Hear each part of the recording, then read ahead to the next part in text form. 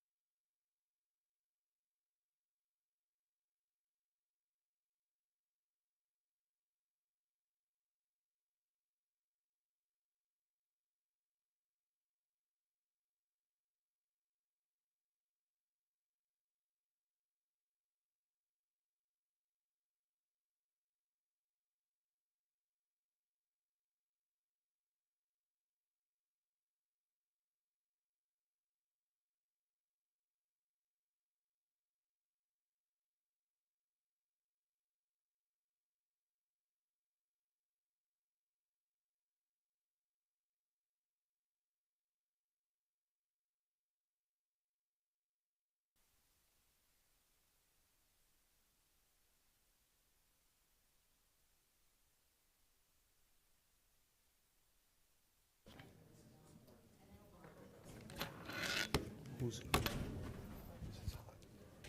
test? Who's going first? Me. And then? Willie. And then after Willie, it's going to be the police.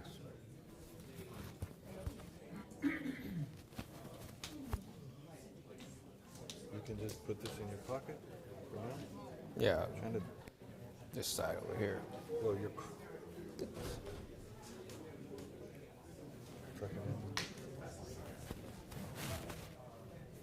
You're gonna hear your voice over this. Oh, so sorry. You're gonna hear your voice over the speakers. You're hot right now. So you're gonna be able to see how. Listen to yourself. So you see that you could project a little more. Home. It's on. All right. So Willie's. I'm gonna get Willie then. Let me get it on. No. Stand by. Are we live already or no?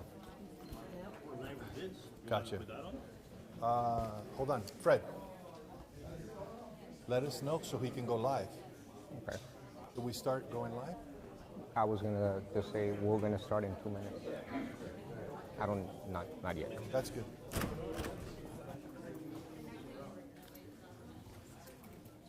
Good morning, everyone. You're first. We're going to start in about 1 So minute. this is hot.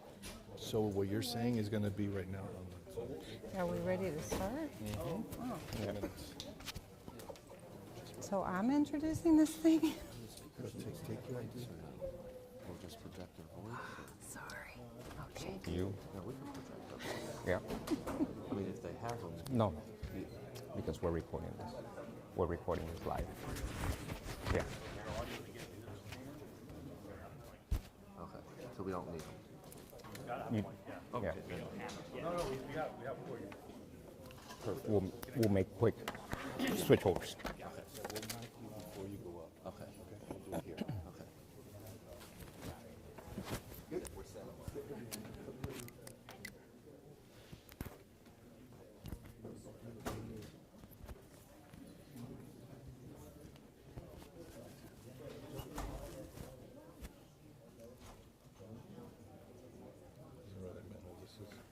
Just tuck in your Yeah. excess.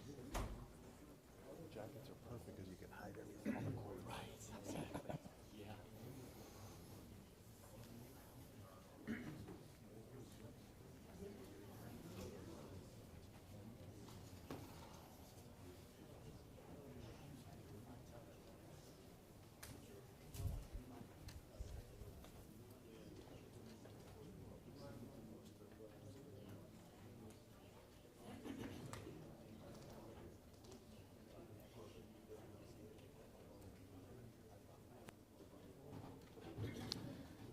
Good morning, everyone. Thank you guys for coming out here today.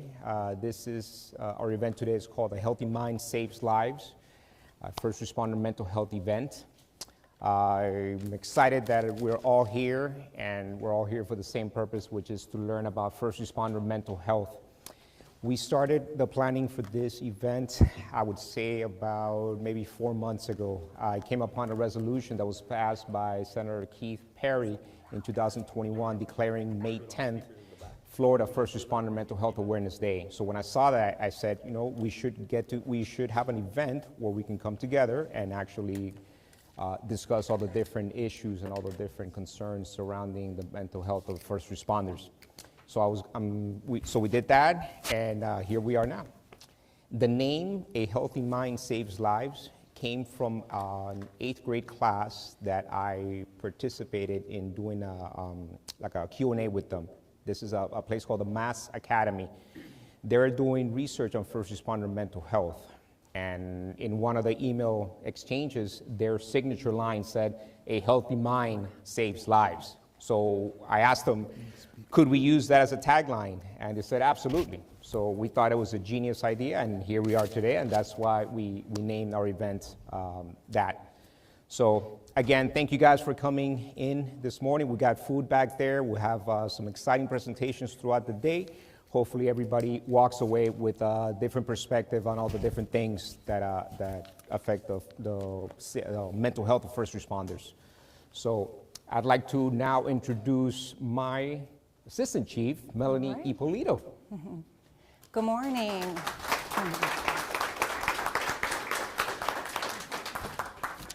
Good morning. My name is Melanie Ippolito. Can everybody hear me in the back? I know we're having a little bit of technical difficulties. No, you can't? Just so you guys know, we're having a little difficulty. Good morning. Welcome to Miami-Dade Fire Rescue. Can you show me by a raise of hands who is from out of town, out of Miami-Dade County? All right, welcome. Welcome to our training facility. On behalf of the Fire Chief, Ray Jadala, the executive staff, and myself, we are glad that you're here. This is our home, and it's now your home. Welcome, and anything we can do for your comfort, we're here for you. It's nice to see everybody here. This is a really good turnout for a very good cause. I was here, I'd say about a month ago, for the canine dog workshop, and although they were a lot cuddlier than this group, I'm glad that you're here. And hopefully there'll be less slobbering this time around. It's something that they're your sidekicks as far as peer support and learning how to, reach out to the people that are having crisis and making sure that they have everything that they need and the comfort that they need. And we're hoping today that you will get a sense of comfort on working with people and enjoying what the people here that have learned so much in this endeavor have to offer. I've been on the department for 30 years, and I have never seen a time where we were more keen to the needs of mental health, and I'm really glad that this is going on. So, again, welcome. We have a good group of wellness support staff for you here today. They've worked hard on making sure that you have an agenda that's going to be, a wonderful asset to what you're trying to accomplish and learning and helping others in the community as well as in the fire service and wherever your organization is. So without further ado, I would like to thank those of the wellness group that are here. And if you could raise your hands so you can get a little credit for what you've done. I really appreciate all of you. Thank you.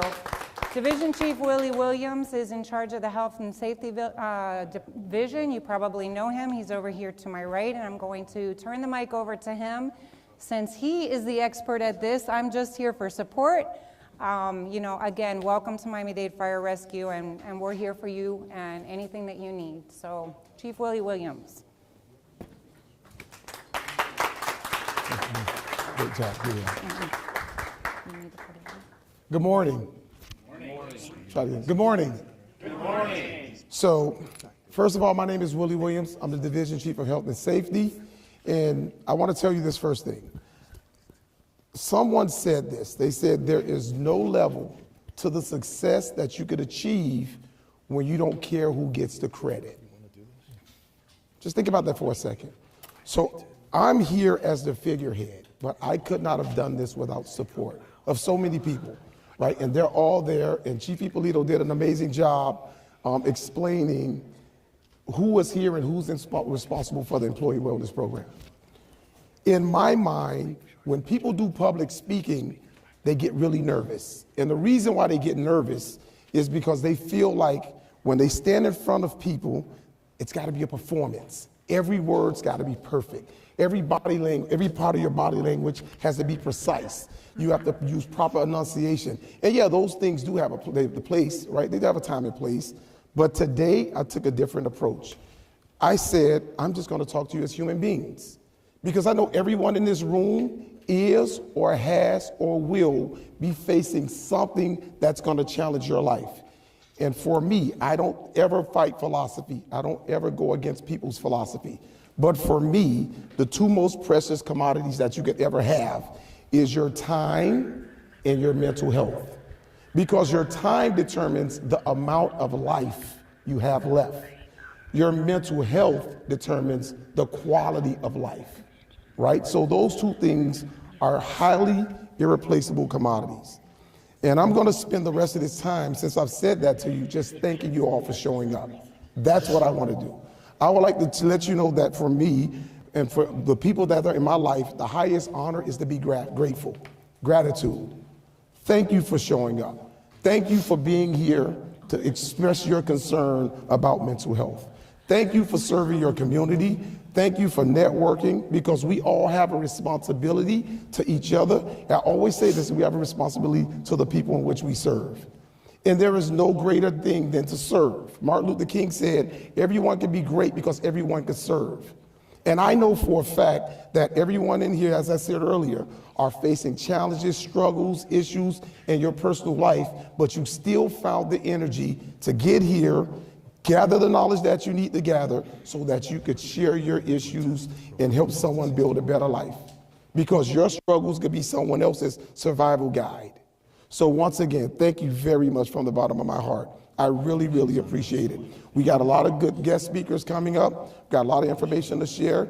Take advantage, ask questions. I'll be in the back. I would love to meet some of you. I'll be here for the duration of this seminar. And like I said, we're just trying to be better. That's all we're trying to do.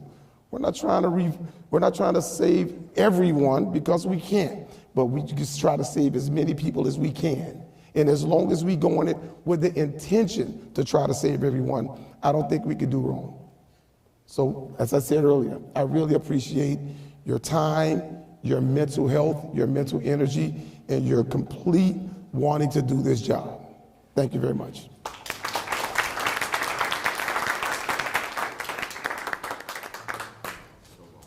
Thank you.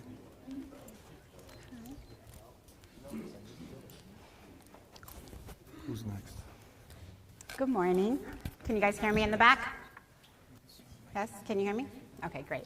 Good morning. My name is Melissa Baracella, and I'm the major of the Miami-Dade Police Department's Mental Health and Wellness Bureau, and I oversee the Psychological Services section, which is devoted to supporting the mental health needs of our law enforcement community.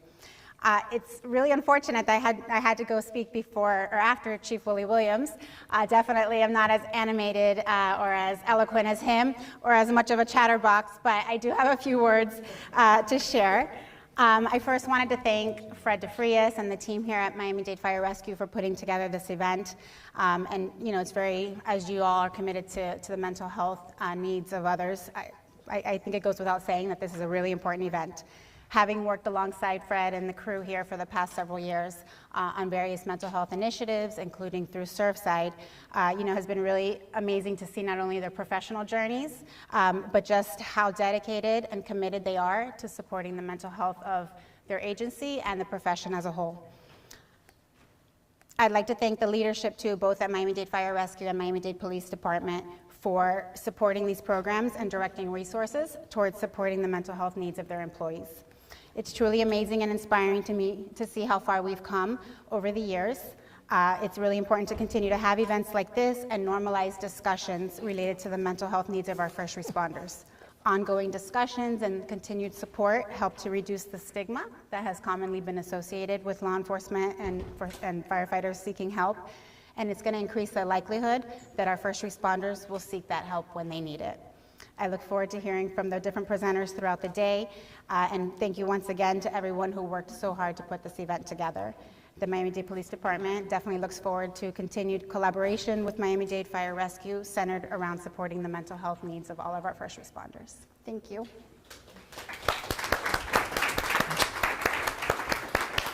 All right. Thank you, everyone, for those introductions. We're going to start with Mr. Ryan Galick and Michael Stahl from the Mental Hygiene Project. Okay. Welcome them. Stay within the white line. You can start and then I'll go ahead. Thank you. Just put this in your pocket. Okay. There we go. You good? Okay. Good morning, ladies and gentlemen. My name is Michael Stahl. I'm co-founder of the Mental Hygiene Project. We're going to be sharing with you a number of different things, strategies, techniques around resilience today. Give you a very short background on myself. I come from the world of consulting. For more than 25 years, I've worked in corporate consulting, leadership development, and effectiveness, and also had the opportunity to become a master trainer at a number of different behavioral traits assessments that specifically focus on How do you become more productive? How do you improve your performance? And also, what and how does stress affect people in any job, in any industry? I've had the opportunity to do over 1,000 individual psychological assessments over the years, and through that work and through that research, we collectively at the Mental Hygiene Project have really been able to understand much better how stress affects performance, and we're going to provide for you some really easy to use strategies around resilience, composure, and adaptability.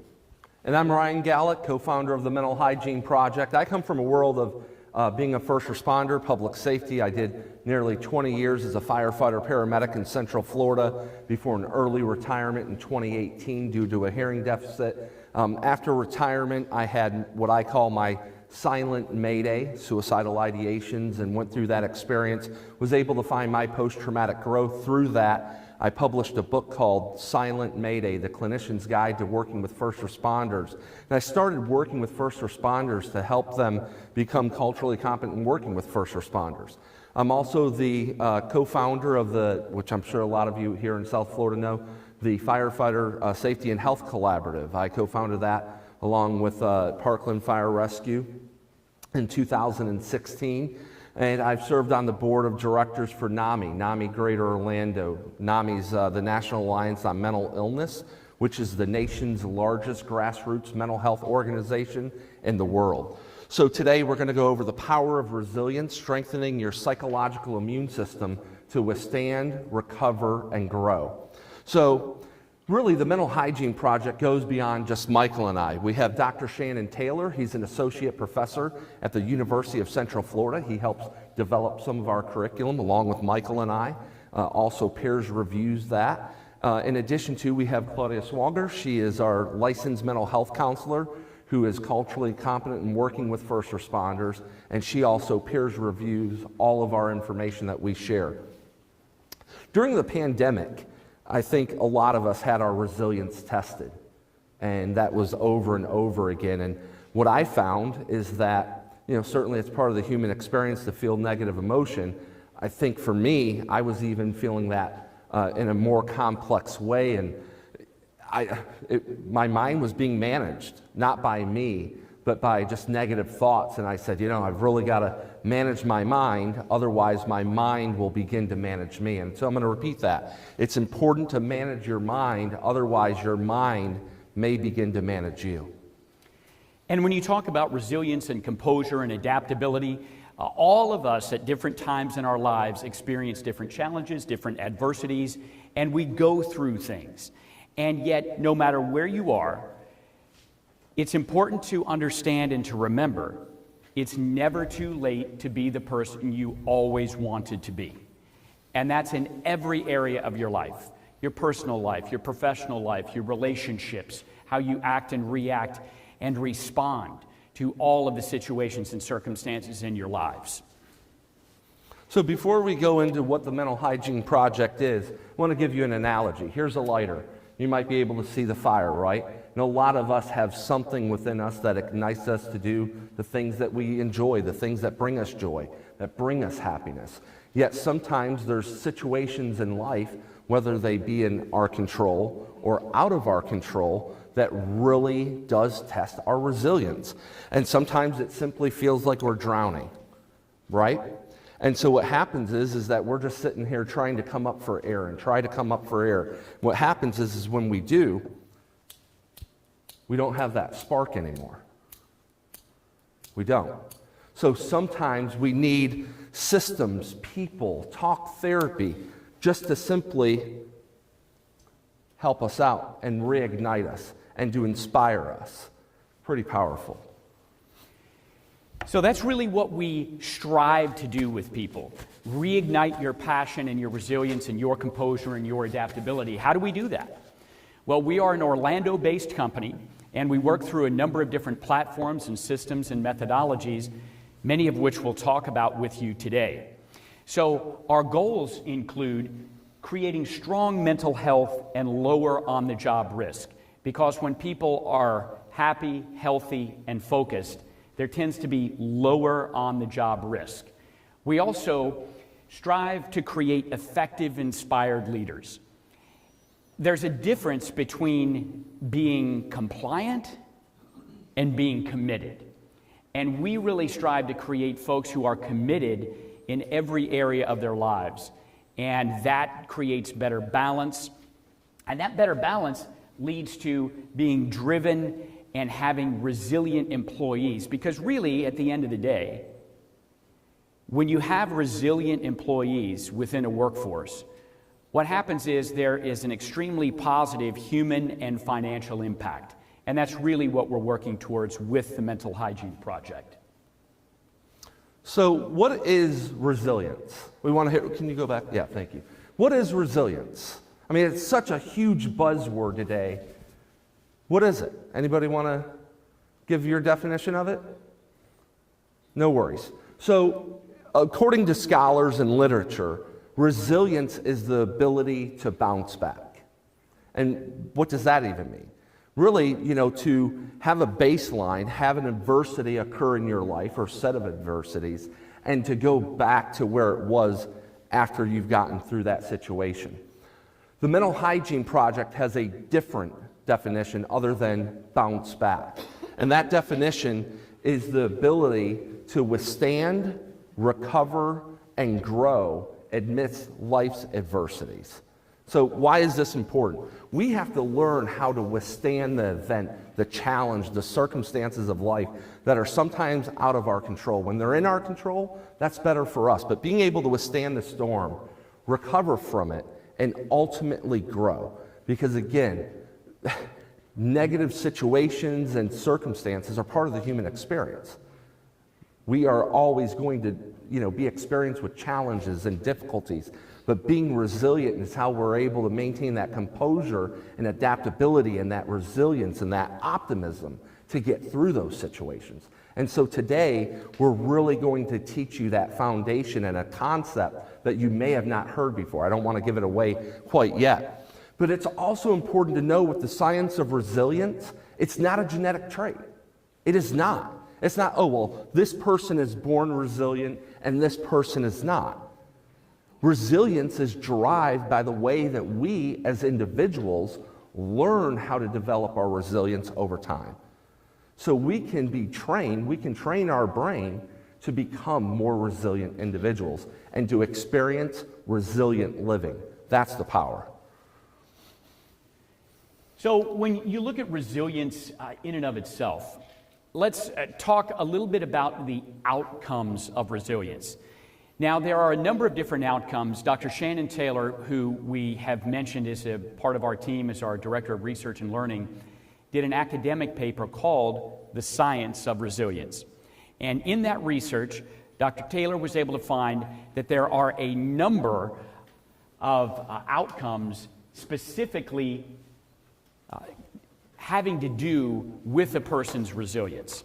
So today, we're going to be really focusing on health and well-being. And additionally, resilience influences a person's work attitudes and job performance and business results. And yet, with our time today, we're really going to be focusing on this one area for health and well-being.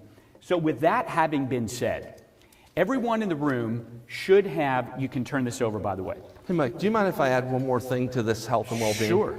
That resilience really does play a role in life satisfaction. It does play a role in happiness. It does play a role in optimism. So that's really important to know. And it also plays a role in social attitudes and how we act and interact with other people. So this is a sheet or 3 sheets of paper stapled together that is actually in front of you. We'd like you to turn it over at this point and go ahead and look at it. Is there anyone that does not have a sheet on your desk? Yeah. And okay, a few people back here. Wait, just to give you an opportunity to get that so everybody can look at it at the same time. I'll bring you one. I didn't see your hand, I'm sorry. Okay, ladies and gentlemen, so what you're looking at is called the Connor-Davidson Resilience Scale. And what this is is a self-assessment for your specific individual resilience. What we would like for you to do is, when you leave today, take this with you and spend a few minutes privately and confidentially and go through it. Be honest with yourself. Let me explain how it works. There's a number of different kind of choices, if you will, in terms of what you can choose. 0, when you're looking at these various statements, could mean not true at all. 1 would be rarely true. 2 would be sometimes true. 3 is often true. And then 4 is true nearly all the time. So with that in mind, there are 25 questions on the assessment itself. And you will rank each one of these, or you will rate them, give them the point system based on what I just went through. So in other words, if you have 100 questions or 25 questions and all of them are 4s, that would be 100%. That would mean you're a pretty resilient person. We rarely see that. 50 would be mid-range. That means your average resilience. And then obviously below 50 would be in the lower resilience arena. The idea is that this can change. It can fluctuate from time to time, depending upon what's going on in your life, depending upon what you're experiencing. And with that in mind, let's go through just a few questions. So, for example, first question says, I am able to adapt to change. Now, when you're doing this, would that be not true at all? Is it rarely true? Is it true nearly all the time? Think about that when you go through the assessment and answer, once again, honestly. Then, something like coping with stress strengthens me. Again, is it true? Is it often true? You go into the second page, you have some things in here like, when things look hopeless, I don't give up. Now, we're going to talk a little bit about this because that leads into what we call grit and persistence and perseverance. And we're going to provide for you an acronym a little bit later on to look at that. Another one is, I can handle unpleasant feelings. We are going to go over something that you have in front of you a little bit later, and we'll talk on a much deeper level about that. It's called the perception spectrum. And then really, one of the most important ones, they're all equally important, really, and yet when you look at how it affects your life, I have a strong sense of purpose, is one to really consider. So again, that's on page 2. So take this with you, spend some time, be honest with yourself, and then at a later time, once you've developed coping mechanisms for resilience, you can go back to this and do it again, because it is a consistent tool that you can utilize in your life as you move forward with different circumstances. So the term that we're really introducing you today, resilience is super important. Part of that is developing what is called psychological capital. This is scientific, it's research. Psychologists and psychiatrists know of this. And so psychological capital is the point of having and being able to promote individual well-being, resilience, and inspired performance. And psychological capital, also known as PsycCap, has 4 elements to it. And we're going to share those 4 elements briefly. Then we're going to give you an acronym. And then we're going to do a deeper dive into those 4 elements. So essentially, we're going to share just briefly the 4 elements of psychological capital. Then we're going to share the acronym for you to remember. And then we're going to move and do a deeper dive into each one of those elements. So persevering towards goals, and when necessary, redirecting paths in order to succeed. So the first aspect or element of this idea and this well-researched term, psychological capital, is hope. We're going to go over hope. But really, how are you cultivating your strengths to not give up, to grit up and not give up, to persevere towards your goals, your desires, and your wishes in life. So we have to maintain hope. That's the first one. Secondly, there's something called self-efficacy. And keep this on your memory shelf, because when we come back to it, we're going to talk about the difference, and there is a difference, between self-efficacy and self-confidence. So again, think about that, keep that on your memory shelf. We're going to come back to it, do a deeper dive, explain to you, number one, what the difference is. Number two, how it affects your individual resilience. So number three, resilience. And again, psychological capital, an individual's positive psychological state of development that is characterized by hope, self-efficacy. Number three here, resilience. And resilience is the ability, again, we told you, to withstand, recover, and grow, but really and truly to be flexible, to learn, grow, and develop, and ultimately to have adaptability. I was talking earlier at the opening where, there's times in life where our resilience is really tested, and mine was after retirement. Mike spoke of the fact that purpose is pretty important. I lost my sense of purpose. And most of you in here know, as first responders, including 911 communicators, you being first responders as well, know that this occupation, public safety, is so much part of our identity. Are we really ready for that emotional detachment? And for me, I was not. And so it was shortly, close to a year after retirement, that I had my silent mayday, suicidal ideations. I lost hope. I was not working towards my goals. I wasn't really aware of what my strengths were in life. And I never was really given a blueprint on resilient living. The fact is, where do we learn this stuff? And so I started learning more about it through talk therapy, right? Sometimes you've got to talk through things to get through things. That's what I learned through talk therapy. You talk through things to get through things, because one of us is never as strong as all of us. Sometimes you can't do this alone. And so, again, I found my post-traumatic growth from post-traumatic stress. I'm grateful for that. But you can experience more resilient living. Don't forget about those strengths. One call to action from this program is I recommend, and please write this down, V Victor, I India, A Apple, VIA, strengths. You can go to this website, just Google it, and basically it's a free tool to learn what your strengths are. Because sometimes we need to learn how to cultivate our strengths to get through the difficulties of life. Now, another great thing, and I'm not promoting this yet, I'm making you aware of it, is the Clifton Strength Finders. Maybe some of you have taken that.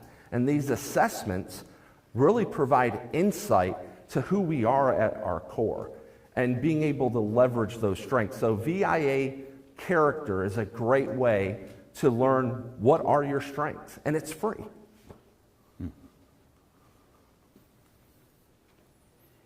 So when you look at optimism is another element of psychological capital. We've all heard the saying, well, do you look at life as glass half full or glass half empty?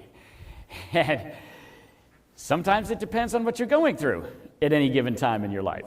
Sometimes it depends on the situations. The good news about everything that we are talking about and everything that we are sharing with you is that all human beings on the face of the earth have the capacity to change their behavior to yield a different or a more desirable result if they choose to do so. And that's extraordinarily powerful. No one can force you to think in a way that you don't want to think. And that, ladies and gentlemen, is one of the strongest and deepest and most powerful aspects of everything that we're talking about, and optimism is one of them. So again, keep that on your memory shelf as we come back to that. Here is the acronym. All of you in this room as first responders, You are heroes for other people. And yet sometimes when you're heroes for other people, you forget to be a hero in your own life. Because sometimes self-responders can be self-sacrificing. And we want to provide an opportunity and methodologies and strategies for everybody in this room to be able to become a hero in your own life, in addition to being a hero in other people's lives. So it's an easy to remember, very simple acronym, HERO. And we're going to go through each one of these in much more detail. So again, the H stands for hope. The E is for efficacy or self-efficacy, as you can see in the slide. The R is resilience, as we've spoken about, and the O, of course, is optimism. Many times when people talk about hope, or you have a dialogue about it, you have a conversation about it, you talk about it with your friends, you talk about it with your family, people seem to think that hope is like a wish.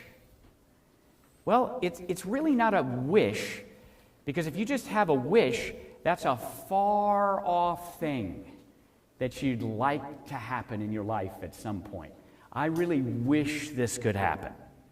But when it's only a wish, there's no strategy, there's no methodology, there's no way of getting there. Hope, ladies and gentlemen, is really much deeper than just a wish.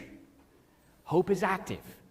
Hope is defining goals and strategies and action items for you to take part in to get to where you want to be. And believe it or not, there are more than 2,000 research studies on the subject of hope. 2,000 research studies. It's remarkable.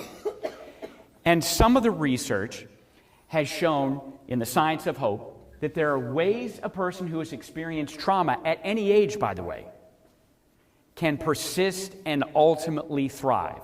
Again, it's not age specific. And that's important to note. You're never too young and you're never too old to engage in hope as a part of that hero strategy. Hope gives individuals a sense of purpose, and it motivates them to take action. Ryan spoke earlier about his silent Mayday. And the lack of purpose, or he felt that he had lost purpose. Purpose is an extraordinarily powerful thing in our lives. So hope allows us to take action. I'll share a story with you. The story illustrates hope in the real world, in a real life situation.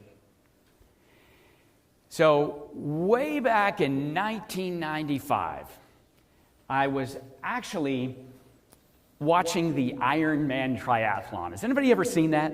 Anybody know what that is? Yeah. For those of you who may not be familiar with it, it is an athletic competition. It takes place in Kona, Hawaii every year. Both men and women compete. You have to qualify for the race to even get the chance to compete. So you can't just show up and compete. It's very strenuous. It starts out with a 2.3-mile swim in the Pacific Ocean. If you qualify in a specific time, you get an opportunity to jump on a bike and ride 112 miles up and down the mountains of Hawaii in the searing heat. Then, if you qualify in a certain period of time, you get a chance to get off the bicycle and run a 26.2-mile marathon. So the athletes who compete in this competition are all extraordinary, and I admire them all. This one gentleman this year named John McClane, not the guy from the Die Hard movies, actual guy named John McClane, was competing, and I was mightily impressed with him. Let me give you a short background on who he is and what his life experience had been up to that point. He was a young professional rugby player in the country of Australia. Now, to put that into perspective for us as Americans, NFL football, very popular for us. The superstars of NFL football are on commercials and they do endorsements, and it's very equivalent to that with rugby in the country of Australia. So he was a young man peak of his career, living his best life. He was out one day doing some cardiovascular training on his bicycle when he was not figuratively, but literally hit by a truck. As a result of the accident, he became a paraplegic. Now, if ever there was a time for anyone in their life to have a right, perhaps, to feel angry, upset, bitter, I'd say Mr. McLean probably had a right to feel some of those emotions, if we're being honest. And yet he went to his family and his friends after he got out of rehab, and he said, you know what I'm going to do? He was exhibiting hope, by the way. Hope in action. He said, I'm going to train for, qualify for, compete in, and finish the Ironman triathlon in the able-bodied times. So the gun goes off, and I watch him pull himself into the water on his hands, with his hands, and he proceeds to swim for 2.3 miles with his legs dangling in the ocean like that, being kicked in the face because there's so many other competitors in a small space. He qualifies.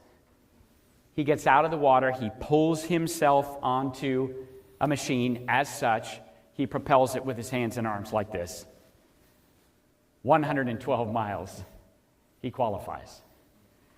Pulls himself off of that, puts himself into a wheelchair, and he's off into the setting sun. Now, what I failed to mention is that if you don't complete the race, even if you make it to the third piece, in a certain period of time, you still don't get credit for finishing. So it was getting dark. The coverage came back to him. He's wheeling himself up a huge hill. And man, you could tell he was out of gas. There was nothing left in the tank. He fell all the way down to the bottom of the hill. Put his head down. His friends are on the side of the race. Now, they can't help him or he's disqualified. So they're yelling at him, John, are you okay, man? Are you okay? Are you okay? He has a very thick Australian accent. Put his head up. He said, I'm all right, mate. I'm all right. But you knew he wasn't. It's pretty obvious that he wasn't. And yet, it was almost like a light bulb went off above his head. And he turned around and he wheeled himself up that hill, inch by agonizing inch, backwards. Well, ladies and gentlemen, he finished the race. Worldwide media was there. They said, John, that's the most unbelievable thing we've ever seen. What do you have to say to the world? And I'll never forget what he said, because he looked into the camera and he said, you know what? You don't have to do the Ironman. But just choose to do something in your life that requires hope and requires perseverance and requires working hard to overcome. He said, because I know that you have something inside of you that you may not even know you have yourself. The next 25 years, he became one of the greatest Paralympic athletes ever. Multiple gold medalist at the Paralympics. He swam the English Channel twice with just his arms. And yet he never gave up hope that one day he would walk. 3 years ago, John McLean found an experimental therapy that did not exist when he was originally injured. It was very, very painful. He engaged in the therapy, and it started to reignite some of the nerves in his spine and his legs that had been damaged. And ladies and gentlemen, today, John McLean walks. And he just completed his first able-bodied marathon. So, ladies and gentlemen, that is the epitome of hope.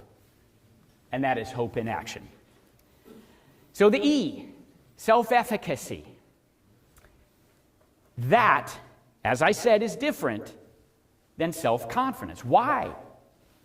How? Self-confidence is the belief that you have in yourself in general. And when I say in general, I mean in your work, in your personal life, across the board. Self-efficacy is the self-assuredness you have for specific tasks or specific groups of tasks.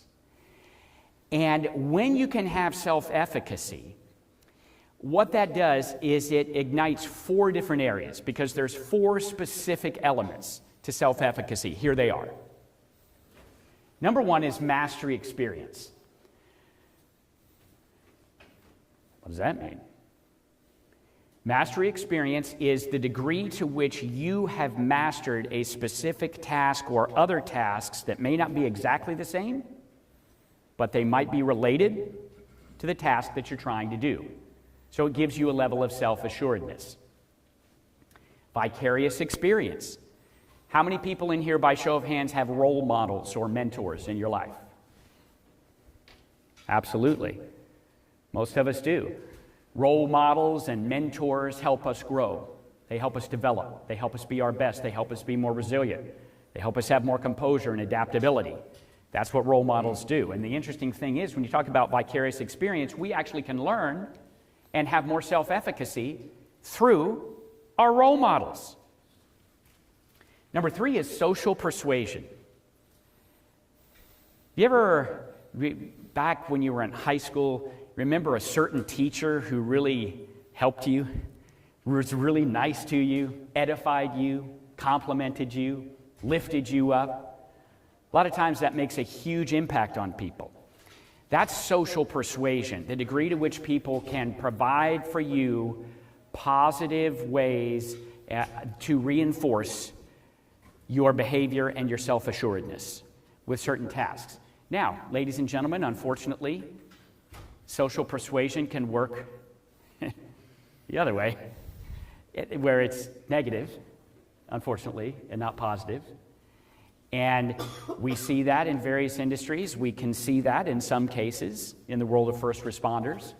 So we want to make sure that that social persuasion is positive as opposed to negative. And the beauty of this is, as we said before, everything we talk about is a choice. It's a choice. And finally, the affective state. Affective state essentially means when you are very focused and engaged, the mindset that you have about that. A person who has high levels of self-efficacy will be excited and enthusiastic about being engaged in something or challenged. A person who has low self-efficacy will see challenge or engagement as drudgery. I don't want to do this. I don't want to do that. Right? And so again, that's a choice. So let's talk more about resilience and the resilient nervous system. We talk, okay, it's the ability to bounce back, or our definition, it's the ability to withstand, recover, and grow. But what does it look like? And so this was the best illustration that Michael and I used to really show what a resilient individual looks like. Now, certainly we know people in our lives, whether it be personal or professional, those that are resilient, they maintain their composure and adaptability, and we see those people that may tend to become more dysregulated. So we can actually see it with our eyes. But for this purpose, we want to actually look at the nervous system itself. So let's go over some physiology. We know we have the sympathetic nervous system and we have the parasympathetic nervous system. And we're talking about helping you build your psychological immune system. Immunity, community builds immunity, but also within yourself, you can make yourself healthier. So sympathetic is that fight or flight. And we know when we activate that, we're releasing epinephrine, norepinephrine. It's causing vasoconstriction, pupillary dilation, increased blood pressure potentially, and increased heart rate. Parasympathetic is that rest and digest. It's that state of calm. So that green line actually represents the individual. You see that there's ebbs and flows in their daily living, and they're getting close to that sympathetic nervous system, yet they are resilient. This is resilient living. They are going right near that threshold, yet they're not going beyond it. So what we call this is the window of tolerance. What is the window of tolerance for you before you go and activate your sympathetic nervous system or your parasympathetic nervous system. So you can see here that there's different emotions within this individual, this green line, yet they never activate themselves for, anger or rage, and they're not going below that parasympathetic to experience negative emotions. So when we go into the next slide and we're looking at where someone may become overactivated, dysregulated, this is what it looks like. So for an individual who's not able to be resilient and they're activating their sympathetic nervous system, you may experience rage, hypervigilance, panic. Yet for those that may actually experience depression and want to create isolation, they may get stuck on the parasympathetic. So the whole key for resilient living is to be able to maintain that composure and adaptability so you're not activating a sympathetic nervous system response or parasympathetic. So going back to immunity, when we become dysregulated, we know that our bodies release cortisol. That is a negative hormone, not good. We know that we get a change in our blood chemistry. Blood glucose, that changes. The inflammatory response, that changes. So this resilience piece that we're talking about really has a health and well-being benefit to the life satisfaction, the optimism, the confidence, and everything that we're talking about. Being resilient and having resilient living is really important.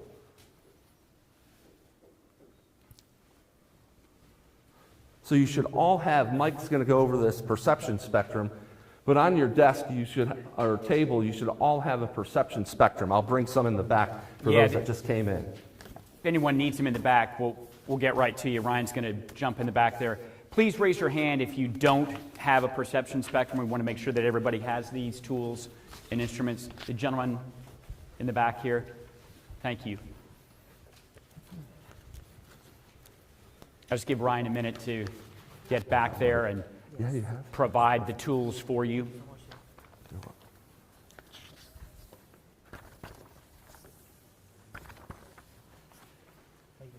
So, ladies and gentlemen, if you would please now look at the perception spectrum right in front of you. We're going to explain to you what this is.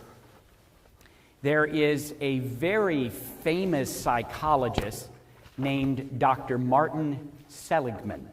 You can Google him. He is an absolute giant of 20th century psychology.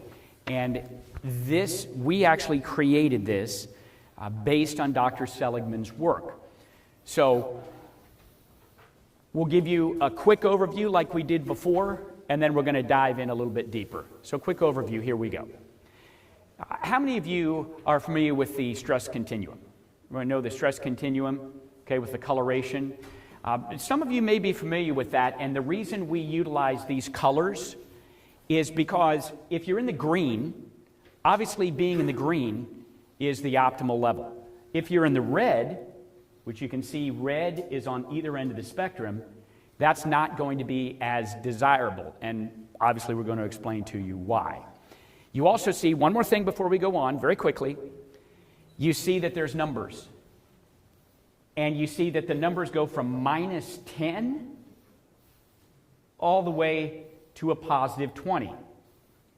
This is the optimal level where we really want to be. So we talked about the glass half full or the glass half empty. If a person chooses to be pessimistic, again we get back to choice, that person is going to look at life as the glass half empty all the time.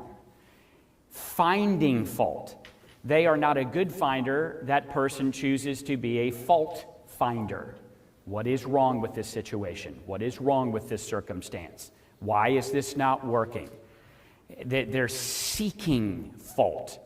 It's almost exhausting to do that. Some people do, though. Bless you.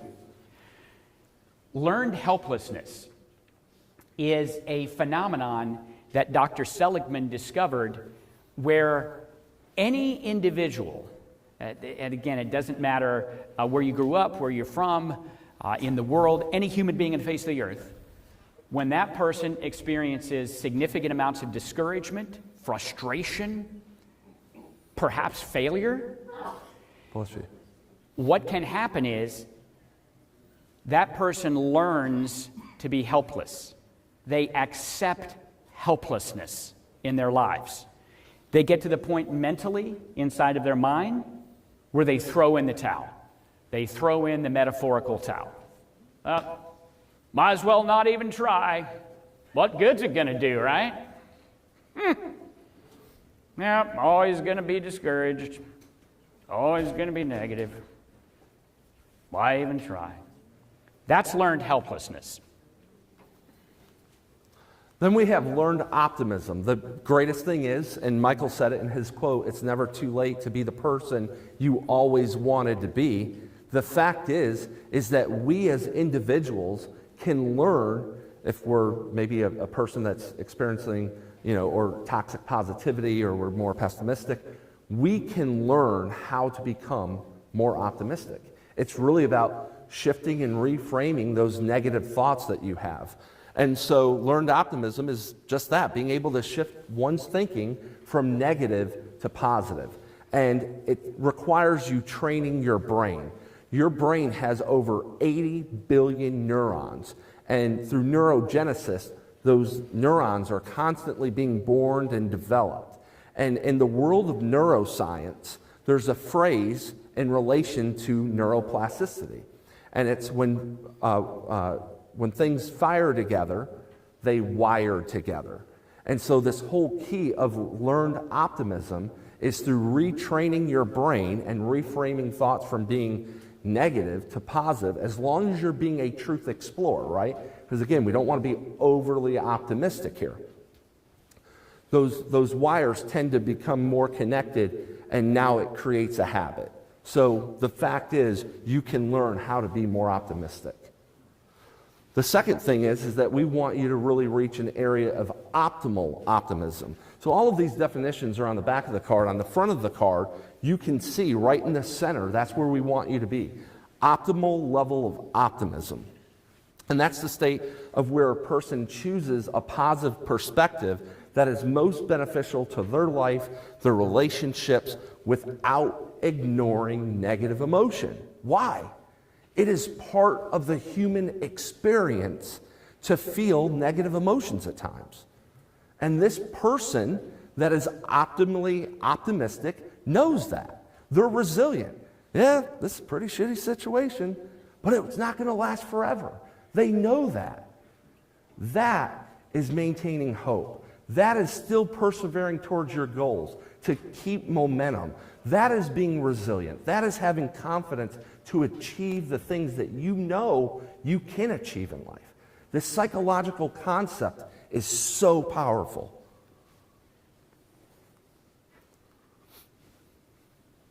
How many people have ever felt happy? Anybody ever felt happy? Yeah, okay, we've all felt happy. How many people have ever felt sad? Yeah, okay. How many people have ever felt angry? Yeah, okay. So everybody in the room, we've all felt happy, we've all felt sad, we've all felt angry, we've experienced joy, we've experienced frustration, we've experienced discouragement. The idea is that, to Ryan's point, negative emotions are a part of the human experience. And here's what tends to happen psychologically when someone denies feeling anything negative. You start to get on the perception spectrum into the overly optimistic arena. So here's what that means. Overly optimistic is where you're trying to be positive. It's like you're working so hard to be positive and find the good things about something that you avoid potentially difficult emotions. You kind of push them down or push them away. And what happens there is you start to become blind to some of these negative things, and then a cycle starts. That cycle tends to be what we call a vicious cycle, a negative feedback loop in systems dynamics. And then it leads to this, ultimately here, which is toxic positivity. Now, toxic positivity is where you're really trying to manage those emotions, desperately trying to be positive, to where not only are you pushing aside negative emotions, you're pushing them deep down into your psyche. Well, I don't want to feel angry, so I'm just going to ignore that ever happened.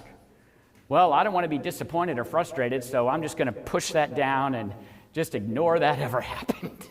And then ultimately, what happens is we're all human. Everybody in the room is a human being.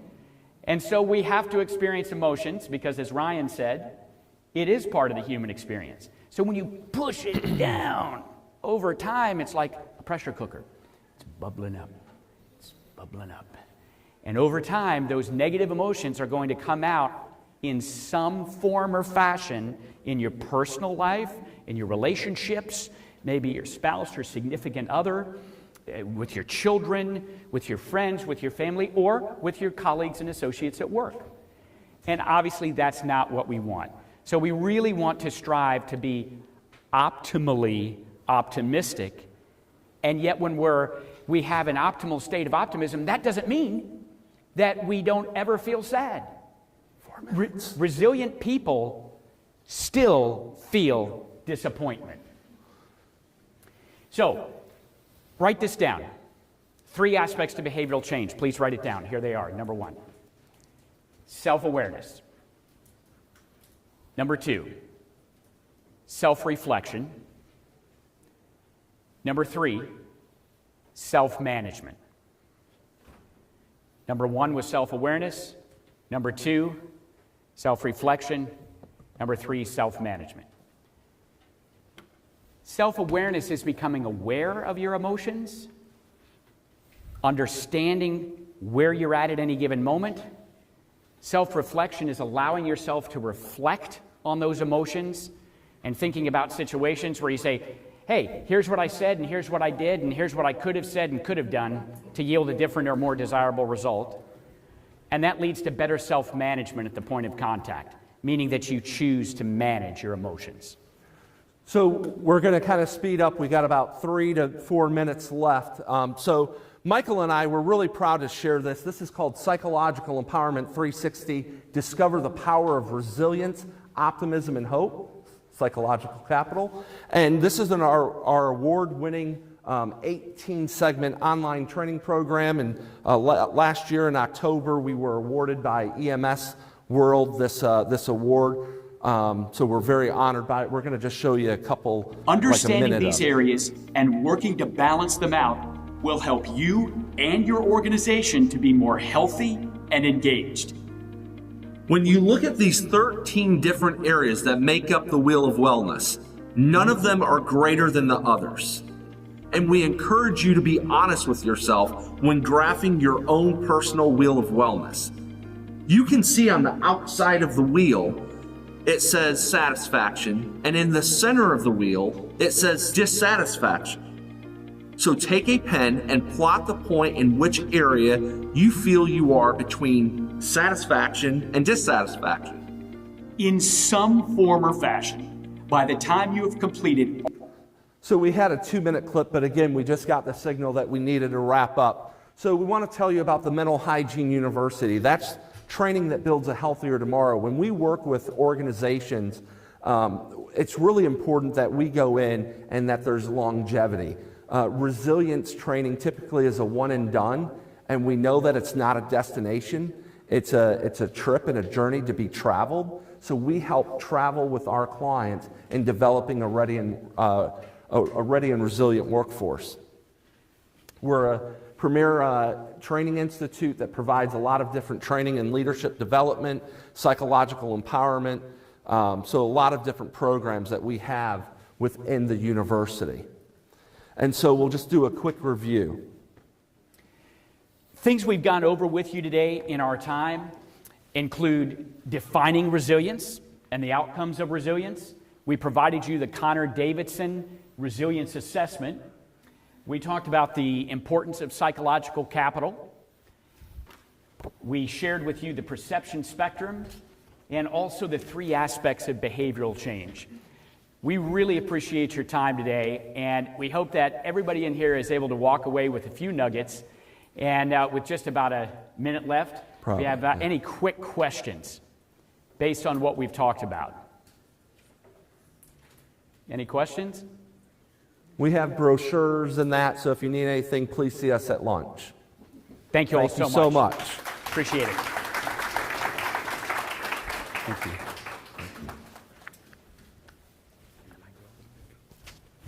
Thank you, brother. Before you put it on.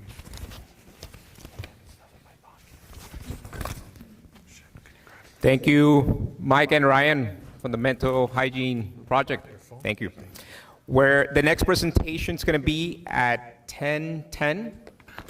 So we could take a small break now. There's resources set up outside. We have different organizations that are out there and they have their information. So please feel free to also grab something to eat back there. And we'll be back here at 10:10. Thank you.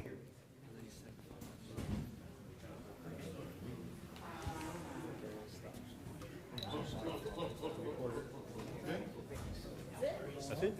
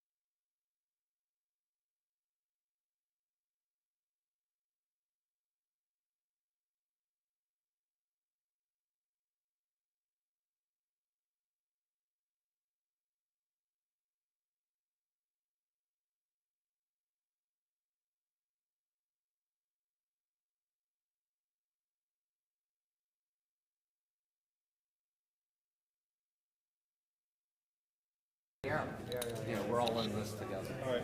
Yeah, I'm a big fan of all that stuff. I'm also licensed. I don't know if I'm licensed as well. I really love that. Yeah. Test. Thing that I was, on our days off, we got You guys. see that? But see, it doesn't do it. I went to school. I continued going to school. And I just got a man voice. getting the opportunity to work with the organization, Take your ID off. That way it just looks nicer for you. And then we're gonna put a mic on you. Is it you by yourself or your two presenters? All right, so we'll have two mics. He has the other one. It's Your alarm's going off, by the way. okay. Thank you. Test. So, look. Are we up? Yeah, we're up. So I'm gonna do a test. Testing 1, 2, 3. Testing. All right, it's low. Low? Seems low. I think you sound fine. Test. Testing 1, 2, 3.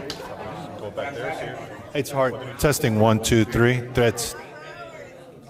Do we have a way of upping it? Maybe on my camera.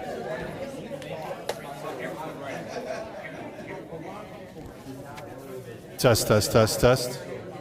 Testing 1, 2, 3. It's perfect. There's no delay there. Now, we hardwired it. You want me to stand in the back and see if it's on? No, because there's so many people talking. My other thing is, we can always lift up the volume right there, right? I just made you hotter here. Testing 1, 2, 3. I think it's on. So just so we don't get confused. Take that off.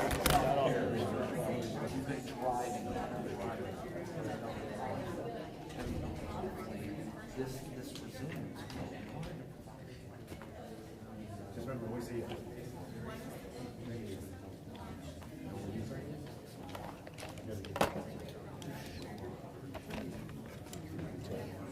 Oh, that's mine.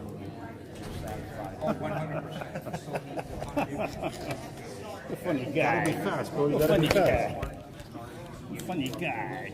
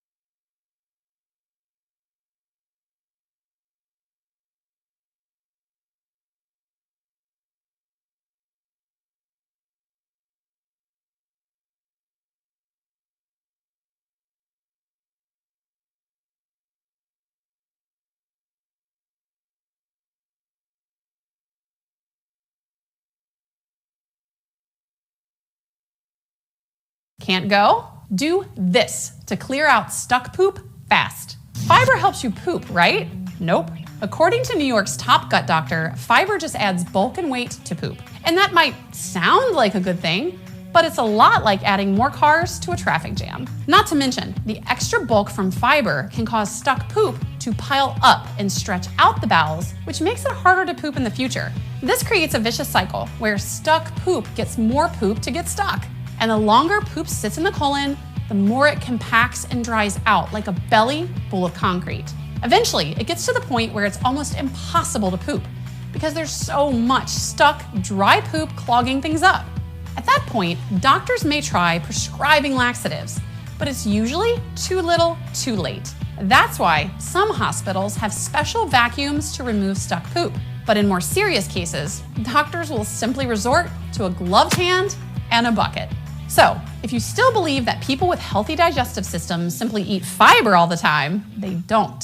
And if you still think they're taking laxatives, choking down psyllium, or drinking lots of water just to poop every morning, they don't.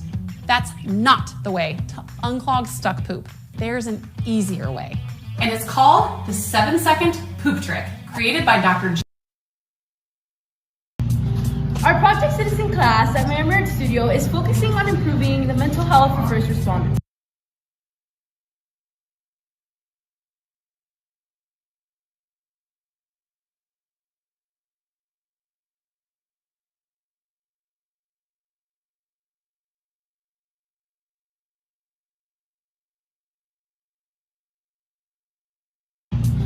Our Project Citizen class at Miami-Dade Studio is focusing on improving the mental health of first responders. While researching, we have discovered how several counties, municipalities, and stations are lacking a psych department, including a licensed clinician. Statistics show that 69% of EMS responders say that they do not have enough recovery time between traumatic events. During 2019, Florida lost 3,465 lives due to suicide. This rate was higher than our previous 2019 national rate, which was 19.93 for every 100,000 individuals.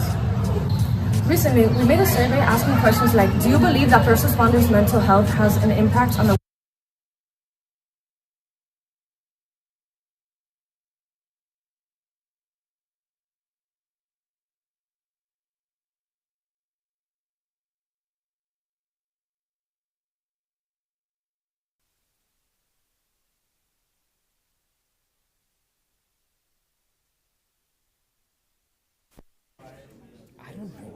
Test.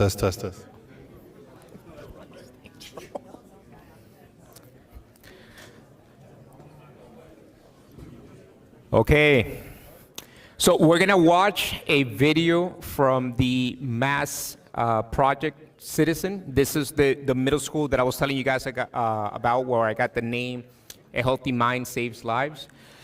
These were 8th graders who were doing research on first responder mental health.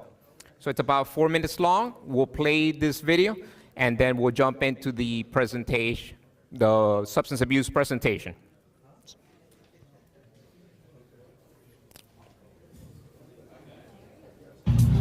Our Project Citizen class at Miami-Dade Studio is focusing on improving the mental health of first responders. While researching, we have discovered how several counties, municipalities, and stations are lacking a psych department, including a licensed clinician. Statistics show that 69% of EMS responders say that they do not have enough recovery time between traumatic events. During 2019, Florida lost 3,465 lives due to suicide. This rate was higher than our previous 2019 national rate, which was 19.93 for every 100,000 individuals. Recently, we made a survey asking questions like, do you believe that first responders' mental health has an impact on the way that they respond? Has a first responder's mental health ever affected the way they responded to situations that you were in? We have gotten over 275 responses from people of different ages, races, and occupations. And it has showed that the statistics are right. Hi, my name is Anna Vera. We are representing Panel 2, and we are in charge of making 3 alternative policies. Our first alternative policy is to do a non-governmental organization or a mental health facility to do a one-on-one with staff members. There would be therapy sessions one-on-one with staff to help their mental health, and they can confide in someone they know. Second policy was established by hiring or employing past first responders to serve as chaplains at stations. The reason for this policy is because if you talk to a person at the same career as You feel more comfortable talking to them because you know they've had the past experiences and will also understand you. The third one is to establish an annual mental health workshop for first responders. With this policy, first responders would be pulled off the road and brought back to work. They would work on their mental health, do team activities, and learn strategies to help mental health of others. The policy we ended up choosing establishes annual mental health workshops for first responders. The idea is that every police and fire station would have a mental health department with well-trained clinicians. Clinicians will be people familiar with the field, like family members or retired first responders who could easily understand their perspectives. These first responders will be educated on mental health to remove the stigma around mental wellness. They will also be taught how to identify mental health issues within each other. They will exercise peer support strategies. These mechanisms will later be used to battle any home, financial, or work-related issues. 100% of the people we surveyed believe that workshops promote the elimination of the stigma against mental health. And 98% of the people believe the stigma would help first responders to confide in clinicians. This policy is supported by Florida Statute 112.8-15, which states that first responder agencies must provide educational training regarding mental health awareness and treatment. We believe this policy does the best job in caring for our first responders as a healthy mind saves lives. Our team's goal is to establish mental health and psych departments within all counties in the state of Florida. Then, we will at least hire one clinician per department. We would also establish mandatory and interactive annual mental health workshops for all first responders. The first step in implementing this policy is getting support from legislation.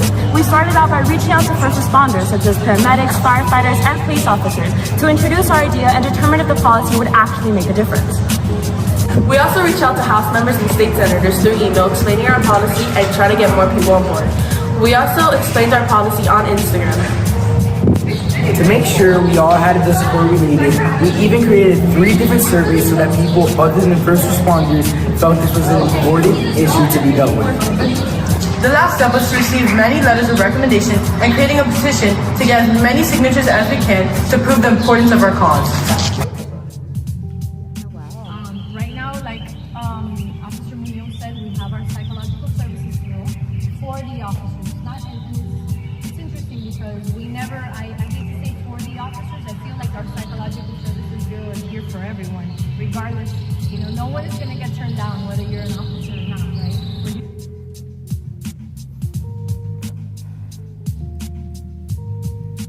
We have, in Miami.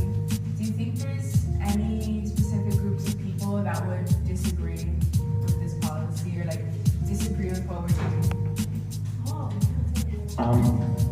So I think on the surface, most people will agree. It's not even so much about the officer himself, but how he interacts or she interacts with the community. The officer has a lot going on, be it work related or home related.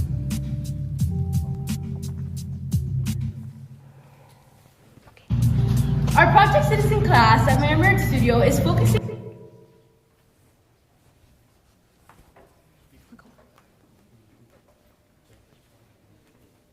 Is anybody introducing, or are we just getting up?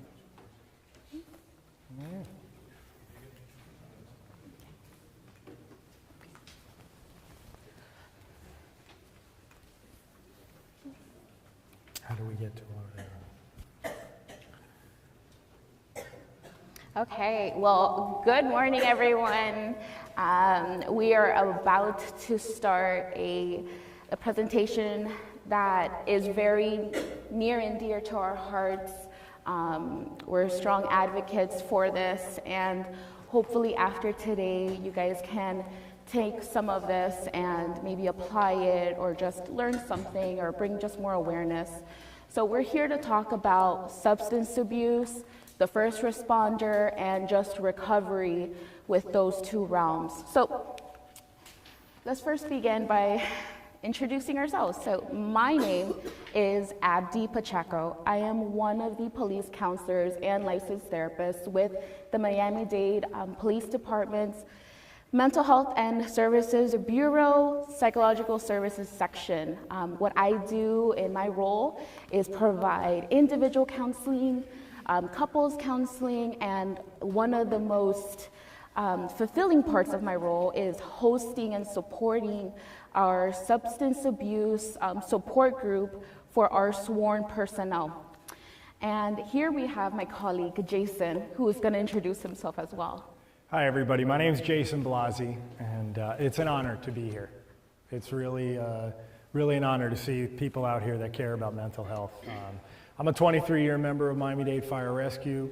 My current assignment is Platform 21 on the Bravo Tour as a driver engineer. I am a proud member of the Phoenix Group, which is a support group for people recovering from substance abuse.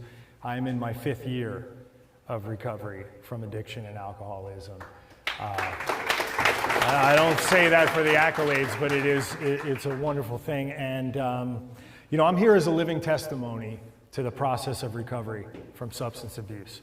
The resiliency that was just spoken about, I'm living proof that is able to happen for people with the issues that I have and the other issues that we'll talk about today. And one of the key components of my recovery is being an active member of the Phoenix Group and participating in our meetings. And I'm going to tell you all about that when it's my turn to share. I'm going to pass it back to Abby. So we want to talk about first 3 points, which is the state of the person regarding mental health. So the first one is normal. That's when we're just feeling okay, we're neutral. It's the smooth sailing feeling. We just feel normal. There's nothing really pressing us, there's nothing really urging us to do anything, it's just neutral. The next is crisis. This is just an overwhelming feeling that person feels at that moment because they're going through an event or they're experiencing an event that's causing them some type of stress. It usually goes away as it comes as well. And then the last one is trauma. I know in the presentation prior, they talked a little bit about trauma. So trauma are these very stressful events that cause some type of harm to that person, whether it's physiologically, physical, mental, it causes some type of harm. And more importantly, it can be life-threatening. So when we talk about the first responder, the normal, crisis, and trauma state, we also want to look at something called vicarious trauma.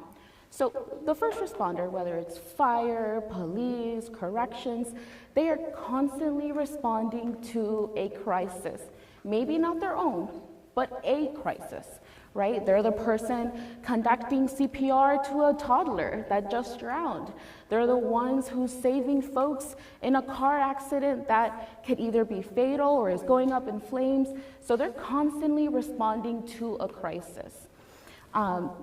With vicarious trauma is now getting that injury secondhand. So it's not their trauma, it's not their crisis, but they're being constantly exposed by hearing, by seeing, sometimes even by reading reports over and over. So even our admin can be a victim of vicarious trauma. So why do we touch this? Well, it gives us an understanding as how our first responders culture in coping with dealing with these calls and this crisis, and like, how do you really deal with that? That's not normal to the non-first responder. So one of the, part of the culture is just sitting around dinner table talking about what they just went through, right? You could be eating chicken wings and you're talking about just a car accident that went over the bridge. That's not normal, right? But that's part of the culture. Maybe using some morbid, dark humor, something that normal folks that are not first responders will be like, yeah, should we be joking about this? That's not okay. But it's a way to find relief. Now, it could be pranks, jokes with their squads, with their crew. It could be getting some drinks after their shift. Also, work hard, play harder. Sometimes first responders, they tend to do extra overtime because they want to buy nice things, or they're the sole financial person that's responsible in their household. So they have no other option but to do this overtime. Now, this overtime isn't just crunching numbers or checking boxes. This overtime is, again, being exposed to this crisis, right? And then the next thing is the culture of adapt and overcome. I'm pretty sure everyone here has heard those words, suck it up, right? So that is that culture of just keep moving. And sometimes in between calls, you just have no other choice but to keep moving. So because of this culture, it can also lead into just negative coping skills. So either isolation, avoidance, those are negative coping. Substance use, which what we're talking about today, that is a major negative coping mechanism. Behaviors to avoid, and the big one, compartmentalization, is when it's the skill that first responders are really, really good at, right? Is putting all of that stuff, the bad stuff that we don't want to remember, putting it in a nice little box, putting it away, because you need to respond to that next call. So you don't have time to process what you just witnessed. So because of that, it can lead to this cycle if we use substances to cope with what we just witnessed. And this is where the term addiction comes in. So when I talk about this, I get really passionate about it, because sometimes folks don't understand what addiction is. We sometimes feel like it's a behavior and the person can stop whenever they want to, but actually it is considered an illness, a disorder. So the American Society of Addiction Medicine and the American Medical Association, they all define addiction as a disease. It's not as easy as just stop using or drop it, or he's just making a bad choice. It's a physiological dependence. And so what it does, it affects our brain system. So if we ever look at the brain map of someone with dependency, that looks very different than someone who doesn't, because of something we like to call reward system. So us as humans, we never want to feel pain. We don't want to feel misery. We want to feel good, right? When we do our job, we try to do the best because we want to be proud of what we do. We constantly look and chase that feeling. So a person that is a first responder, that's dealing with crisis, that's constantly being the answer to the solution to the problems, they are going to want to feel not even good anymore. They just want to feel normal. Remember those states? Normal, crisis, trauma? They just want to feel normal. So substances may feel temporarily good. It may give us some relief. Made us forget about what we just witnessed, made us feel more relaxed. But unfortunately, substances and alcohol, it goes away. So what do? We continue chasing that feeling. We want to feel good. So that creates a cycle of the reward system. And when that cycle happens, actually it's really quite difficult to stop it. So what helps whenever we are in this cycle? Well, we like to look at 3 different types of treatment. The first one is biological, which is this medical detox, the process of removing that substance from the body. The second one is psychological. That's where I come in. It's mental health, individual counseling, group counseling, couples counseling, and all the type of therapeutic interventions that are under that umbrella. And the next one is social treatment. Those are your AAs and A's. Those are the groups that create a brotherhood, accountability, and support. So for the person that is trying to break that cycle, this disease, and get treatment, they may need a combination of all of them. They may need one. So what really helps? Well, there is no single treatment for that individual.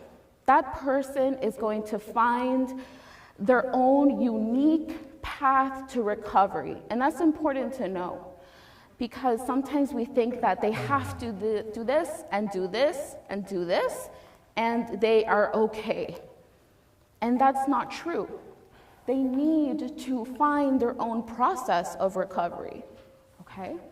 The next thing is that treatment needs to be available and fast. That person, when they're ready to find that treatment, they need to have it quickly. So we have a lot of barriers like insurance, like time off, maybe administration, maybe we are the sole financial provider of our family. Can we really do that? So there is no guide as to what is the perfect plan for this individual. No rules, no guides. There are no SOPs for this, okay? So what helps us also understand is that relapse is a reality, and it doesn't mean failure. So we don't ever want to relapse. That's not part of the plan. It's not a vital step in the process of change. But the thing is, it is a reality. Relapse does not mean that that person's a failure, that that person doesn't want to change. It just means that something in their treatment is not aligning. Sometimes with the relapse, this is how we learn about ourselves a little bit more, okay? So relapse is a reality here.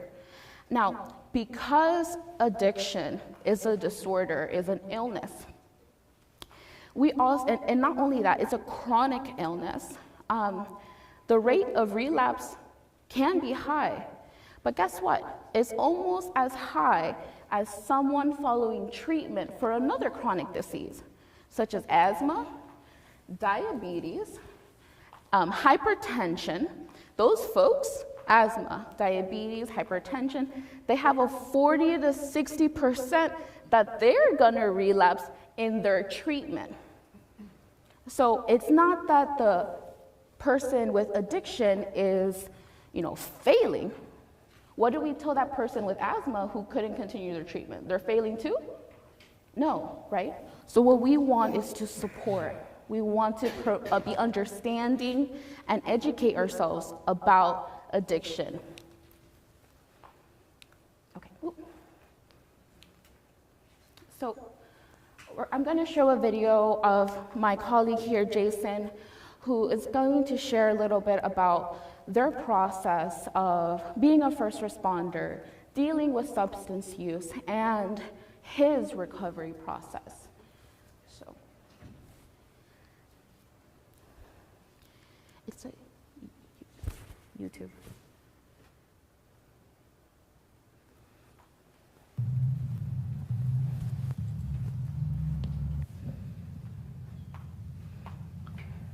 Hello, I'm firefighter Jason Blasi with Miami-Dade Fire Rescue, and I'm here to tell you about my journey with substance abuse.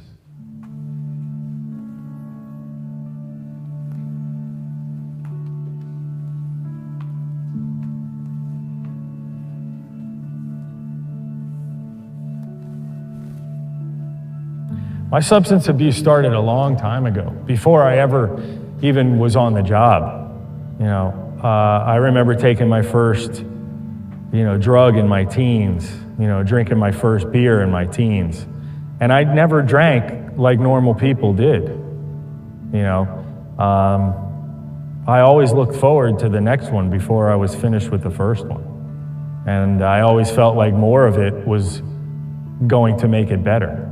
I learned about that excitement that comes with anticipation of taking that drug, and I learned that early in life. Because I worked very hard, I like to play very hard. I felt it was my right and privilege to celebrate, to blow off steam, to cope with the lifestyle of being a fireman. Some of the 24-hour tours that I put together during my career were extremely stressful, hazardous, and that was the way that I coped with it. I needed something to look forward to after a tough night of running 6 calls after midnight.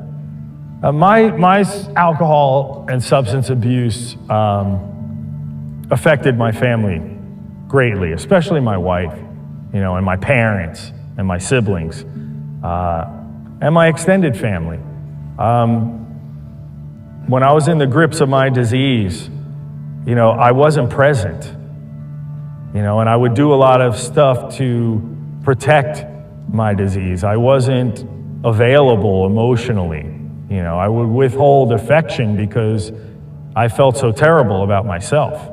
And then there were the times where I was using and drinking, and I would overshoot the mark, and then I became someone they had to babysit, or they had to watch behave in a way that, was disappointing, scary, difficult to be around.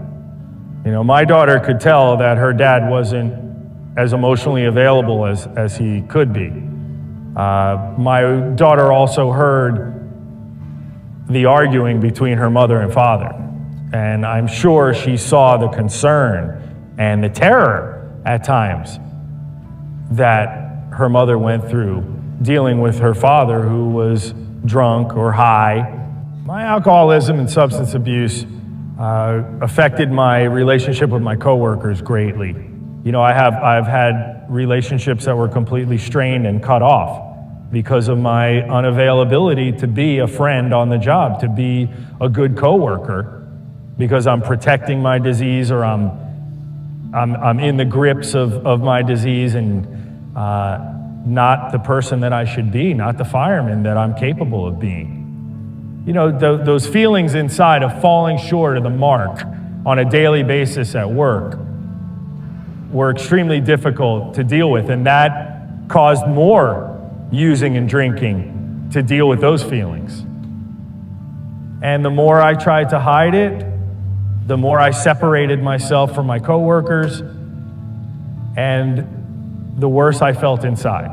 I knew what I was doing was wrong. I could feel it inside that I was going against my morality, my integrity, everything that I held special in my life. Now I wasn't able to enjoy. And I knew that I needed to change, but I just didn't know how to. And I kept using. And it got worse and worse and worse, until it was so bad, on duty, I was confronted by my coworkers. And that was the moment that I knew that I had to change. That was the moment that I had to surrender. My recovery process has been long and slow, just as it should be, because my drinking and using was long and slow. It was a slow deterioration, and the recovery from that has been a slow reestablishment of myself back to a place that is at times extremely joyful, satisfying. It's a redemption. And, it started with the admission that I need help, and the acceptance of the help that was provided to me, which put me in touch with a recovery community that now I am established in, and it's given me a life beyond my wildest dreams. I'm able to be the father and the husband that I always should have been. I'm able to be the coworker that I always wanted to be. The passion for the job and for the things that I always enjoyed outside of the job has come back. My zest for living has come back. I've been able to repair relationships in my life that were once strained or broken. It doesn't come without its challenges, but I embrace those challenges. Whereas I used to run away from all the challenges in life because I didn't know how to cope with them. Now I take them head on, one day at a time, one moment at a time. I'm doing this video today because I want to give a message of hope to anyone out there in the Miami-Dade Fire Rescue family that is struggling with alcohol and substance abuse. I want to let them know that there is a life beyond drugs and alcohol. I want them to know that there is a life after the fall, that there is resources available to help you. And I understand how difficult it is to come to that place where you would be willing to take the help. I understand those moments of desperation, that fear, that doubt, that shame, that guilt, that remorse. And I know that the most difficult thing to do is to reach your hand out for help or to allow someone to help you. But I can't do that for you. All I can tell you is that I did it. And it was the scariest thing I've ever done in my life. But today, I'm living a life beyond anything I could have ever imagined. And it's all because I took that risk to ask for the help that I needed for a long time.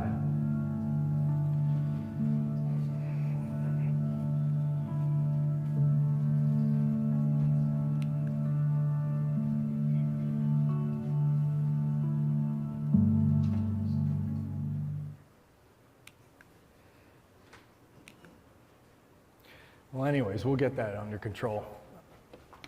My name's Jason Blasi. That was me in that video. And that video hits me. It hits me right here every time. It hits me right here every time. How do you reestablish yourself back into the stream of life?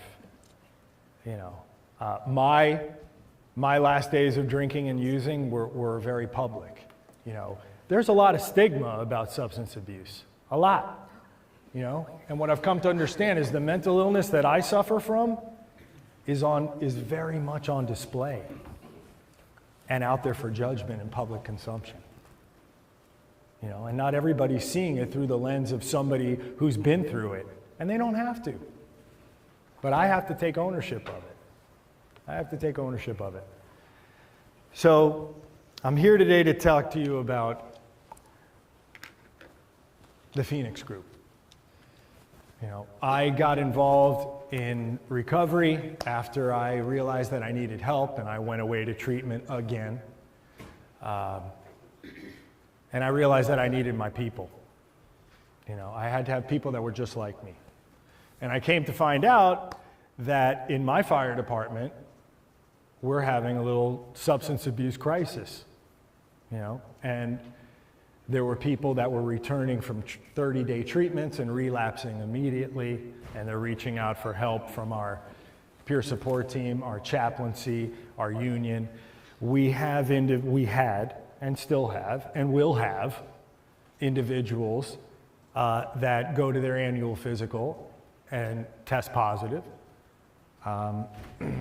We also have individuals that are in the middle of the discipline process because of their substance abuse. And we came to an understanding that we needed to create a support group for these people. They needed accountability. You know, what we just learned with Abdi's presentation about relapse being part of the process. You know, management doesn't want to hear about that. You know, your family members don't want to understand that. We need to get with a group of people that do understand it, you know? And out of that need, we created the Phoenix Group. So what is the Phoenix Group? The Phoenix Group is a gathering of men and women of the fire service who find hope and solidarity through honest discussion and self-reflection. And I want to talk about a couple of words on that preamble that mean a lot to me. Hope. Without hope, we have nothing. Okay, hope is what's being fostered right here in this room right now. You know, that we can make an impact in mental health. So we can't even start the process of recovery without hope. Solidarity, and you're going to hear me speak about this a couple of times this morning. The disease of addiction, chronic substance abuse, is a disease of isolation and separation. Okay? The compartmentalization that Abdi talked about in her presentation, my whole life was compartmentalized. There were things I'd let you know about, what I wouldn't let you know about. There were friends that I could hang out and use with, and there were friends that I could hang out and talk real life about. I had fire department personnel in my life, all little compartments. And it was all this pressure cooker that was getting ready to blow. And it did blow. You know? So the solidarity, I've come together with people that are just like me. All right? Honest discussions, try to have an honest discussion with a drug addict who's really using at the present moment, or an alcoholic who's still drinking. Try to have an honest conversation about what's going on with them. That's a good one. That's a good one. But it's absolutely necessary. Until that person admits to their innermost self who and what they really are, the recovery process can't take hold. Honesty is key. Self-reflection, those deep thoughts inside, that look inward, the fourth dimension that we talk about, that relationship between something greater than yourself that's always been inside you waiting to come out, right?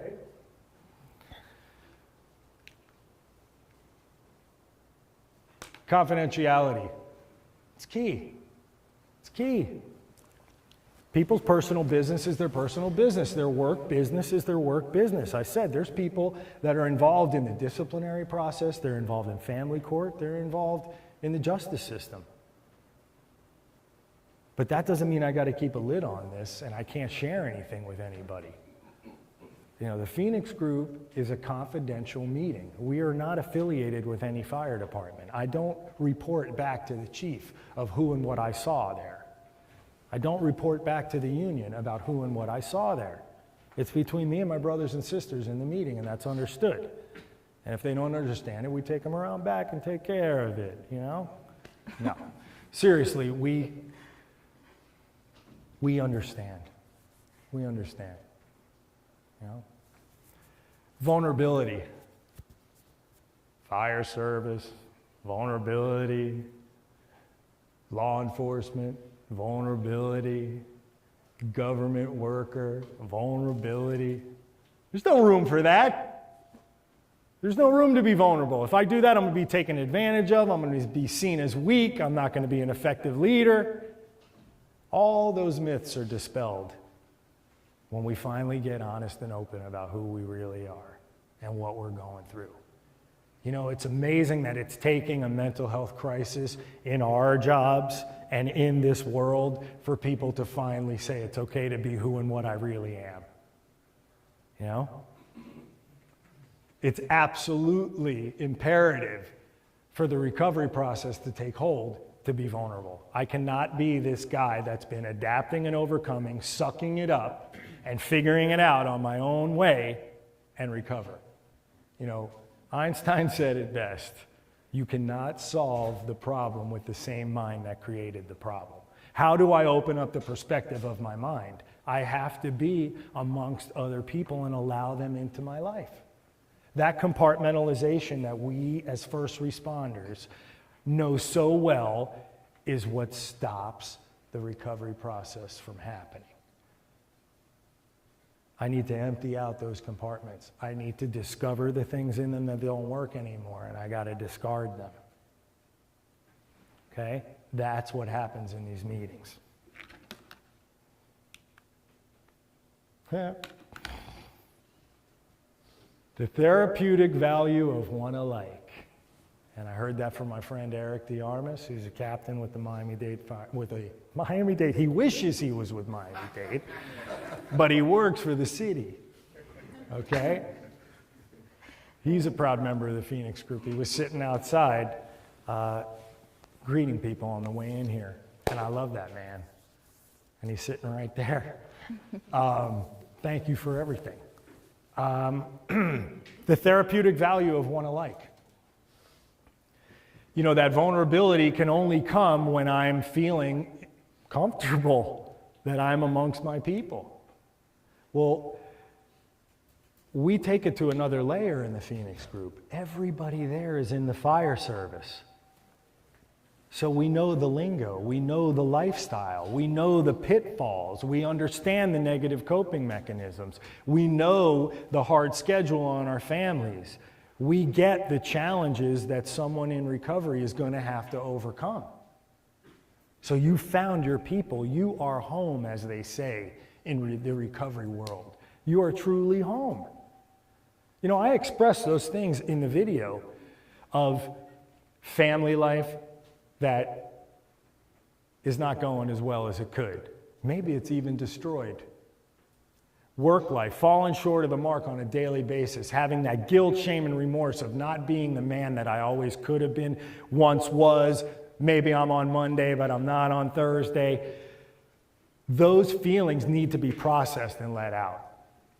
Recovery from addiction, active addiction, and chronic substance abuse is a traumatic lifestyle. Cumulative traumas over and over and over again.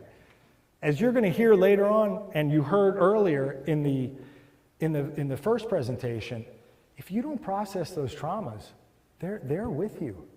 They're haunting you every day. You know, my past is with me, but it doesn't haunt me every day. You know, so the therapeutic value of one alike, being able to be honest and authentic in front of another human being, is without parallel. I'm not going to deprecate any of the other treatment options that are out there, but I highly suggest to anybody out there that's suffering, knows somebody that's suffering, that they get into some kind of support group for whatever mental health issue that they're dealing with. You know, I come up here as an expert on substance abuse, and I know that it works. I absolutely know that it works. The brotherhood. We love to say those two words, and I'm glad. That's one of the most amazing byproducts of the jobs that we do. You know, we go into battle together. We celebrate our tragedies, our hard times, and our victories together. We put our armor on and go into battle together.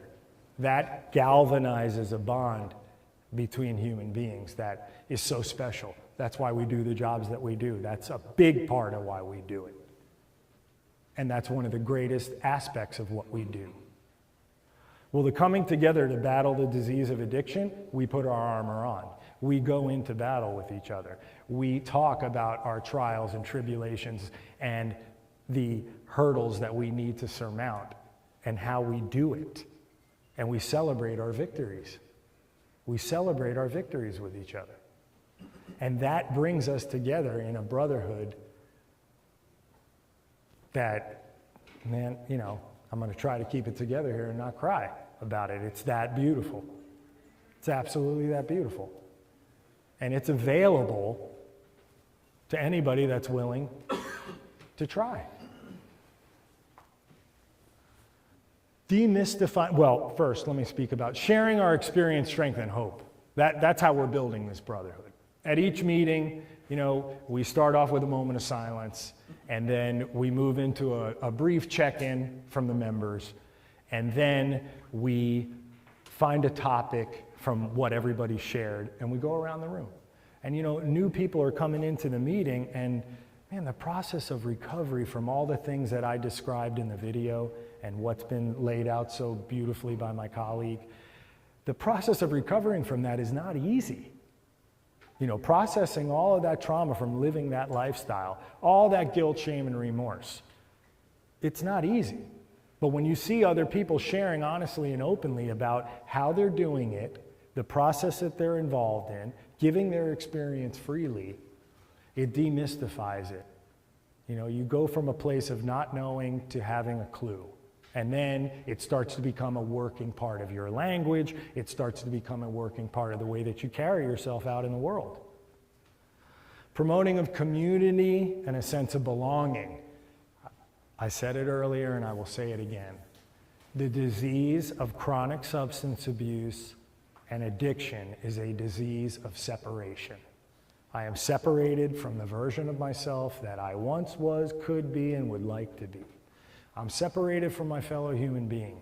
I'm separated from the people that are closest to me, my family, my children, my in-laws. I'm separated from my work family.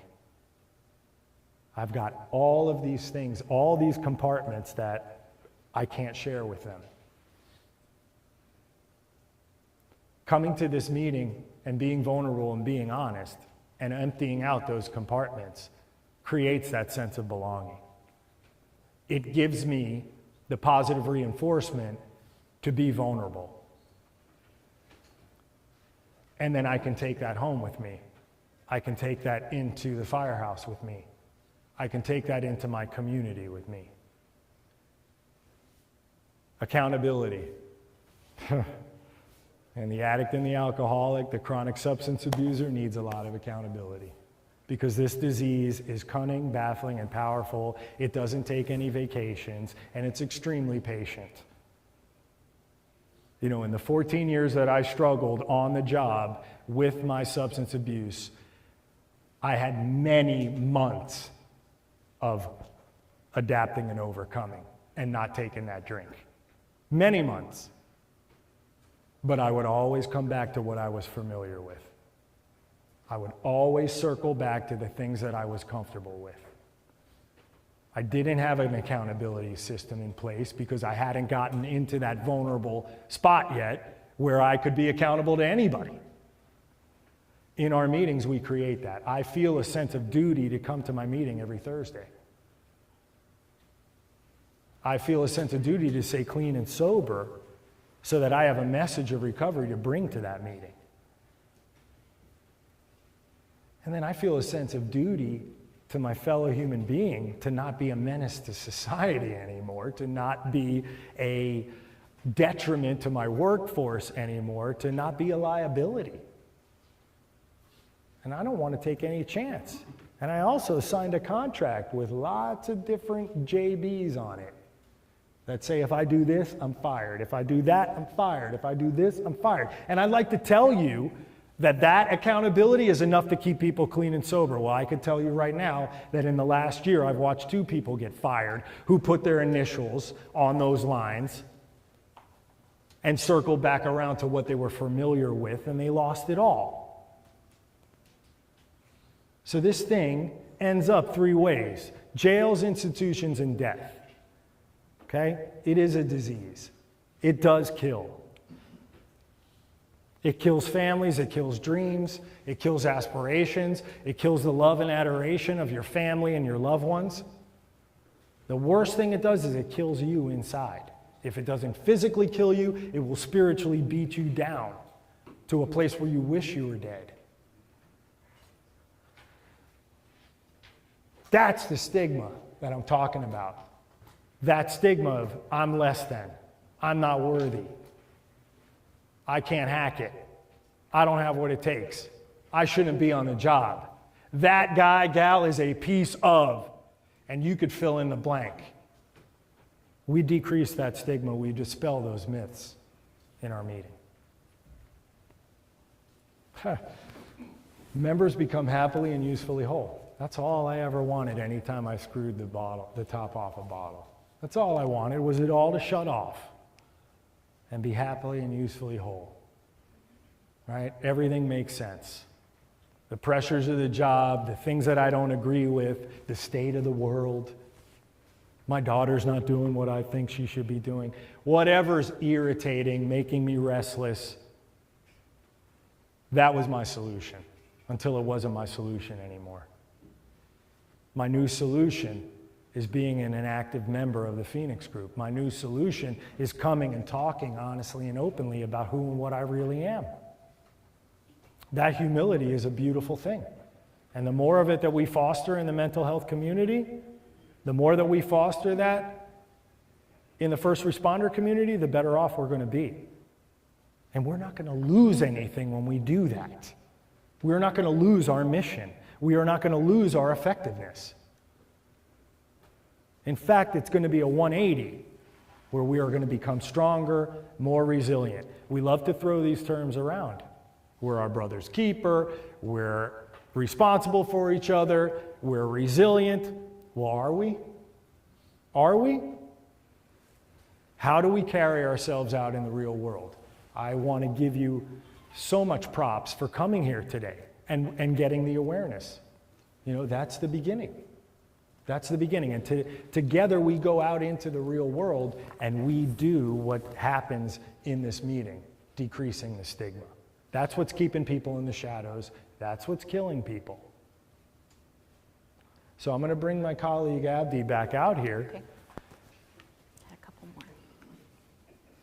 And she's going to talk about how we decrease the stigma. Here's a couple of our lovely members right here that have been with us since the founding days. We have our flyers outside that has this information here. Okay. Let's welcome back Abdi. So to kind of put it all together, we learned a little bit about what substance use looks like, what it is, the disease itself, recovery, the types of treatment out there. And let's say we're a person that it doesn't affect us directly, or we may not have someone we know that goes through this. That's okay. You don't have to be in that bubble in order to help decrease the stigma. So what we're asking today to assist in this process of bringing more awareness in this mental health symposium is just, let's talk about how to decrease the stigma regarding substance use and mental health. So the first thing is just learn about addiction in general. You guys being here, hearing us out today, that's a great step. But it doesn't have to end there. You know, there's a plethora of resources online, whether it's Google, whether it's NAMI, whether it's SAMHSA, that you can learn more. If you really you're not an online person, you want to go and be in the action, I will definitely encourage you guys to go to an open AA, group, keyword open here, and just attend and sit there. It might change your perspective. You might gain more information about it. And just, you know, go into these like trainings, whatever is available. Just learn about it. Be more aware. The next thing is just encourage someone struggling with dependency to get help. And when I say encourage, I mean help them. Don't enable them. So I'll give you an example. If a practice is always going to get drinks after a shift or after work, and you know someone who is constantly going a little overboard, why are we getting drinks? Let's go somewhere else, right? That's the help, that's the encouragement. Or telling them, hey, there's help out there for you. You know, going into treatment, going into these social groups, going to therapy is not a bad thing. Just like we go to a medical doctor, primary, to get, you know, view our medical problems, we can go to someone to help address our issues, okay? Replace language and words regarding substance use. I think you guys probably ever heard about not using the word addict, clean, dirty. That's great. Let's take it one step further. So if you know that someone's going through something like this, whether it's out loud, verbally, or you're thinking about it, let's stop putting these folks in a bubble, in a box. Don't label them because of what they're going through, which is addiction, okay? Like I know Jason said, you know, thinking or saying out loud, this person is a piece of fill in the blanks, you know, remove that thought, right? Stop putting these folks in that box. Next is recognize that treatment is not a one-size-fits-all, and knowing and understanding that relapse can be part of the process, okay? This person may relapse, it may not work, whatever it is they're trying to do, and if you see them fall down, just know that they are capable of getting back up, and this is all part of a process, a journey. There is not a race, there's no ending to this. This will forevermore be a lifestyle change. So in order to get there, it'll take some trial and error, okay? We're just going to finish it up here with a call to action. Get more awareness. You know, this is a great beginning right here. And maybe you're already into getting educated. Continue your education. Continue your education. She touched on setting the new tone out there with the language. Going to catch yourself in your old ways of talking and thinking. But when you catch yourself, correct yourself gently, as we would say in the mental health community, and keep going. Explore your interests. If there's things that you're learning about in your journey with understanding mental health issues, healing from mental health issues, find the things that you're interested in and go as deep into it as you can. And find your people. Find the people that are just like you, that are just as passionate about what you're passionate about. Seek out the groups that are supporting people like yourself with the issues that you may have, or people that you know that have issues, or issues that you're interested in. If you can't find a group, start a group. And let's bring awareness out into the real world every day. The way we carry ourselves with the information that we're learning is going to set the tone for where we're going. The decisions that we make to be honest and open about mental health issues is what's going to turn this tide and push it forward, where we all heal and recover from whatever issues, and we make this world a better world. Thank you guys so much. Thank you.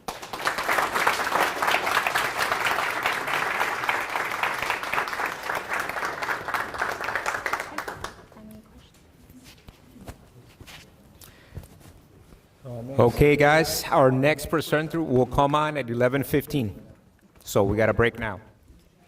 11:15.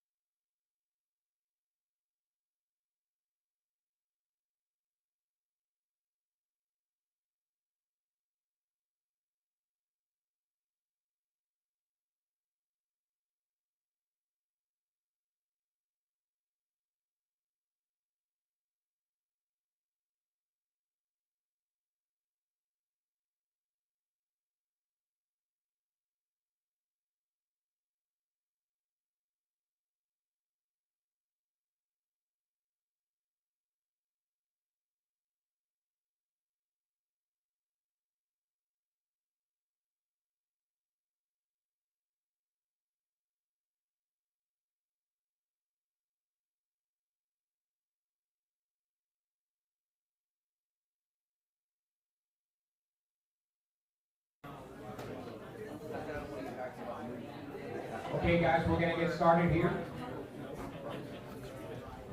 Does this have a laser pointer? I believe it's, they used it Pub, before. this Can thing everyone here? hear me? Yes. Yes, sir. Sweet. Yes, sir. Awesome. Oh, awesome.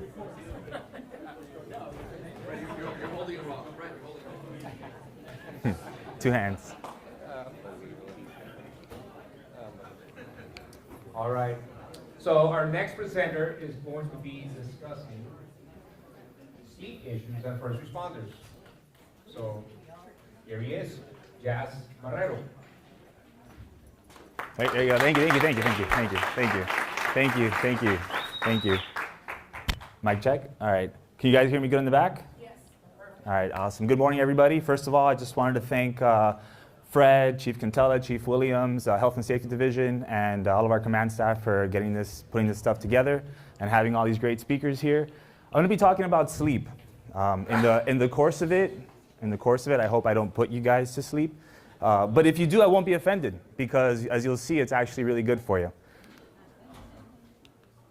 And bear with me, it's my first time using this clicker. All right, so when was the last time you woke up feeling refreshed? But I mean like really refreshed. Like that middle school, high school, not a care and a worry, not having to drink caffeine, right? You can start the day. Before kids. Right, especially before kids, right? It's been a long time. So I hope with this presentation I can kind of explain to you guys why that happens and how to get back to that state. Why is sleep important? It helps us restore our body, repair from any injuries from the previous day. It's important for our physical and mental health, and it actually helps prevent diseases like cancer, Alzheimer's, and heart disease. We'll go over this really quick. I don't want to get too much into the science, but the stages of sleep. The first four are all non-REM, REM being the one that we all really know most about, which is that dream state. The first stage is the lightest sleep. It's that stage when you're laying in bed with your partner and or your wife, and she's still telling you about her day, but you're not really paying attention, but you're nodding off, right? That's stage one. That's when it starts. Stage two, you start to get what's known as these sleep spindles, which I'll show you in a graph later. It's very important for memory retention. Anything you learn that day, whether it's motor neural or actually factual information, it's a part of sleep where the memory is actually getting transferred from your hippocampus to the rest of your brain so you can use it later. Stage three is known as a slow wave. That's where a lot of our immune system functions happen, especially the anti-cancer properties. Stage four is the one that you're very deep, very hard to wake up from. Really good for cognitive restoration, memory consolidation. And then the last stage, stage five, is what we call the dream state, the REM state. This, and you'll see, kind of piggybacking off Jason's presentation, you'll see how this plays a big important with drinking alcohol in a little bit. All right, so circadian rhythm. Yeah, you guys, we've all heard about it. In Latin, circa means around, and dien means day, so it means it's around a day. It takes about a day for the whole rhythm to come through. It controls everything we do from when we want to eat, when we want to drink, the mood that we're in. Most deaths occur in the morning, as we know, first responders, right? We get those like 6 a.m. calls, heart attack, somebody didn't wake up. And there's a reason for that. Because when we're waking up, especially if you're already prone to some diseases, or have any cardiac issues, your heart rate shoots up, your blood pressure shoots up, and your cortisol shoots up, and it causes these untimely deaths. Going back to controlling everything, actually, most Olympic records are broken in the early afternoon, because that's when our body's best primed, our muscle reaction, our hand-eye coordination. So the circadian rhythm, the talks behind it started back in 1729. If you look up at the picture, this is a plant known as Mimosa pudica, also known as the shame plant, because whenever you touch it, it kind of withers, it gets depressed. So what this guy did is that he put it in a box, because up to then, they thought that everything, every plant, every animal relied solely on the sunlight to get that rhythm going. So they put them in a box, kept it from light, and would periodically peek into it for about a week and notice that it was still following the same cycle. The next experiment done was by these two guys, a graduate student and a professor in Kentucky. They went to a place called Mammoth Cave, which was pitch black, no light went in, and they stayed there for a month. And in that month, they were testing their vital signs, blood pressure, heart rate, body temperature, and trying to get an idea of how long the circadian rhythm would be without light, and what they averaged was about 26 to 28. Can you guys hear me good in the back if I talk without the mic? No. No? You can hear me? Ish? No? All right. I'm having a hard time with this thing. All right. So what they found with the experiment was that it averaged about 26 to 28 hours. It wasn't until they went back into the sunlight that it reset. And the reason for that is this little thing in your brain between your eyes called the suprachiasmatic. It's composed of 20,000 brain cells, which seems like a lot, but in the same body of 100 billion neurons, not so much. Interesting fact about this is that it works in most cases of blindness still, as long as they can perceive light. Only 18% of people can't. 18% of people that are blind can't perceive light. And this is actually what helps you regulate when you fly into a new time zone and you experience jet lag. For every 1 day you spend in a new time zone, it takes your suprachiasmatic about an hour to regulate. So the circadian rhythm has a lot of timekeepers. They're called Zeitgebers. It's German for timekeeper.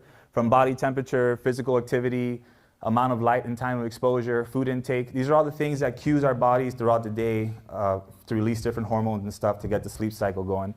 If you see here, regardless of what you do throughout the day, at about 8 o'clock, your body temperature starts to drop. And it starts to cue your brain that it's time for sleep. Sleep pressure. This is actually pretty interesting because it has a lot to do with adenosine. And for my paramedics in the room, you know, what do we use adenosine for, right? To kind of slow down, stop the heart.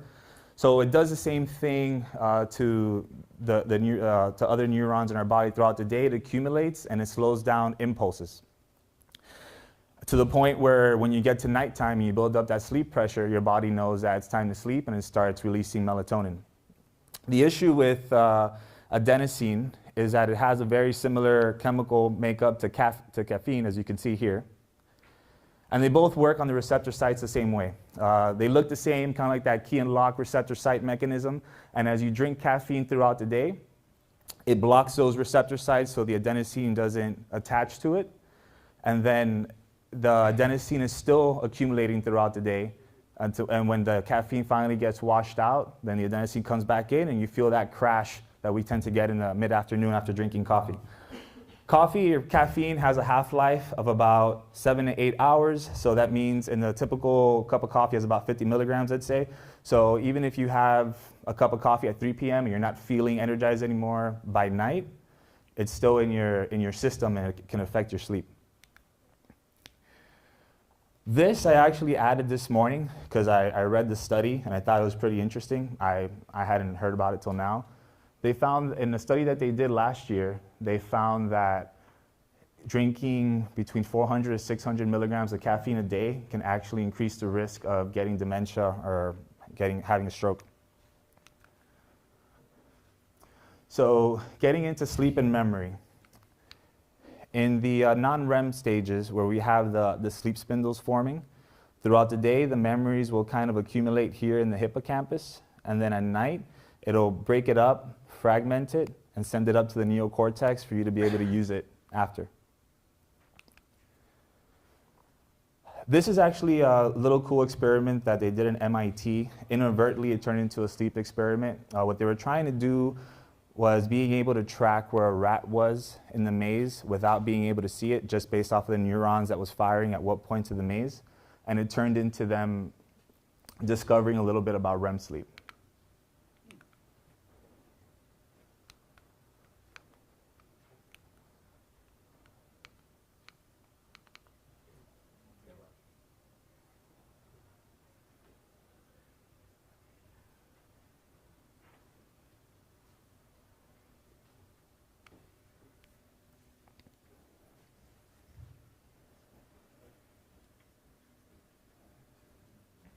When it starts playing, bear with the audio a little bit. You're going to hear a lot of buzzing, and that's the actual neurons firing as he's trying to explain what it is.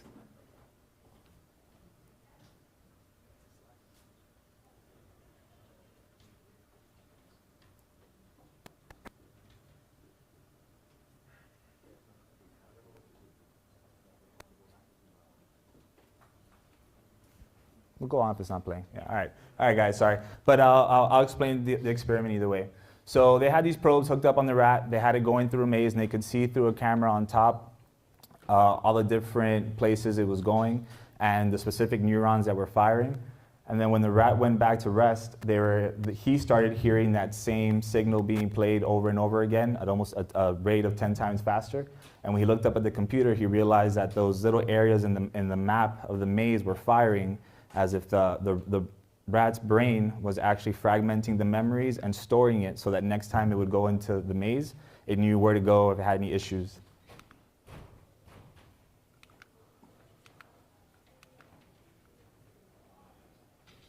All right, so why does sleep get worse as we get older? So those sleep bundles that we were talking about, they get reduced by about 40% by the time we're 60 years old.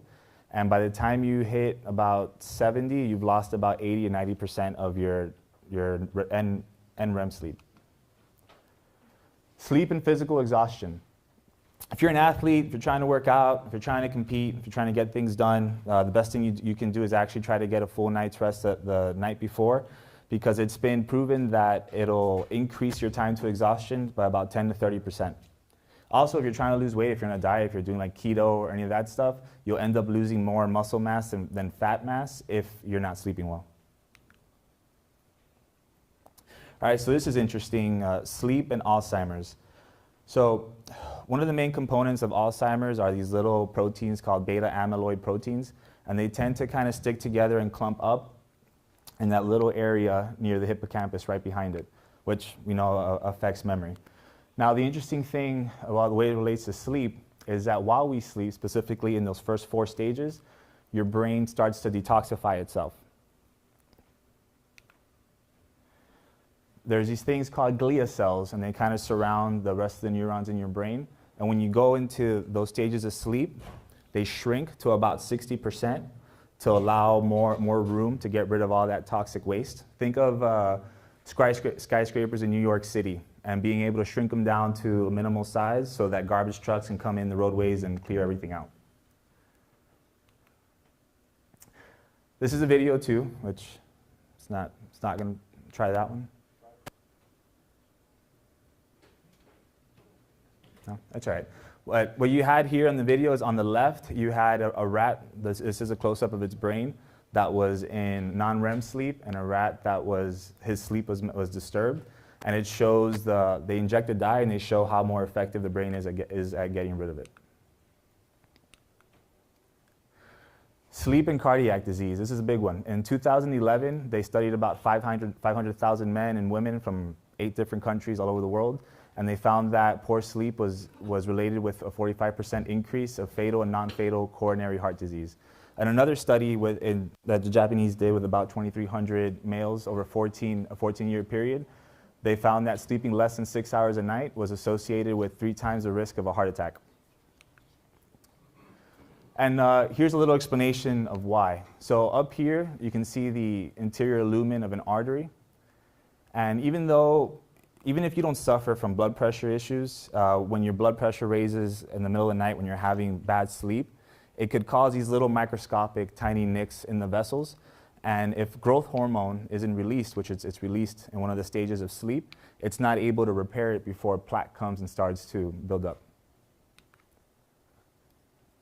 There's a phenomenon that happens every year around daylight saving time. Whenever we lose an hour of sleep, EMS calls go up and ER volume, the census goes up. And whenever we gain an hour of sleep, EMS calls go down and the census in the ERs go down. That particular night? The very next day. They can measure the difference. Sleep and weight gain. When you're not sleeping, you're less effective at managing glucose. You have more insulin resistance, and it increases your risk of diabetes. These 2 little hormones, leptin and ghrelin, that kind of tell your body when it's full and hungry. It gets completely flipped. So you think that you're not full and you end up being more hungry. It increases the secretion of these things called endocannabinoids, very similar to the cannabinoids and other substances that give you the munchies. They did an experiment here with a couple of students in the course of a week where it was like buffet style, open food.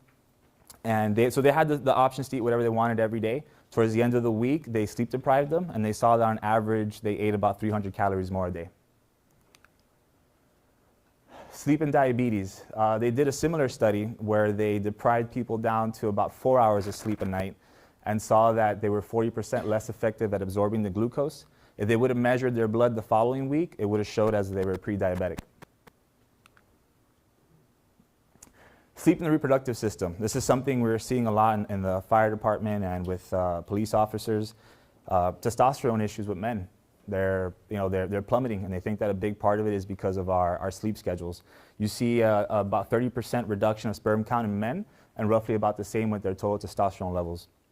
Women in particular struggle with this, not sleeping and the reproductive system more. They have more issues with irregular menstrual cycles. They produce 20% less of the follicular stimulating hormone, which is what you need prior to starting your menstruation cycle and to help you conceive.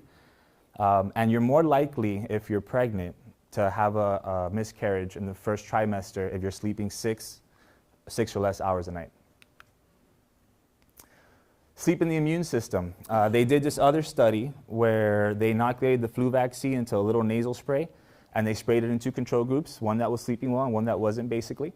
The one that was sleeping well the one that wasn't sleeping well had a 50% infection rate, and the group that was sleeping well only had an 18% infection rate. Similarly, they did it with the flu vaccine to see what their immunity would be like the following day, and they saw that those that slept well had a 50% more immunity than those that didn't sleep well. Back in 2007, the World Health Organization actually classified nighttime shift as a probable carcinogen, along with firefighting. And this is kind of going back to we were talking about the cancer cells. There's these 2 types of cells that are known in our immune system and the way that they interact with cancer cells. M1 specifically are the cancer cells that help break down and destroy the cancer cells, and M2 are the ones that actually help build it up and do the opposite. When you're not sleeping well, those M1 cells are reduced and the M2 cells go up, thus increasing your chances of risk of cancer. All right, alcohol and its effects on the body when it has to do with sleep. Even though it is a sedative, it's not good for your sleep. It disrupts your sleep cycle by destroying your REM sleep. Once it gets metabolized, it creates these things called aldehydes and ketones, and the aldehydes themselves block your brain from being able to produce quality REM sleep, which is why it leads to the delirium tremens, the pig elephants we see with people that are withdrawing from alcohol, because it builds up so much REM pressure in their brain from years of drinking alcohol that when they finally they stop drinking it, it's almost like they get into an active state of dreaming. It's your body putting you in an active state of REM because it's been deprived of it for so long. Yeah. So with studying, they did a study with college students where they were new, I think they were freshmen, and they were trying to teach them all the same new information as far as it went to coding, algebra, and grammar. And at the end of the week, on Thursday night, they gave one control group 2 to 3 shots of vodka. And then the next morning, they tested all of them to see what their retention would be of the material. And the group that had the 2 or 3 shots of vodka were only able to remember 50% of what the group that didn't did. Sleep and mental health. Lack of sleep is associated with depression, suicide, risk-taking behavior. A recent study done last year found that disturbed sleep increased the risk of suicidal ideation the following day. And we see that too with veterans. A lot of veterans, they did a study where prior to any kind of suicidal ideation behavior, they reported about having 3 weeks to 4 weeks of poor sleep. So some tips for healthy sleep. Try to stick to a sleep schedule. And I know that's easier said than done, especially with everything going on in our personal lives and if you have a firefighter schedule. Try to exercise no later than 2 to 3 hours before bedtime. Avoid caffeine and nicotine, especially in the late afternoon. Avoid drinking alcohol before bed. Avoid large beverages and meals before bed because it tends to trick the brain a little bit. Don't take any naps after 3 because it resets that sleep pressure that's been building up throughout the day with the adenosine. Try to unwind before bed. Find an activity like reading or listening to music, something you like to do. Taking a hot bath before bed actually helps. It kind of has an inverse relationship because since your external temperature goes up, your body tries to bring your internal temperature down to cool, and it starts to signal your brain to start the sleeping process. Try to make it a gadget-free bedroom. I know it's tough to do. You know, me and my wife, we have this habit of watching Netflix before going to bed, 90 Day Fiancé, Love is Blind, all those episodes. But I'll tell you what, going into the next slide, these are real results. I work for a veteran nonprofit organization group, and we focus on veterans that have mental health issues due to TBI. And one of the things that they complain about the most is lack of sleep. So we enlisted the help of this former Navy SEAL that's turned sleep scientist, Rob Sweetman. He has a cognitive behavioral therapy-based program to help veterans with sleep. And this is our cohort. We had about 17 veterans join the cohort, and it was based off of all the things we've spoken about, changing those habits from not drinking, exercising at a certain time, getting the right amount of sunlight, taking hot baths at night. So for the first 2 weeks, you'll see in these 3 graphs, these are the baseline weeks, where they were asked to do what they usually do and not change anything. The next 4 weeks is when they applied all these new behaviors, and you can see the changes in the sleep. In the first group here, sleep latency, which means the amount of time that it takes to actually fall asleep after you lay down in bed. Where you want to be is between 10 to 20 minutes. In the beginning, they were closer to half an hour, and towards the end, the average, they were able to get below 20. With deep sleep, same thing. In the beginning, it started off a little low, and at the end, they were able to increase it. And one of the biggest increases we saw was with REM sleep, where it actually went up to almost 90 minutes from the initial 50 to 60 minutes when the program started. Now, I was a little skeptical because, you know, I'm on a 24-48 schedule, and I figured there's no way that I can have a fixed sleeping schedule and that I'm going to actually be able to improve my sleep. I joined the cohort just to see if it would work. And yeah, my data is amongst all of this, and I saw the same kind of increases in my own personal data. So with that, I hope with some of the things we talked about that you guys can get back to that middle school, high school restorative sleep where you wake up feeling refreshed and ready to take on the day. Thank you.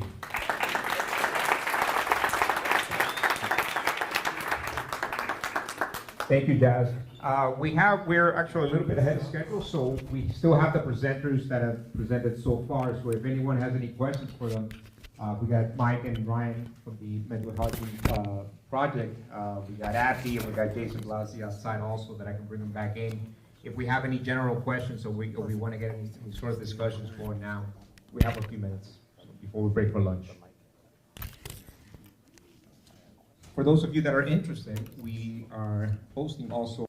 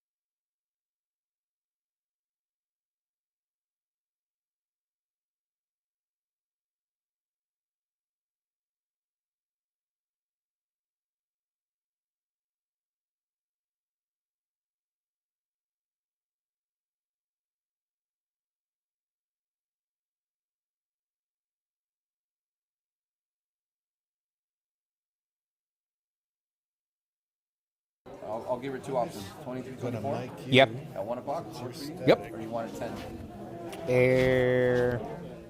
Last time we did it at 10, right? 10. 10 to 12. Yeah, 10 to 12. Yeah. 10 to 12. She was asking. Yeah. 23rd, 24th, yeah, either one. So nothing on that week. Actually, you know what? We'll just put it right here behind you. Okay. You good there? Yeah, I'm just gonna stay sitting there, cause. Nope, that's not gonna work.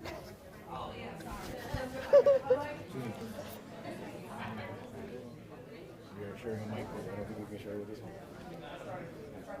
I don't You know. want to share with her? What?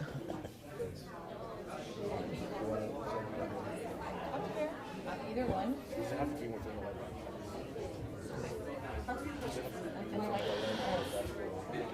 Well, I don't want to stand like. Or I guess I'll stand. I would switch because Maybe you're gonna here, have like you're I'll gonna stand be here. speaking. It'll be So easier it's like for a you family. to pass the mic. It's like a family picture. Right. You know how you have the matriarch sitting down.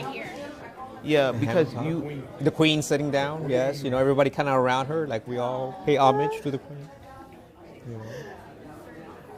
It's gonna be easier because of mic wise to pass it. That's what I'm saying. So like you, when you. To pass it. Yeah. If you're all the way over there, you gotta come and pass it to me while you're in your thing. Just whatever, Jimmy. I'm done. Oh, I know. I don't have it. It's gone. It's gone.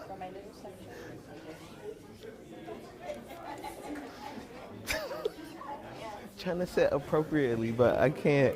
I can close my legs. Are you guys with the mayor's office or MDPD? Oh, okay. My feet are sweating. Media relations. Oh, okay, great. Okay. These good people right here. Yeah. Could you tag us? Well, will you be tagging us? Of course. Yeah. No, it's supposed to get you one. Oh, I don't. I'm going to assume that it's going to be at Miami-Dade Fire Rescue. Okay. I don't know. Okay. I don't know. Somebody's gonna give you his. There's two. Yeah. Oh, when he's done. Yeah, it's the county. Yeah, Miami-Dade Fire Rescue. Yeah. Because this is, you guys are the ones that's hosting this event. Correct. Yes.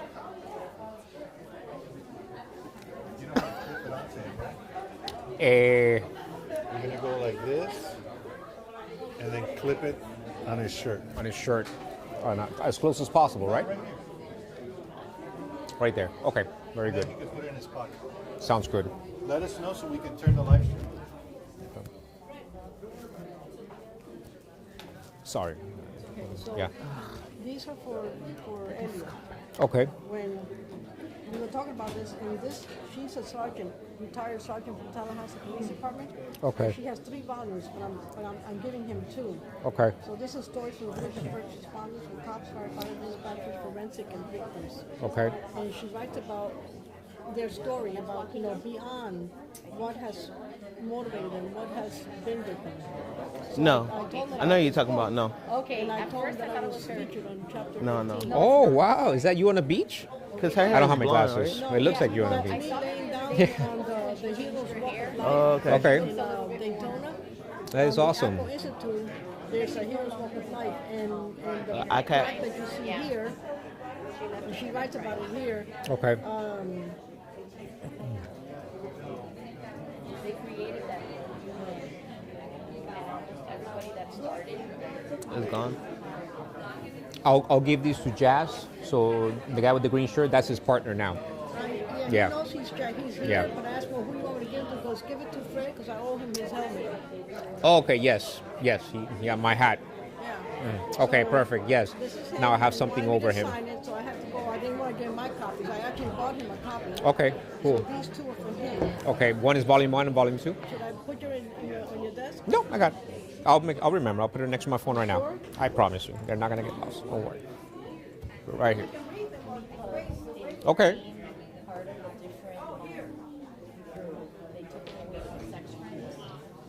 Put it on the thing that was for him too. Oh, look at that mental health nurse. Do you have one for Jazz?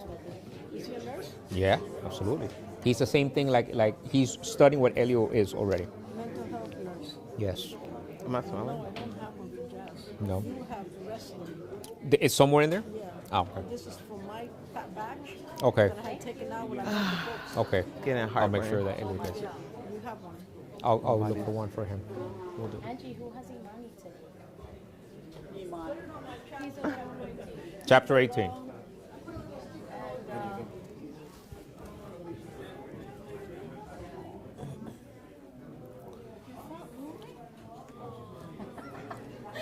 Jimmy, Jimmy. I'm not gonna picture. Jimmy's a busybody. Yes. You're such a boy. I'm doing my own collage. Okay. Oh, okay. Queen. Awesome. Let me try to sorry. put my leg over.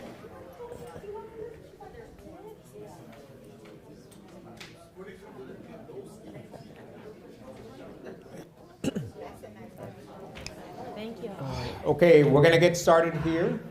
Our next presenters are from Miami-Dade Police Department's Mental Health and Wellness Bureau.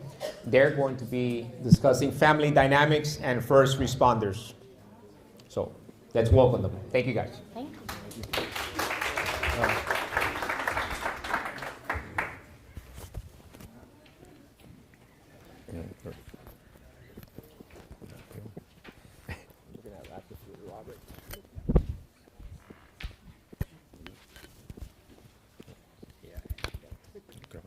Grab a clip.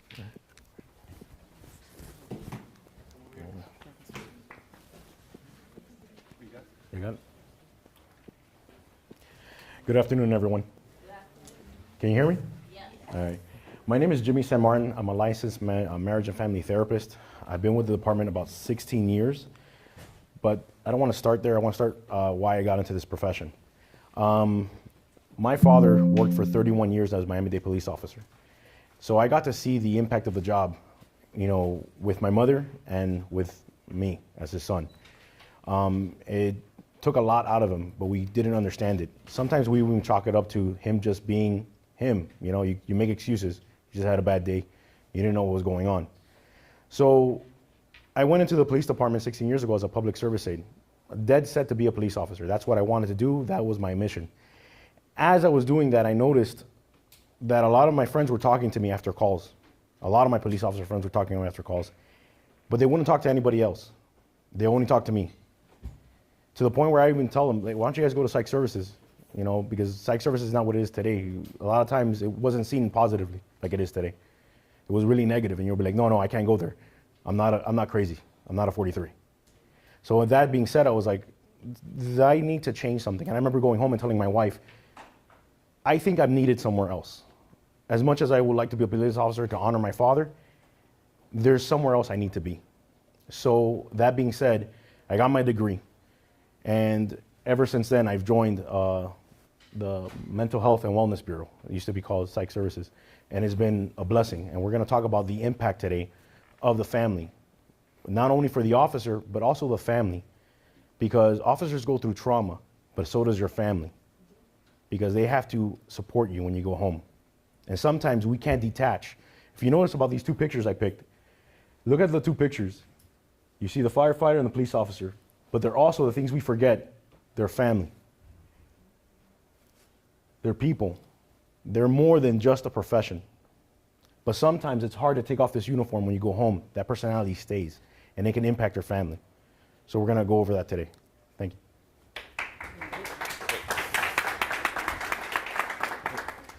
Good afternoon, everyone. My name is Brianna Rippert. I am sitting because I'm currently pregnant, so bear with me. If I make any facial expressions, it's probably my child moving around. But I am a police counselor for also our Mental Health and Wellness Bureau. This is my second year. Prior to going into therapy, I worked at a police department with my dad. My dad's office also a retired assistant chief from Lauderhill. And I'm also married to a firefighter from the city of Miami. I don't want to get any dirty looks. But so I'm experiencing both worlds. So just piggybacking off of what Jimmy mentioned as well. Seeing my dad late nights, he was on the SWAT.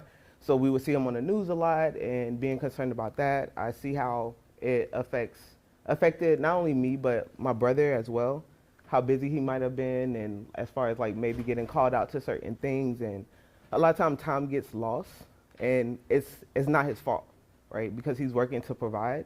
And I think it makes such a difference when you have an understanding of the job and what it encounters. The reason why I actually started mental health counseling was because when I worked for North Miami Police Department, Director Parker, during that time, I knew him because my dad made me join Noble for whatever reason, because I wasn't in law enforcement. But thankfully, I was blessed to have met him there. So when he did die by suicide, or die from suicide,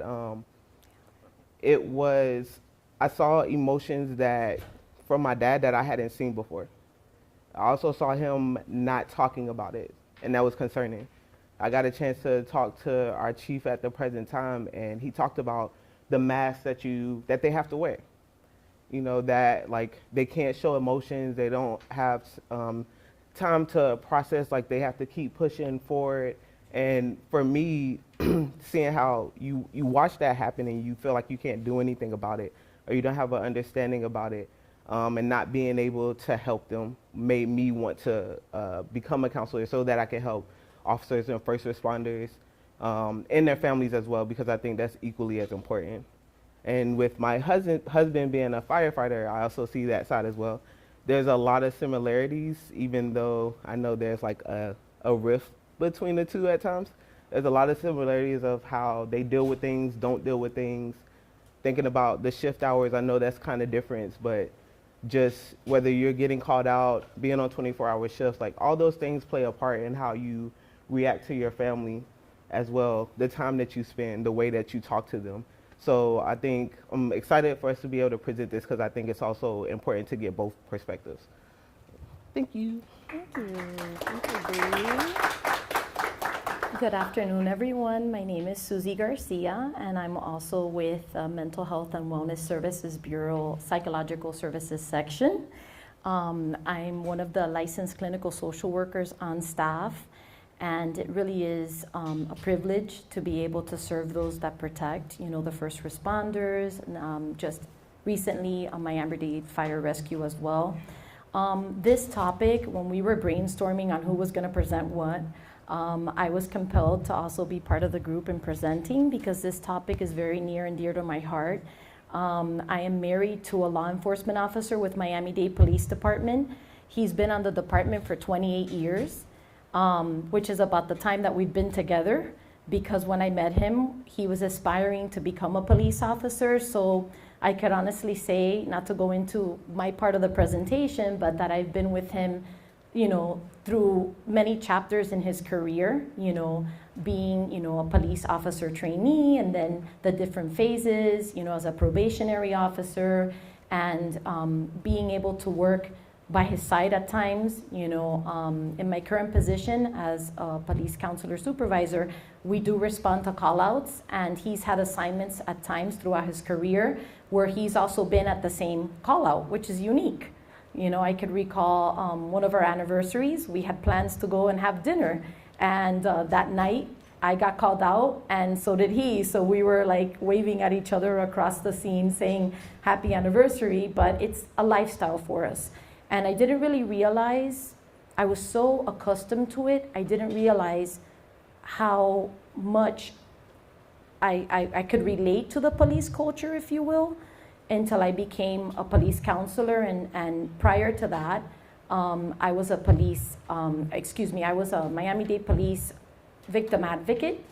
And that also gave me a lot of exposure to the police culture. So much like Jimmy was sharing, when I worked at districts and at bureaus, many of the officers and civilian personnel would pull a chair aside and talk to me and, just share like some of the stressors and the demands that they had. And unbeknownst to me, it was preparing me for like my next position as a police counselor. So it really is a privilege for us to be here today talking to you about such an important topic that not only affects you as the first responder, but also your family members. So we're gonna go into some like details about the different effects, and then also some tips that maybe you could take with you and add, to your lifestyle.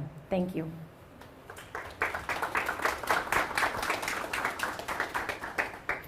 Can you help me clip it? Yes, sure, sorry.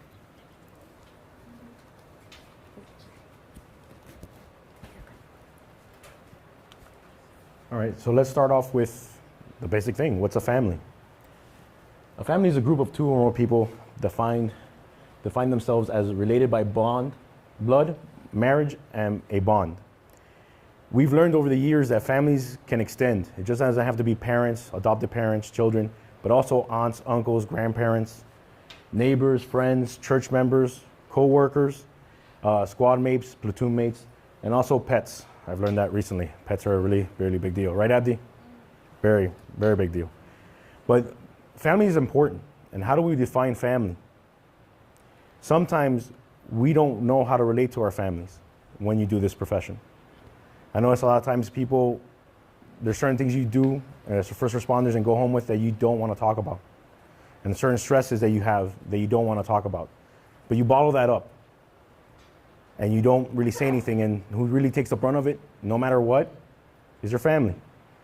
One time I told somebody, a first responder once told me, he goes, no, I don't talk about my job to my family, so I don't bring it home.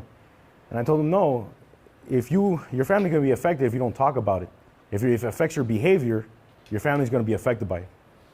That's the price you pay for this profession. First responders and family stressors. What is the difference between a conventional, traditional, and first responder stressors? When you don't have a family member, let's say a partner, a spouse, or other family members, they're not part of the police department, they don't understand the police culture. For example, traditional people, they work 8-hour shifts. There's no off duties usually. They don't have to work 24 hours. They don't work midnights usually. Their hours don't shift between shift change. Whatever it is. They don't have callbacks. When they go home, they go home. They usually don't have to come back to work if some emergency happens. And the difference between a traditional and a first responder is when an emergency happens, you all have to respond. They don't have to. And that could be hard for a spouse or a family member that doesn't understand that has to live with that constantly, that you're always going back and forth. You're going to see in some slides in a little bit, like things that you guys have gone through that also your spouse goes through because they're not there with you, but they have to handle anything you bring home. More like firefighters work 24-hour shifts, police officer shifts vary, like I said before. But also, when you're a first responder, especially when you first get in, what do you always work? Holidays, important birthdays. You can't take them off. Especially when you're first on, you might be midnights. You might not be able to go out and spend time with your family. Or if you go out, you may not be yourself. You may be exhausted. And your family doesn't understand that. Your spouse might deal with it in the beginning, but even after a time, it gets tiring. A sense of duty with first responders. This is very, very important. I've noticed with first responders, they feel obligated to be there. If someone's in trouble, if someone needs us, we're there. I think of emergency situations like Surfside and FIU, that people were there, and there constantly. My father for Andrew, I didn't see my father for weeks at a time. And Andrew looked like a disaster. And I never saw him for a long time. And we kept asking him, your family, even though you're dealing with the trauma there, your family is also dealing with the loss of you not being there. You know, what's going on?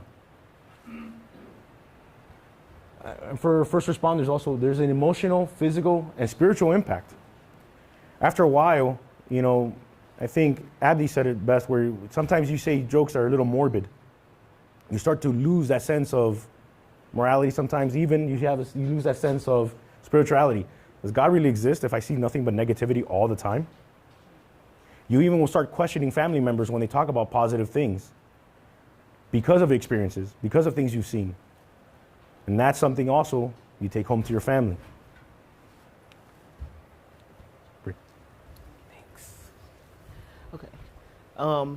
Also just building off of what Jimmy was talking about as far as for me speaking on the being a wife of a firefighter and the 48-hour shifts and me going to give birth to our child soon and what that looks like. So that's another stressor, and a lot of times you don't communicate it or you find yourself getting defensive And I know when we first started, we used to compare. It was me.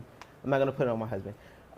When he would come home and say, tell me how tired he was, and I'm like, oh, but I'm working 2 jobs. I'm on call as well. And you don't think about it until we actually did a training with firefighters where we had to put on the suit. We had to do simulations. Like we learned about the different things they went through, and it gave me a better understanding because I wanted to understand, like, okay, what does this look like? And also getting a sense of them having to wake up and hear these alarms. He gets triggered by loud noises, right? Sometimes it's hard for him to sleep because he's so used to waking up or the possibility of that call being for him, because they can still hear the alarms and they're not always specifically for them. It might be for somebody in the next room, right? So just having a better understanding and really being empathetic and having that empathy, right? And that goes into when you think about the demands, whether it be like work demands, whether they have to be called out, they have to respond, or deadlines or things they have to do administratively, like those things add up. We think about ourselves, if even if you're not a first responder, think about for you, what frustrations you deal with at work that pile up and that like it's hard for you to deal with. Imagine that plus having to be called out, plus having to try to solve everybody's problems, not getting that empathy. Right? So just, again, having more empathy. The inability to find work, life, balance is a huge thing. What does that look like when you have requirements?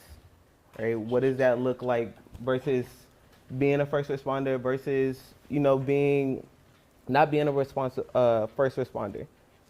What's the difference? What does that family life balance look like? Do you feel like you can? A lot of times we don't. A lot of times we feel like, especially I know for first responders, I hear a lot that I don't have time. I don't have time to do this, and a lot of times you put yourself last. And that also can affect what the balance looks like, and we'll go into detail further down about victim mentality and time management and things like that when we talk about the coping skills. Problem-solving mentality, I just mentioned this self-care. Again, with problem-solving, your jobs are to solve people's problems. So you go home and you probably have problems that you still have to solve, and feeling like you always have to take that role, and then you don't ask for help when you need it. Because I'm supposed to be able to solve these problems. It's my job. It's what I do for a living.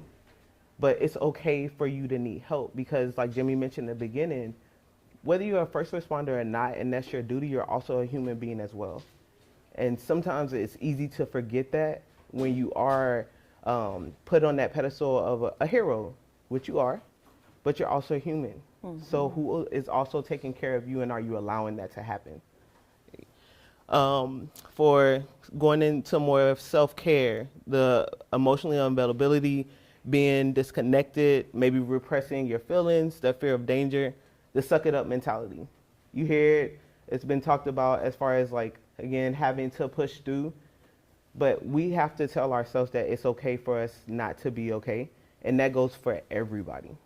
Because even on the family side, if you're in a supportive role, and you think about, well, my husband or my wife or my family member is doing this, they're doing this sacrifice, then I need to push through too.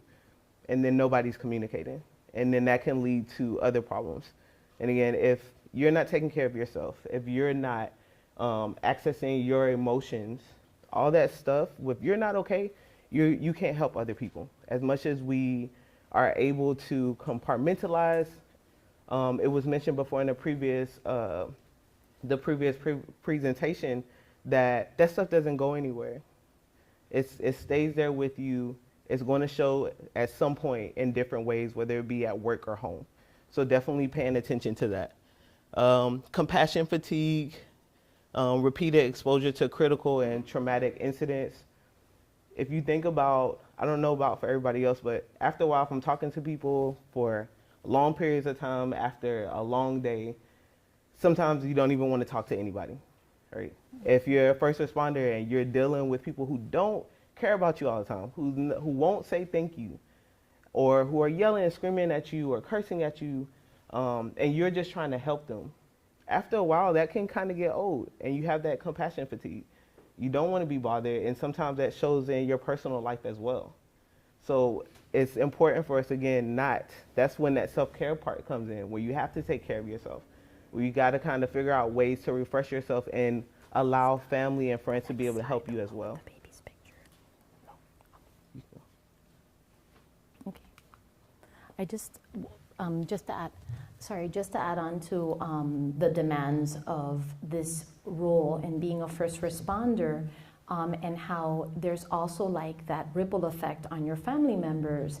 For those of you that are first responders that have aspired to go through a promotion, that's a big step. It's a big step for the individual that's preparing for the promotion before, during, and after. And it's a huge impact on the family. And I could speak from personal experience.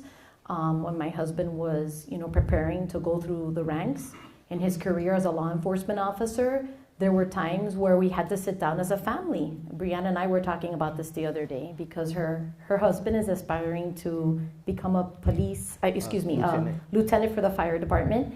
And we were just kind of talking about that and reflecting on how, as a family, sitting down and talking about, okay, what does this promotion mean? This promotion means that I'm going to need to dedicate more time to studying and preparing for this exam, and then also potentially prepare myself, I can speak for the law enforcement world, to be transferred to a different district in a different area with different hours. So that routine that's so essential, for work-life family balance, for a family is interrupted. And that is a stressor that sometimes we don't even realize. We adapt and we overcome when you live the lifestyle, when you are, a part of a first responder family, but it's something that you need to deal with, and it could be, like Brianna was sharing earlier too, like a stressor that we don't even realize we're carrying, but does impact the family system. So, there you go.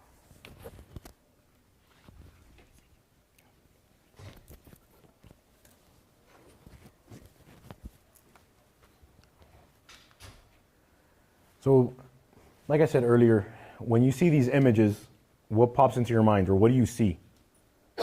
Anyone can call out. What? What'd you say? Yeah, disasters. Exactly. Was anybody in Surfside? Raise your hand. Well, of course, I'm nodding, but yes. How about the FIU bridge collapse? How about how many times you get deployed for the hurricane? Alpha Bravo. Should be everybody. And those are the things that constantly first responders have to deal with. They have to deal with the fact that it's 24/7. It's not a 9 to 5, Monday through Friday. And that's what your families have to understand as well, and it's just difficult in the beginning. But first responders are also essential personnel and must mobilize for emergency situations, like the ones we just described: natural disasters, catastrophes, and dangerous situations like active shooters. We've had more active shooters now than I can ever remember. And the officers are always responding to that. That means when something happens, you gotta go. And your family has to be flexible. And we'll talk about that now.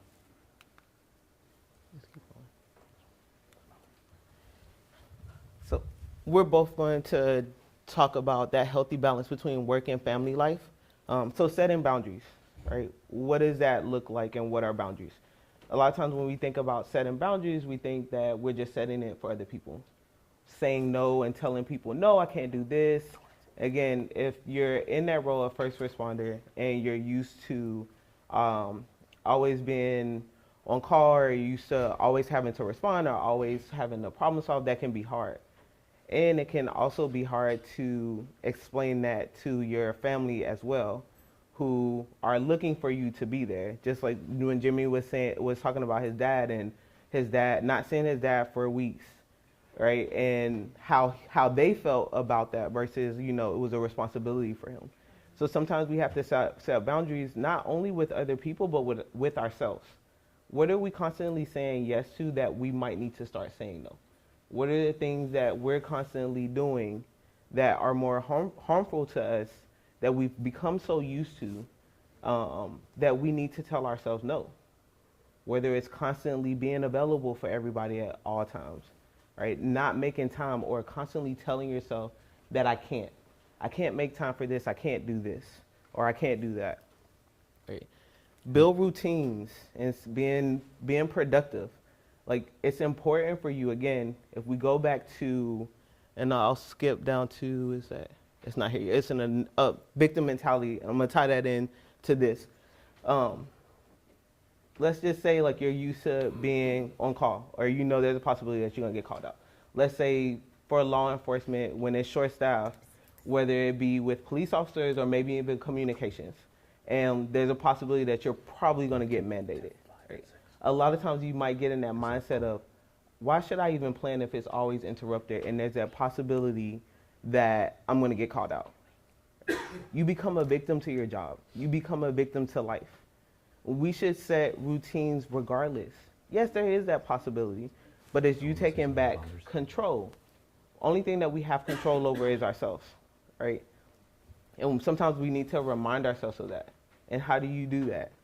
Follow through this with routines, make plans, sit down with your families, make time. Try not to tell yourself you don't have time. And it's not that there might be a possibility that it won't happen, but you still plan it anyway. Because you don't want to just completely give up and not do anything and be stuck in that mindset, because then you miss out. And not only does that might create resentment with your family, but also for yourself. When you retire, I've had clients who are near retirement, or they've been there and they put all put everything into work, and then they look back and ask, like, what did I do this for? Health is failing. What did I do this for? What am I getting back? So definitely making sure to take back control, build those routines, be productive. Getting organized at work and home. There's chaos with the jobs that you guys have. On a daily basis, 9 times out of 10, like, you might get a brief synopsis of what you're going into, but when you get there, that can look completely different from what you're being told. That's chaotic. So imagine having chaos at work and coming home to chaos and what that looks like. Let's say something. I want to say something specifically about getting organized at home. Because I know a lot of people can do that at home, at work, but not at home. One thing I tell you is, how does your spouse or your children feel when you go home and you prioritize them? How do you think they're going to feel? What? Free, right? They're going to feel important. A lot of times people don't understand that when you talk to first responder, they're like, listen, I work all the time, I'm trying to pay bills, I'm trying to do this. But that's not your only job. Your only job, and I tell this to all my clients when I do therapy, the difference between you and everybody else outside is not only that you work, is that you care about the people that live in that house. That's the difference. They mean something to you. And how do you show that?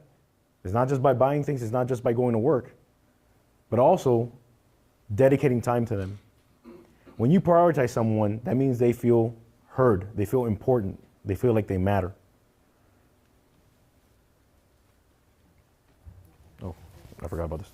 Okay, we'll move around too much. Sorry, we're sharing this little mic. Okay, just to, let me share something first.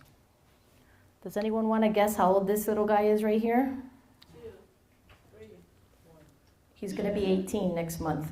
So this is my little boy, and that's my husband, just fun fact. But I always like to share that picture, especially when I'm doing presentations on work-life balance, just a little self-disclosure, because time flies. And like Jimmy was sharing, making sure that it's not only the title of being a firefighter or the title of being a police officer, it's the other roles that you have: mom, dad, caregiver, neighbor, friend, sister, brother, mother, father. All of those things, play a role, not losing, perspective, of those roles, which could be hard sometimes, especially if you're not planning and setting certain goals.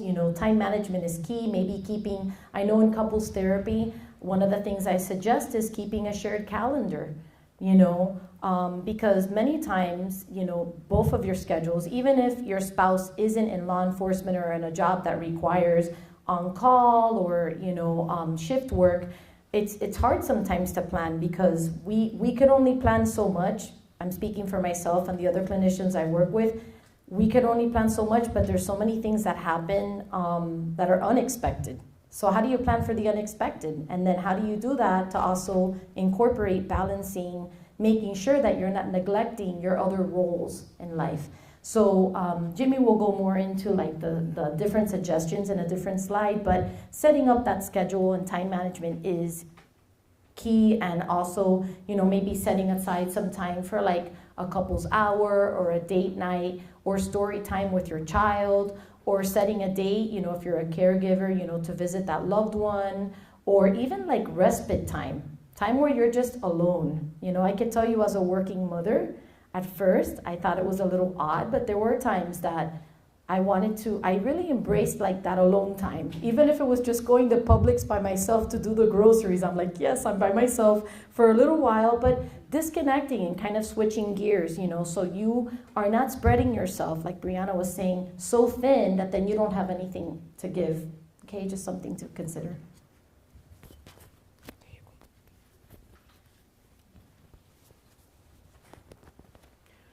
Brianna spoke about this earlier, prioritizing your health. One of the things I notice a lot of times when talking to first responders is that they give a lot of advice. Hey, you got to do this, you got to do that. But they don't really self-reflect. You know, what do I need to do? How do I get myself in a better shape? Because it does catch up to you. You might feel fine now, but several years from now, it takes a toll. So prioritize yourself. You are important, like Brianna said. You are important. It's not just the service you give, but also taking care of yourself. Taking vacations. Susie said something earlier this week that I thought was great. Sometimes it's a staycation. It's okay for you to just take time for yourself. There's nothing wrong with that. It's good to disconnect. It's good to also connect with the family, things they like to do. So, you talked about seeking help when needed. This is something why I got into this profession in the first place. 16 years ago, for people to come and speak to somebody, it was difficult. It was hard to see why. You all are tough mentality, get it done. Hey, there's no time to, we got to suck it up. There's no time to cry. Let's just do what we got to do. But you can't be like that 24/7. You got to address yourself as well. Just like your health is important, so is your mental health is equally important. I always tell my police officers, you can go to annual and practice your firearm. You can go and practice your driving, but you also have to work on your mentality as well, because that also needs training.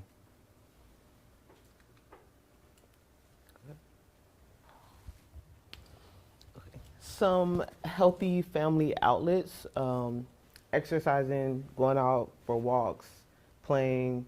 Sometimes that might just look like taking your kids to the park or going with your spouse to the park and just enjoying that time. A lot of times we're on the go. It's always something to do, and you don't take time just to kind of slow down and breathe. I know we all breathe, and it's something that's natural, but if you think about how many times do you actually just take a minute and take deep breaths and look around at your surroundings and noticing the things that you see. Have your kids do that. Have your spouse. These are things that you guys can do together, and it helps build connection too, as well. Trying different restaurants.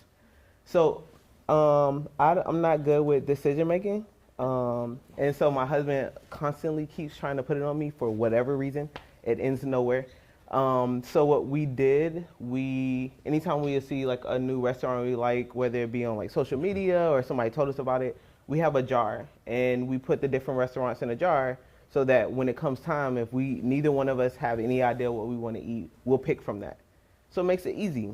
You have two people that make decisions or are listening to people on a daily basis. Like sometimes you don't want to do that, and that's okay. And that's you taking back control. Not being that victim to your job or the circumstances that you're dealing with. You find different ways that you guys can work together, to solve that problem together, where it's not just put on one person. Exploring new places, doing different activities, and even with that, again, you can do the same thing. You can do a jar if you guys notice different things. It's trying new things.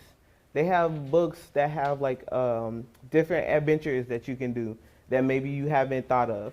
So just taking advantage of those things, because it's important. You want to create memories. Our life is a collaboration of different memories and experiences that when the time goes by, you don't get it back. So it's thinking about like what memories when we get older, What do I want to be able to go back to my life and look at, whether it be myself or with my family? What do we have to go back to? Like making the most of the time and the moments that we do have. Did you want to go into this? Yeah. Another thing that I enjoy is like game night. Just trying different things with your kids, doing something where it's not just a phone. I always say this, try to stay away from phones, TV. I know it's natural, we're in the age of Netflix and just like binge watching, and you do that with your spouse, but nothing more important than just going home and just connecting. You can't connect with your spouse if you're connecting with a TV or any type of electronic, because that's what has your attention. So connecting with your spouse, try your best to just do something where it's just you two. Play a game. I tell people all the time, social media has great things for it too. Like if you go to Instagram, they tell you places you can go new to eat, things you can do new as a couple. Look that up. Show gratitude. Showing gratitude is really important. This is more for my people that are married or have first responders in the family. One of the things first responders don't do is get gratitude. You do your job, you get out, go to the next call. Showing gratitude can go a long way for a first responder. And it's really important for the spouse or children to do that, to give them that connection, okay? Having one-on-one conversations. I know we can have family time, but sometimes picking your one child out and having alone time with that child, the other child having another moment for them and also for your spouse, I think it's very important because sometimes people just want to have one-on-one connections. They may not say everything they feel in front of the whole family. They may just say it with you. And they may say it somewhere else where they feel more comfortable. So I tell people, take your kids for a walk. Talk about life and show them what it is to talk about life. I always tell people, the common thing I see with parents is that they ask questions like they're interrogating a subject. What did you do today? What did you eat? Where'd you go? Who'd you hang out with? Do you talk to your friends that way? No. You kind of like talk about your day, right? Hey, I went like this. I went over here. I did this today. Sometimes talk about that. Show them what it is to communicate so they feel more comfortable to communicate to you. You want to do this one? I know it's yours. It's your baby. Before I go into self-care versus selfish, another thing with gratitude is we talk a lot about giving gratitude to others, but make sure too that you show gratitude to yourself and what that looks like, because that's something that you want to instill, whether it be in your kids, but also family, because we don't do that enough. We don't recognize or acknowledge the accomplishments and the things that we have. So you want it to go both ways as well. So with self-care, going back to a lot of people feel like I can't do that. I don't have the time. It's going to be selfish. I feel bad, especially with like taking time off and vacation. I've talked to so many officers or even first responders that just won't do it because they feel guilty about it. It's okay to be selfish. Sometimes selfish can have this negative connotation, but it's not a bad thing. Because think about it. If you get sick, right, you have to call out anyway. You're not functioning. So if you take care of yourself, right, you are creating more opportunities for you to be able to help other people and yourself at the same time. If you're not good, you're not going to be fit to do anything for anybody else. So all the things that you're putting all this work into, all the people that you're pouring into, it's going to be, at some point you won't be able to do it. So you have to replenish yourself. How do you do that? Self-care. It's not negative. It's not bad. It's okay for you to be selfish. That's just you taking time for yourself. That's you making sure you prioritize your health. That's you doing things that you enjoy. I ask so many people, like, what are the things that you like? And they have the hardest time telling me. It becomes something that like you forget. And if you're not doing that for yourself, not only are you showing your family that, but also like how much can you actually give to your family at home if you're not okay? And they're seeing that. Okay. I'm just sorry, he was saying. Okay. I'm sorry. Really? Can I share one thing? Yes. Okay. So just really, really quick, it's a simple, I guess, project you could do, if you will. In respects to figuring out what you really like to do, usually when I teach the self-care class for our department, I suggest everyone it's very simple. You get a piece of paper and you do a column One thing is titled The Things I Do Every Day, and then you do another column, The Things I Like to Do, right? And then compare both columns, and you'll be surprised how many things you like to do aren't necessarily part of the things that you do every day. So try to incorporate some of those things that you like to do to the things you do every day, or at least, several times a week. And kind of to speed it up, in respects to the flexibility, when we were speaking about this collectively as a group, being in a first responder family means that sometimes, besides practicing work-life balance and time management, it means improvising. What does that mean? I've had several clients this week, law enforcement officers who happen to be mothers who are working on Mother's Day. So what did they do? They actually celebrated Mother's Day with their weekend, with their respective families, either on their day off, which was earlier this week, or last week, because they took the time off. So trying to be flexible in respects to just, again, working with what you have, because realistically speaking, not everybody has the luxury of having Sunday off or Friday night off. So doing some of the things that we've, spoken about, and try to incorporate it and fit it into your lifestyle. One moment.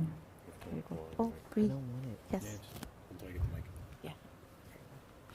All right. So, okay. All right. So, characteristics of healthy family and friends.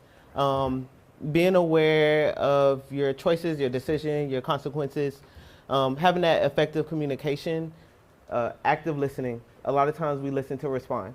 So taking that time to actually step outside of yourself and really listen to what the person is saying, which can be hard when you're tired and you're frustrated. So really just trying to take that step back, and that goes also into that self-care. Yeah. Yes? Yeah, Yes. I wanted to jump start. Speaking directly, I know you'll do this. Speaking directly to a person, your concerns and discussing topics at hand. Being direct doesn't mean you have to be rude either. So it's a difference between aggression and assertiveness. Sometimes it's just the way that we say it. It's not necessarily the truth that we're giving. So when talking about active listening as well, observing verbal and nonverbal cues. Like I told you before, if you're using technology, let's say you and I are talking, and you're talking to me, and I'm on my phone like this, and you're talking to me something important, how are you going to feel? You're not paying attention to me. Right? No, you're not a priority. You don't care. I don't care. And that's how I tell people, you have to be careful. When you're doing active listening, go somewhere you're not going to be distracted. Look at your partner. Acknowledge what they say.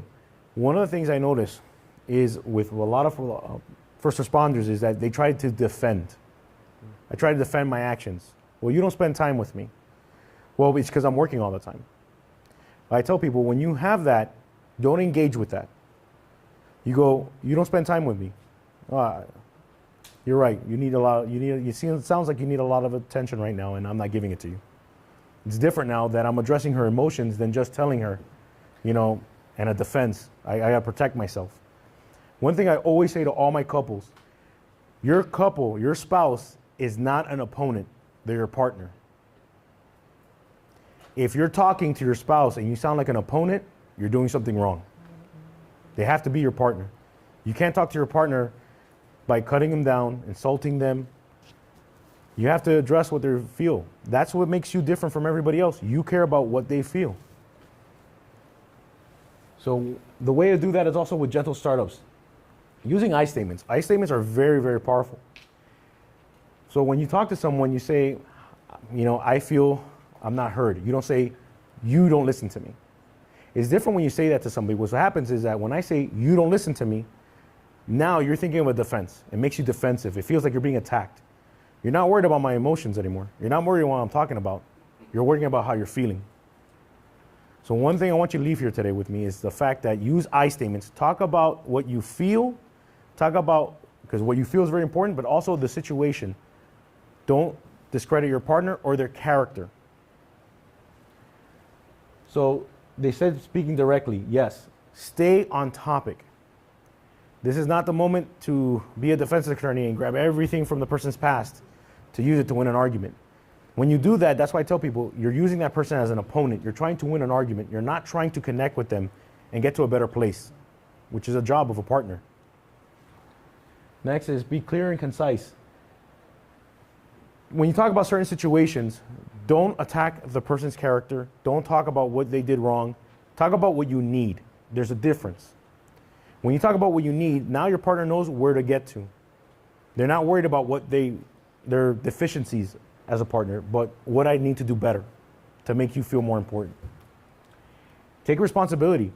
If a partner feels, let's say, bad about a situation, I feel like you work all the time, I don't feel like we connect, talk about that. Say, I'm sorry you feel that way. That's not my job. I'm not trying to do that. Taking responsibility automatically lets the partner know that you also care about what they feel. And being honest. Okay, I always say this to everybody, all my first responders. If you sacrifice kindness for honesty, your message is gone. Because all they're going to think about is, were you kind? No. So I really don't care what you say anymore. I'm just mad. I'm offended. I'm upset. So if you're saying to yourself, I'm going to say this to her or him, and it's in a way of it's not being kind, attacking their character, remember, your message is gone. And what's the point of communicating? Is to connect with one another and communicate and get that message across, what I need. So, that being said, be honest with one another. Okay, identifying support systems, family members, clergy, peer advocates, mental health professionals, employee assistance programs, squad members, and friends. If you need help, these are the places you can go to get some. Any questions or remarks within 30 seconds, I guess? Any questions? All right, thanks.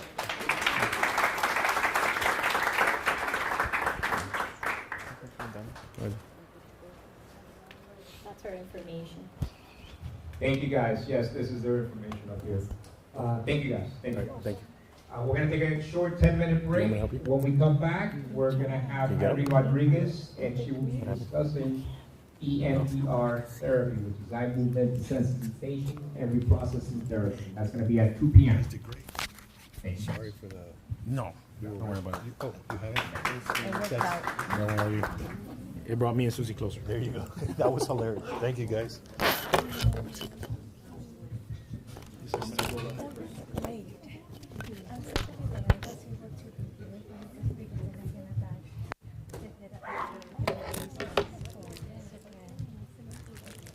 How do we shut this off? Here.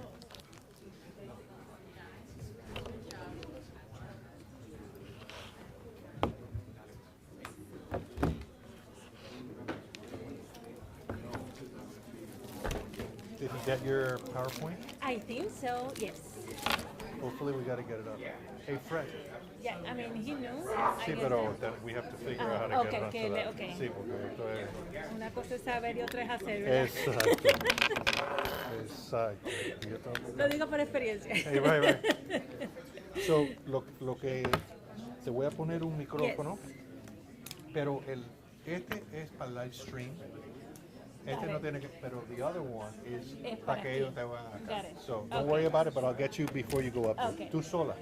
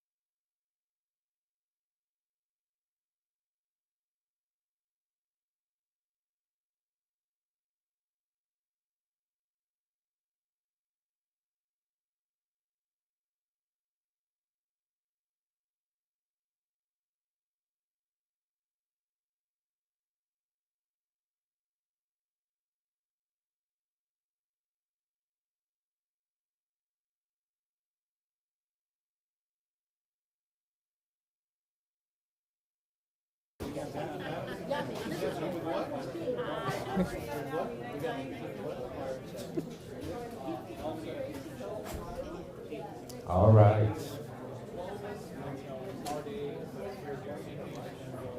We're going to start in 1 more minute. 1 more minute.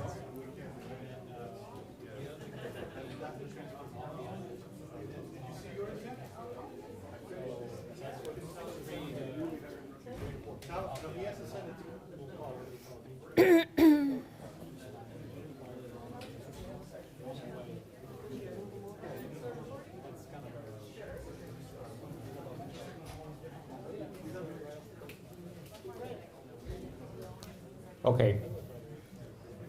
Okay, so next we're going to talk about something that I'm a big proponent of as well as EMDR. If anyone was part of the union's event last week with Captain Ben Vernon, you would remember that he spoke very highly of EMDR and how this treatment modality was able to help him get through some difficult times. So we have today Ms. Irene Rodriguez, who will be discussing this. So thank you. The floor is yours. Gracias. Gracias, gracias. I was so looking forward to be here. I took a flight from Puerto Rico. I'm from Puerto Rico. So because I'm doing everything online now, I'm able to travel back and forth. It's just a 2.5 hours, very close. And even though I do trainings now nationally, being here is good. It's been about 2 years that I don't wear shoes. I even like, hey, let me, my blazer, like kind of like. So yeah, for me, it's good to be here. And as we transition to the content, I would like to invite you to just pause for a moment. If you are eating, please swallow what you are eating. Just take a moment, and even like take a moment to flavor, to taste what you are eating as you find stillness. And just take a moment just to be. Nothing special to be here.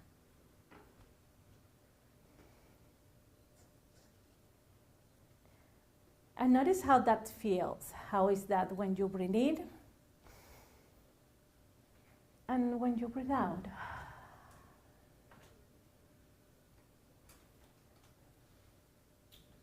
Notice how that feels when you breathe in, when you breathe out. Let's do it one more time. Breathing in and out.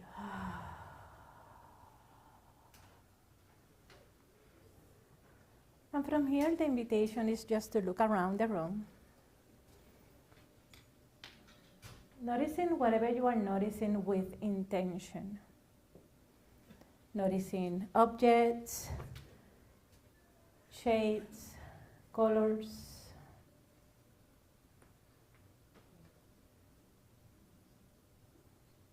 Can you identify any sound, any noises? Perhaps the sound of my voice. The breath.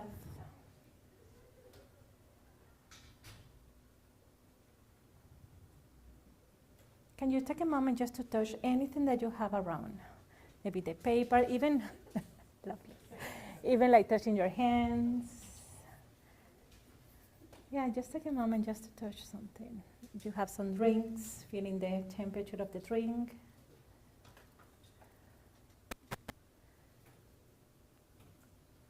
Can you identify any smell?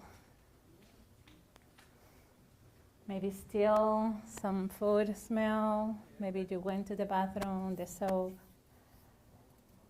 And from here, bring the attention to the taste. Perhaps you have something to drink, or even any aftertaste. Just take a moment to notice that.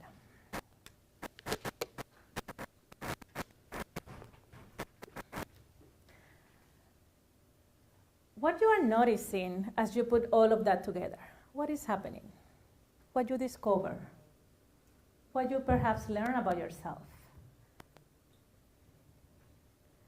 What is happening now as you pause?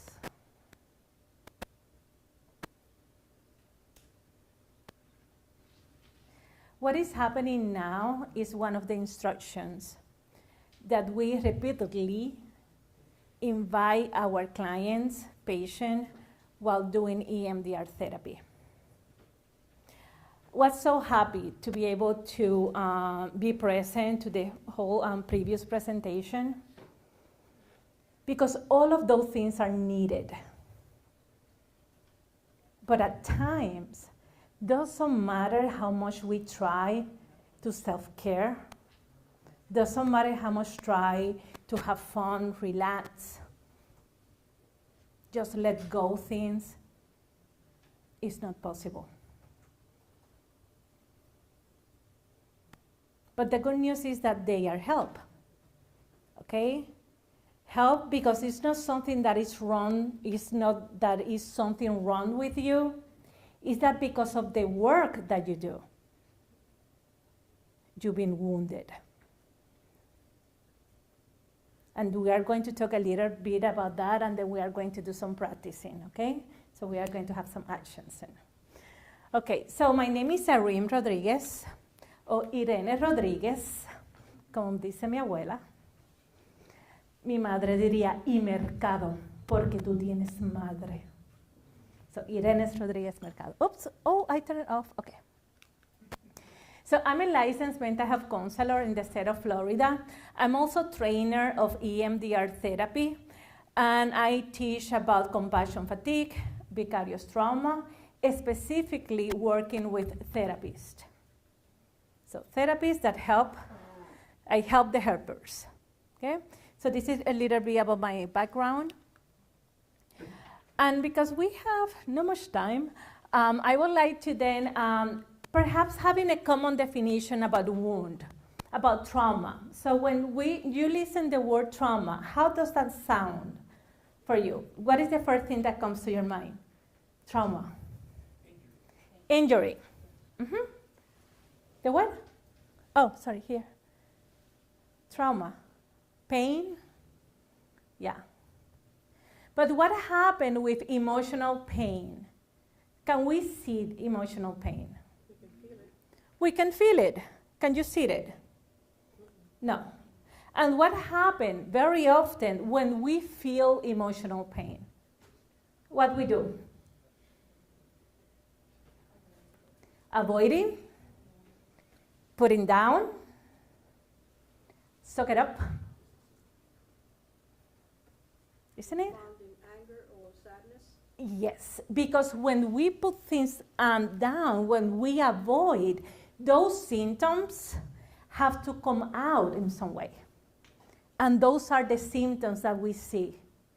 Depression, anxiety, anger, apathy, cynicism, that we don't care about things, disregard, feeling numb about feelings. And because of the work that you do, we are exposed to what? To multiple wounds. And they are wounds that are not only because of the work, but also because life happens. You all have what? Personal lives. And that was well established in the previous presentation. So what about the things that you are exposed at work, but also the things that you have to deal in regular life? So the intention here is to think about the symptoms, especially PTSD, vicarious trauma, depression, anxiety, not like something is wrong with you, with me, but because things had happened to you, to me, to us, that perhaps are causing those symptoms. And that is a shift of paradigm. So we are not ill, we are not sick, we are wounded. And what we need is just to heal. So vicarious trauma is something that happened because of the work that you do, is being exposed to different situations, you know the situations, And it's not like that happened once time, it's that it's repeatedly. That is part of the work. And because it's back to back, our body doesn't have time to digest.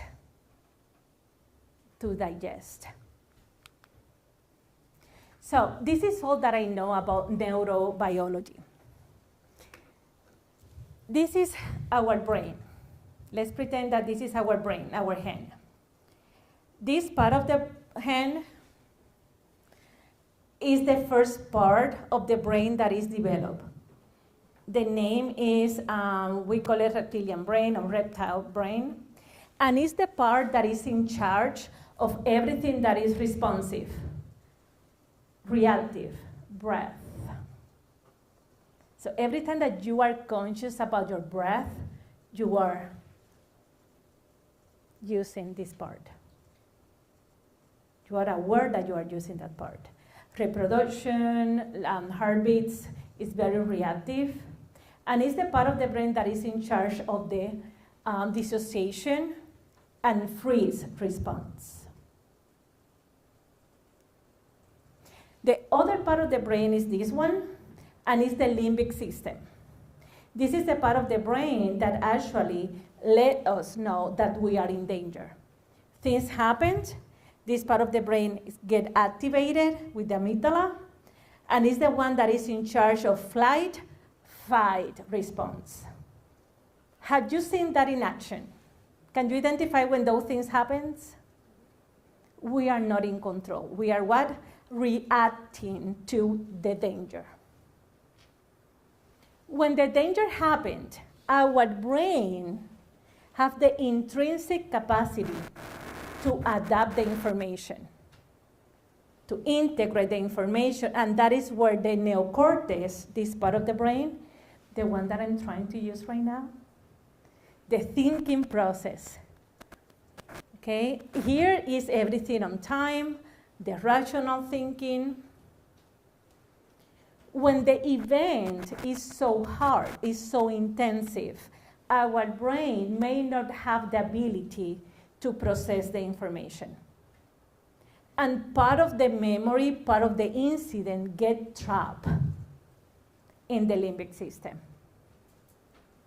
Because of that, we may feel flashbacks. We may be feeling the same sensation that we felt at the time of the incident. We may be guarded because we feel in danger all the time. And doesn't matter how much you try,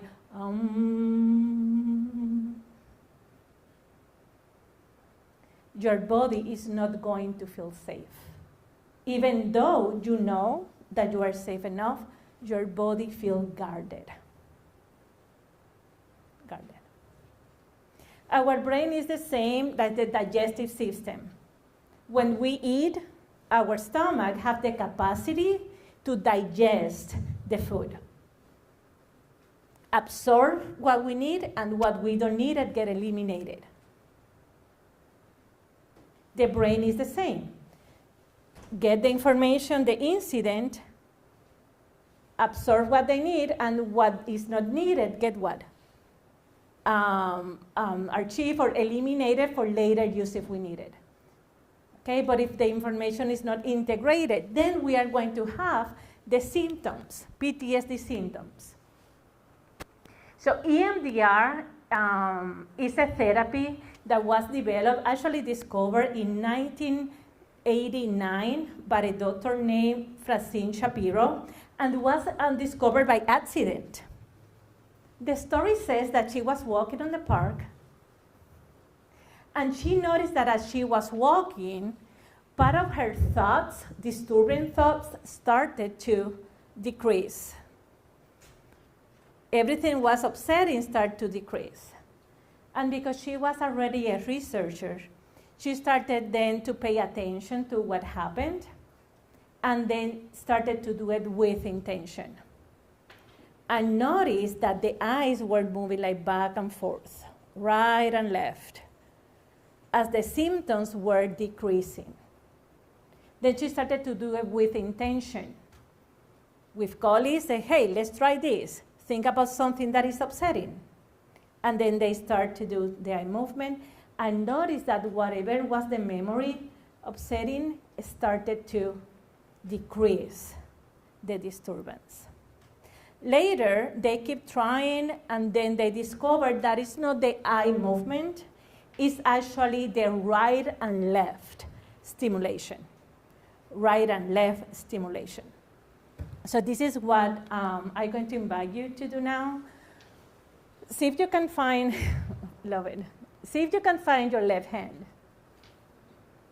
Put it in your right elbow,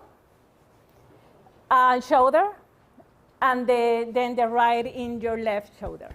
Okay, it's going to look something like this.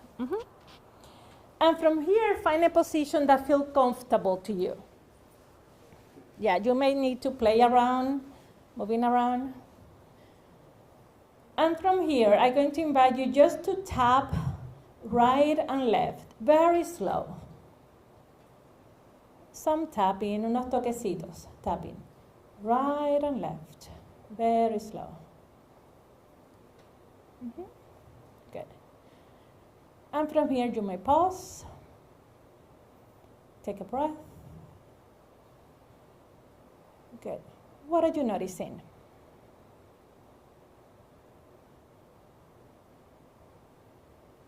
You noticing any change? Perhaps you want to keep like tapping slow. So we call this the butterfly hug in EMDR therapy. So the therapy is going to either do eye movement where you can follow right and left, or we can self-tap ourselves. We can do butterfly hug here, or tapping our knee, or even bouncing side to side.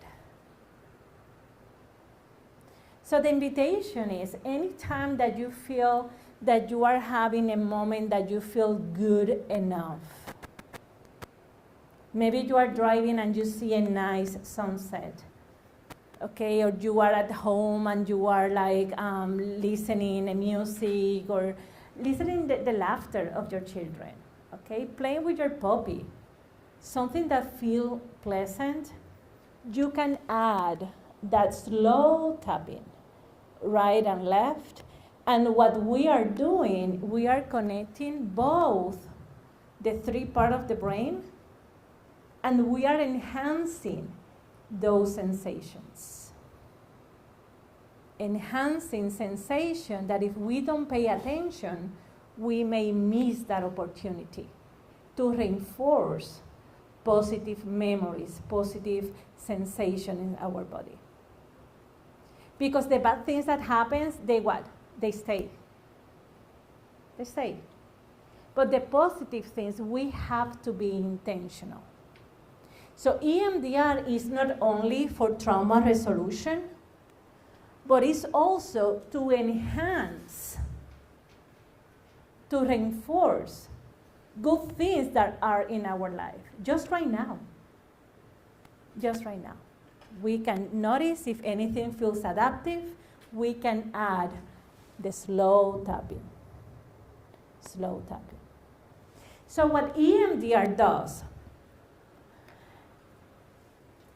EMDR is not only this, okay, that is a myth. EMDR is a standard protocol that goes through 8 phases. The bilateral stimulation is only one phase, is only one ingredient of the protocol. And what we do is we invite, through an assessment, we invite the client, the participant to think about the memory that we are working. And through that activation, we apply right and left stimulation until the point that the memory is desensitized. So the client can think about the memory, and the memory is not going to be upsetting anymore. I know that that happened, but that is not haunting me now. I can move on. And also what we do through the reprocessing is any negative belief, any negative perception of the word that I am not safe, perhaps, is going to be eliminated and positive cognitions comes up. So we work through the cognitions and the body. I think about the incident and it's not affecting me now.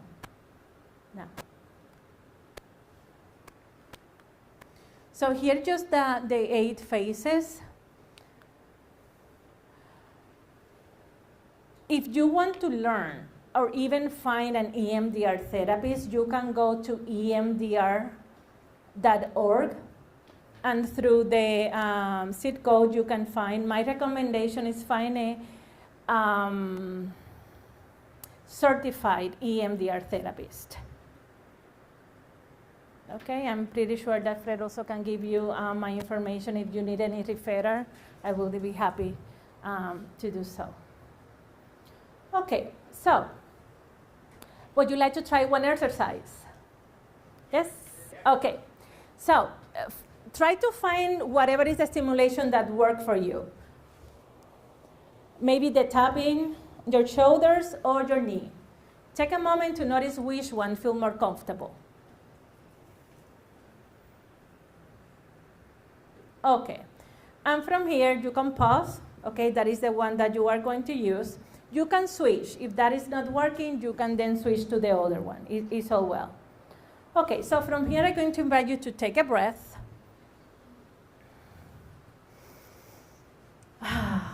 Or even like notice any movement that you may need to do as well until you find a comfortable position that you feel grounded.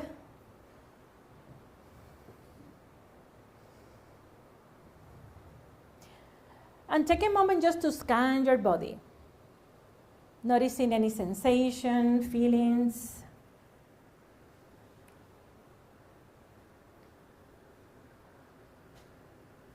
And pay attention perhaps if it's any part of your body that you feel any tension, anything that may not feel pleasant.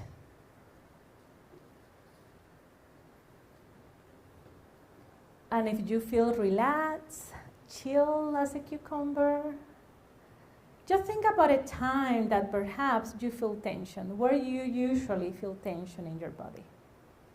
And take a mental note of that.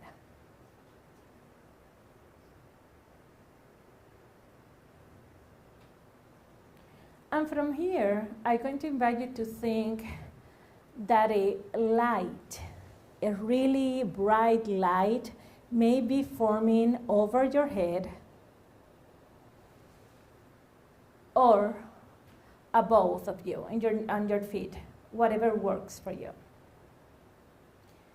And that light has any quality that you may need right now. You can imagine that light with any color, temperature, even shape that perhaps you associate with healing, strength, wisdom, patience, or any strength that you may need. And take a moment to imagine that that light is just moving through your body like a chill, moving inch by inch.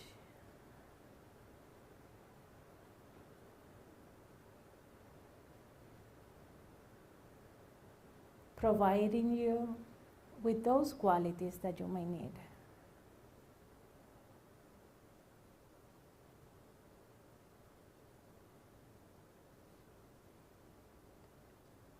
If you want to add any other qualities to the light,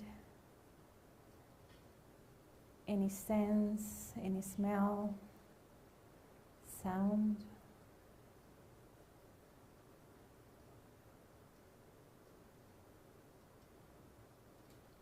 And if what you are noticing feels adaptive, feels pleasant, feels good, add some tapping, butterfly hug, right and left. Just noticing what you are noticing. Good. Just slow, slow.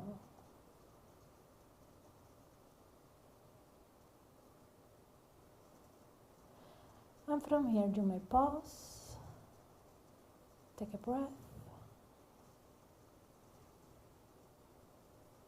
Now think about that area where perhaps you felt the disturbance at the beginning, the tension,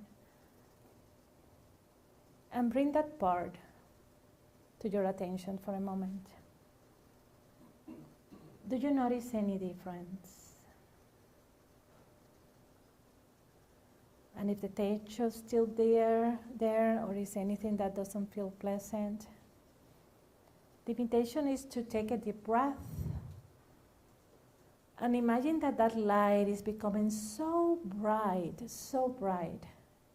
that whatever tension, disturbance you are noticing may melt to the power of that light.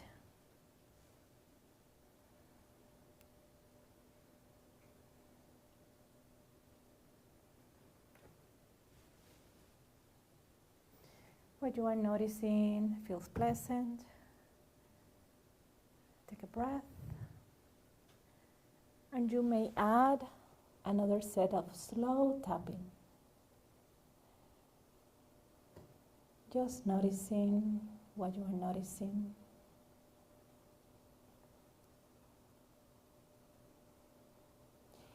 If you want to give a name to that light, you may do so.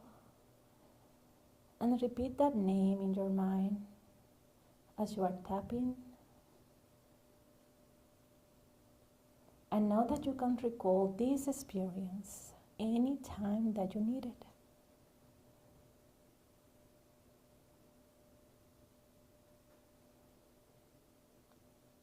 And from here we pause.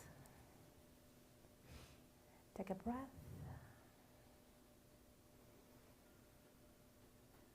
Take a moment to notice what you are noticing.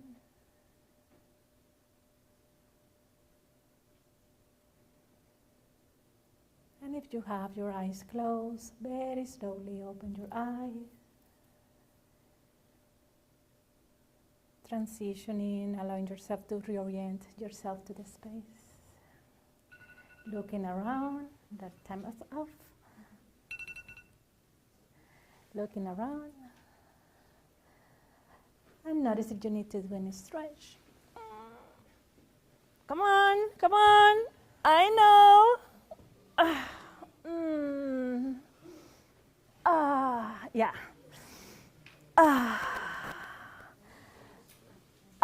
This is self-care.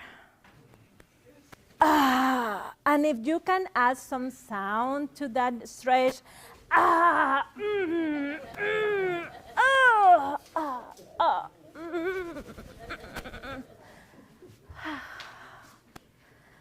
works.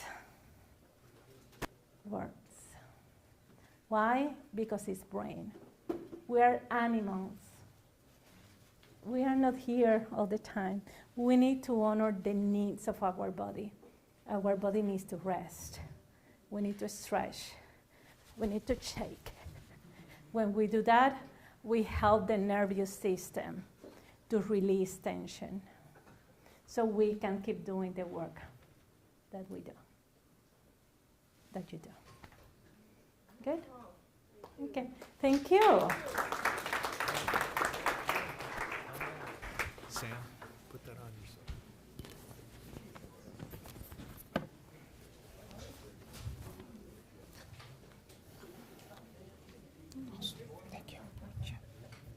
Thank you very much. We're going to take a short break. We'll be back at 2:40 for Christine Hodges and Mental Health for Dispatchers.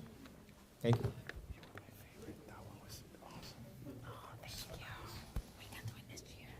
That one, easy one. That was good. Thank you. Click. Thank you.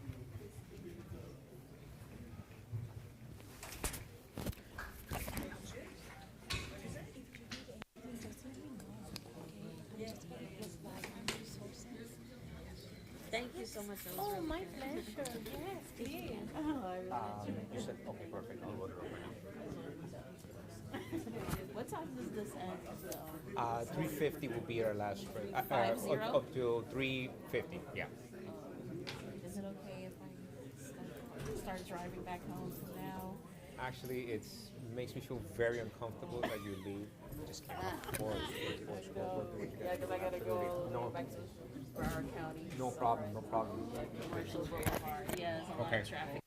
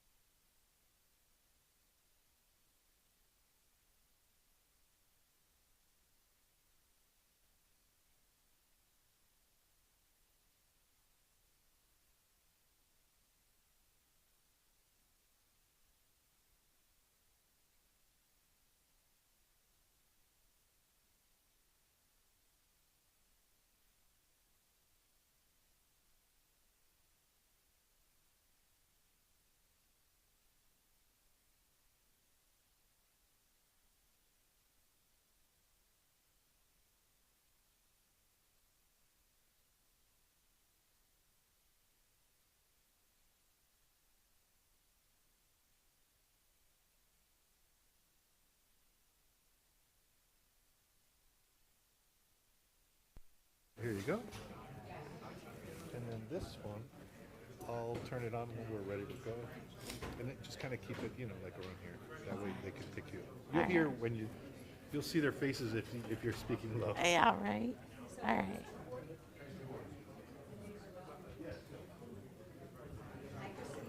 Hey, how are you? How you been? Good. Yeah, everything's going good? Yes, ma'am. Have you heard any so more good. from our stuff with the state and everything? No, I emailed Margaret, but it's been a couple weeks now. Okay. But Because I haven't heard anything. She hadn't Yeah. heard anything at that Okay. point. So You know what? When they still don't have a curriculum, the workbook.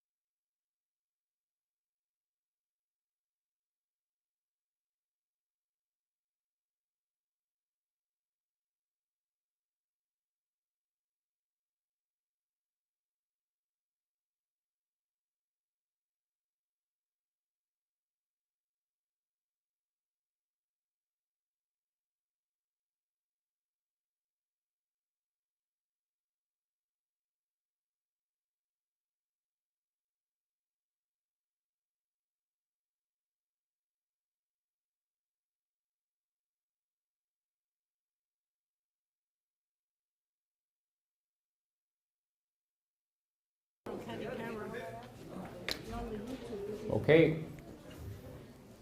We're going to get started in 15 seconds. 15 seconds. So start the countdown. I see some dispatchers moving up to the front. Oh, I thought they were going to move up to the front. All right. So we have. Hello? we have Ms. Christine Hodges from Sanibel Police, and she will be discussing dispatcher mental health. So thank you, Ms. Hodges. Floor is yours. Thank you so much. As the chief said, my name is Christine Hodges, and I've noticed that everybody's kind of gone over a little bit, so I want to put this up front instead of the end. You guys probably all know, of course, Hurricane Ian came and kind of demolished my island that I work at, Sanibel Island, along with some other areas of Lee County, Charlotte County, Sarasota, and Collier County, actually.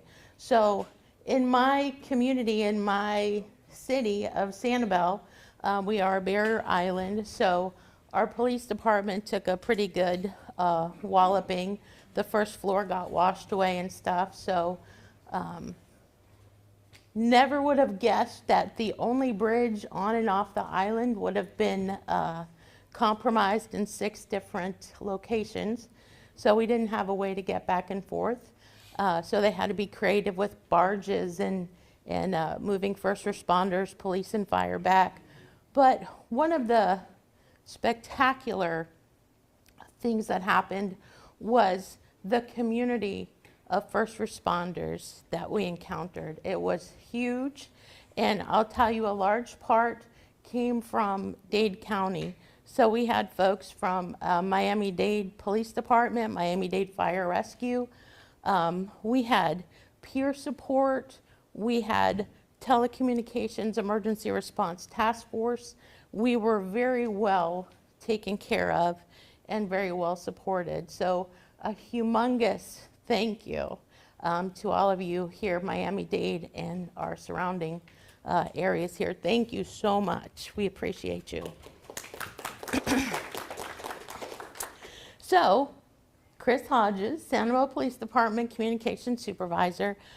This is my 30th year in public safety. And I'll tell you, and I'll tell it shorter this time. I graduated from Florida State, don't hate. I graduated from Florida State with my degree in education. And when I graduated, they didn't have positions in my area. So I was a substitute teacher for a couple years. And my uncle, I'm from a law enforcement family. My uncle said, go join the sheriff's office. So I did. And I only planned on being there for 2 years. So 30 years later, and I'll tell you that's because I absolutely love public safety telecommunications. I love the family that you encompass or encompasses you in doing this job. It's huge. And I retired from our sheriff's office after 25 years, and now I'm at a much smaller agency, whereas I used to be in charge of 90 people for communications. Now there's only 5 of us. So, but the training is really the same, because if you can dispatch in one place, you can dispatch in any place. If you can answer 911 here, you can answer 911 there. So it's huge, and I absolutely love it. And I'm so happy that the class from Miami-Dade Fire Rescue Communications is here. Thank you, guys, for coming very much. Yay! That is your new generation of, and we call ourselves the first responders. So we're going to talk about 911, what is your emergency, and how it affects public safety telecommunicators. I'm so excited, it works. I don't have cool stuff at my work right now. That is the beginning of every situation. 911, what is your emergency? And the first day of our academy class, I always go through and I talk to all the new trainees. And I ask them, tell me, what do you think a 911 operator is? What is a characteristic of a 911 operator? So we get a lot of stuff. We get professionalism, we get customer service, a lot of good things. What we try to teach people and encompass with them is that 911 is the difference. 911 is always the difference. Every call you answer, you have the opportunity to make a difference for somebody. Every radio key up you answer, you have the ability to make a difference for somebody. You are our heroes. You are our first responders, the first ones to answer those calls. 911 professionals are multitaskers. You guys can see that screen. Now, I told you I came from a big agency, and I'm at a much smaller place, but somehow the number of screens I have to monitor multiply. It's absolutely crazy. So we have in our dispatch, each dispatcher has to monitor 7 different screens. So along with our regular computers, our radio consoles, we have license plate readers, we have teletypes, we have all kinds of stuff that we have to be responsible for. There's a lot of learning that goes into what we do. We have to be decision makers.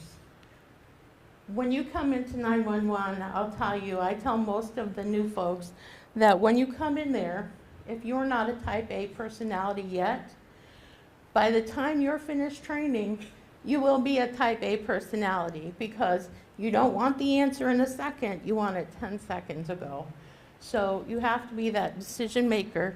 You have to understand the situation that you're dealing with in that very minute short period of time that you've been on the phone. So you have a lot of work to do in just a few seconds, and you have to make those decisions quickly. You are the purveyor of information. All that information that you're gathering has to be relayed to your officers. Pre-arrival instructions have to be given to your callers. You are the lifeline, the person with all the information that is going to be given out, and you are going to make a difference in that response. I'm way too close to the camera. That's going to be freaky. But you have to get all that information out to your officers, your firefighters, EMS, paramedics. I went to a class one time, and one of the things that they talked about was dealing with officer safety. One of the situations that came up was the fact that in many of the responses where there were injuries to the officers or terrible scenes, most of those calls, a large percentage of them, the 911 operators had information that wasn't relayed. So that is a huge thing to remember when you're getting that information. When you're dispatching your folks, get that information out to them. Again, you are the lifeline. You are that voice on the phone for the caller. And the callers are calling at their worst moment.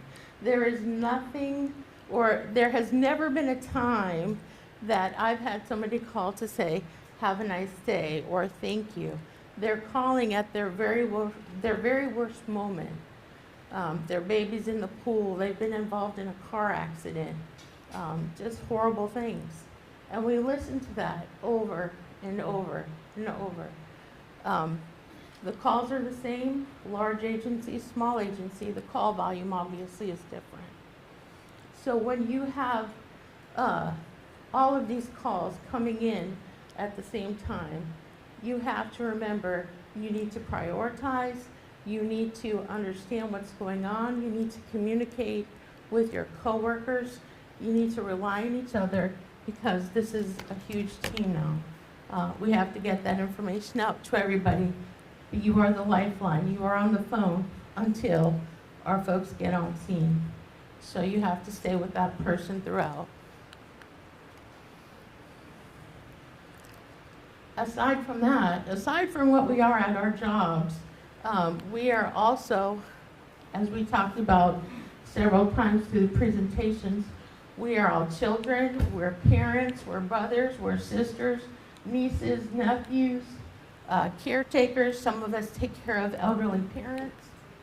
We are students, and I'll tell you, you guys are just starting out now, I'll tell you, never ever miss an opportunity to take advantage of education and training. Because I have seen many people, you know, once they're in it, they're comfortable, they become complacent, they don't keep up with new technology, and they're not made to. So I will tell you, be a forever student. Take advantage of any learning that you have. Can I have that water? Take advantage of any opportunity you have to attend a class. Thank you, and learn new technology. Because I'll tell you, in 1993, when I first started, guess what wasn't a thing? Cell phones. Cell phones weren't a thing in 1993. So now the technology obviously has evolved. We have a lot of learning to do still. We have a conference coming up next week. So when we get those 911 calls, I'm sure you guys have all heard Phase 2 or Rapid SOS as far as location services.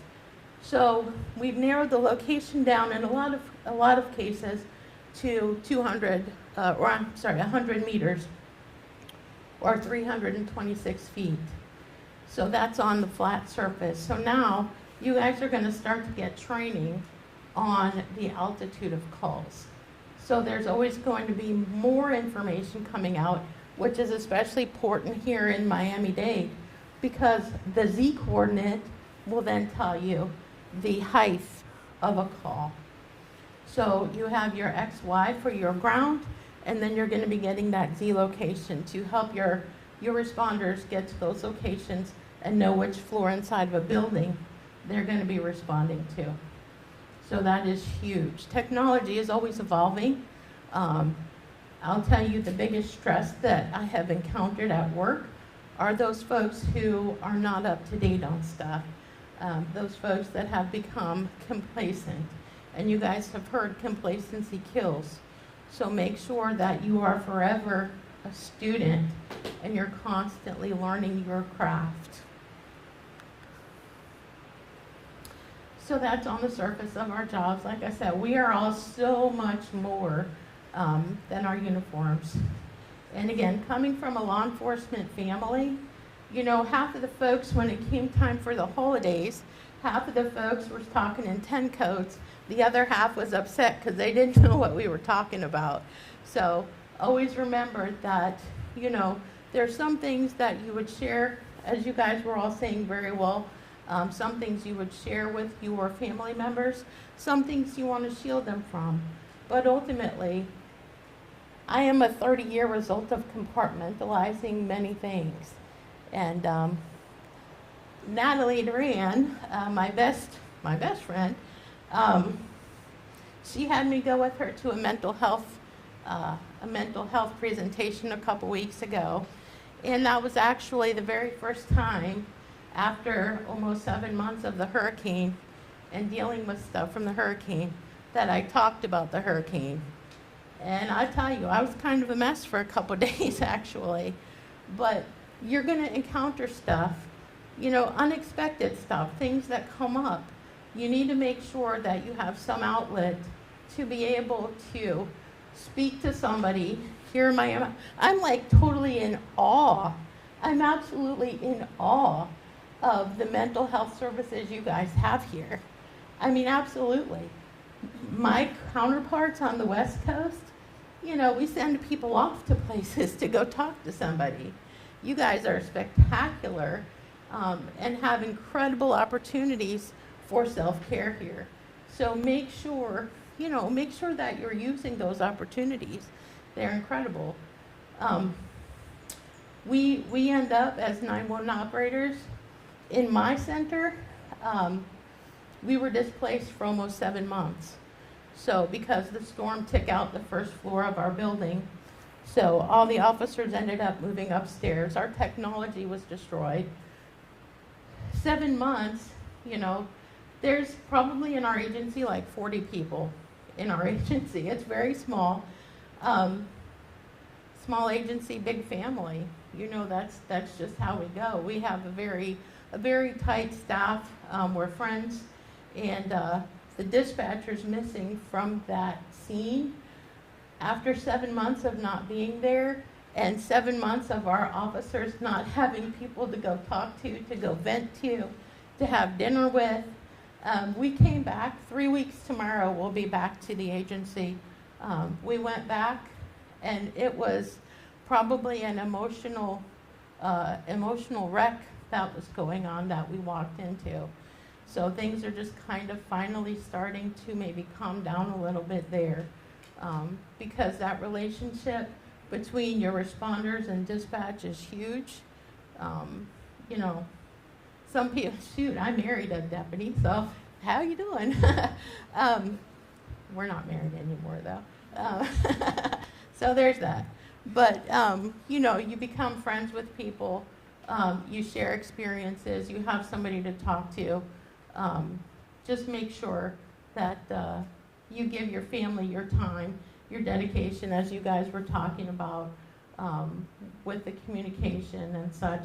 My son, who is now an adult, because his dad and I were constantly working all the time, you know, there's some anger issues and stuff like that going on, but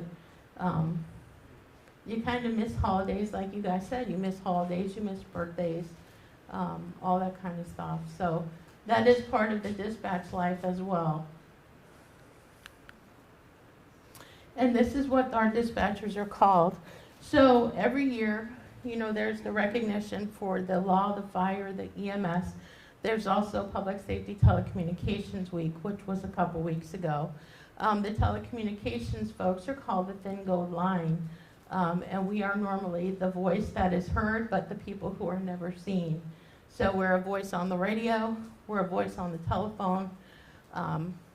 We invest ourselves in our calls constantly.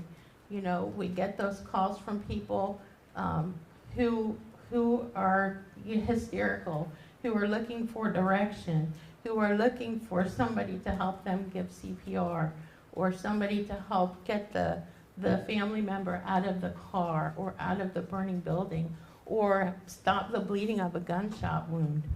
We are that voice on the phone that's providing them direction, providing them support, you know. And I'll tell you guys, that's trauma. You guys are dealing with trauma over and over and over. So it's just a matter of understanding that what you're doing is huge. You are that difference. You are that lifeline. You need to take care of yourselves as well. So through this hurricane, Hurricane Ian, we normally at our agency had people who would call up. You know, they kind of, I keep moving, I'm sorry. People who would call up on a regular basis. Oh, there's speeders that on the boats in this bay, and there's this and there's that. And one fellow who was starting to suffer dementia and stuff like that, he would call up. I ended up talking to his sister many times during this hurricane because he didn't want to leave the island. He was set, he was not going to leave. His house was basically destroyed, so he was trying to live there. But we ended up getting him evacuated a week after the hurricane, and his sister was very grateful. He called up our agency one day after he was able to go back. He's like, Hodges? I'm like, yes, not his name. And he's like, my sister had to talk to you because you know everything. I'm like, oh, thank you so much. But I'll tell you, one of the things that happened after hurricanes and after disasters and people who lived through those things is that the trauma continues after the event. So for us, we were displaced. We were with lead control, which is our ambulance and fire. So that's not normal. You know, police are normally with police, but we ended up, because the emergency dispatch center was with ambulance and fire. So I will tell you all firsthand, being a lifetime law enforcement dispatcher, being with ambulance and fire folks for 7 months, kudos to all of you, because that is something that I feel like, I mean, you guys are angels. You guys are going into such a profession that truly makes a difference. And I'll tell you, after that hurricane, the church folks who came in, the dispatchers who came in from throughout the state and a couple states that were helping answer the 911 calls, our folks at Leak Control, for a solid month after that hurricane, all we heard was 1, 2, 3, 4. For a solid month, all we were listening to was the dispatchers, the 911 operators, giving people CPR instructions for a solid month because of the trauma that our citizens suffered during this storm and after the storm and the demolishment of their community. So God bless our 911 operators doing medical and fire, because they are truly angels, and making a difference every day.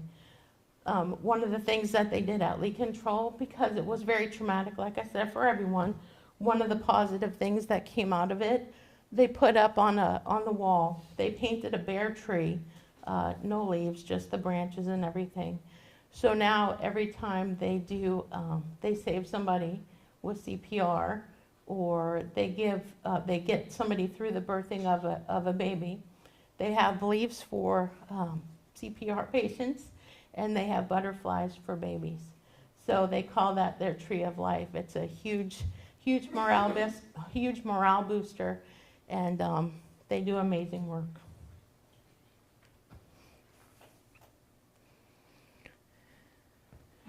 And again, no matter what size the agency, the only thing really that's different is the call volume. 911 here in Miami is 911 the same in Fort Myers is the same as in Tallahassee. Same with dispatching. The types of fires, the robberies, the shootings, they're all the same all over the place. So no matter what the size of the agency, large, medium, or small, we have to deal with that trauma.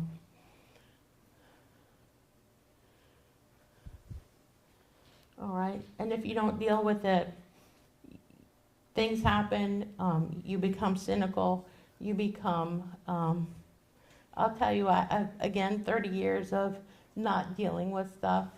I enjoy very much staying at home and not dealing with people at all. So make sure that you keep engaged with your family, engaged with your coworkers, continue to look for support. Anxiety, burnout, PTSD, depression. As a supervisor at the sheriff's office, I've actually lost 2 dispatchers to suicide.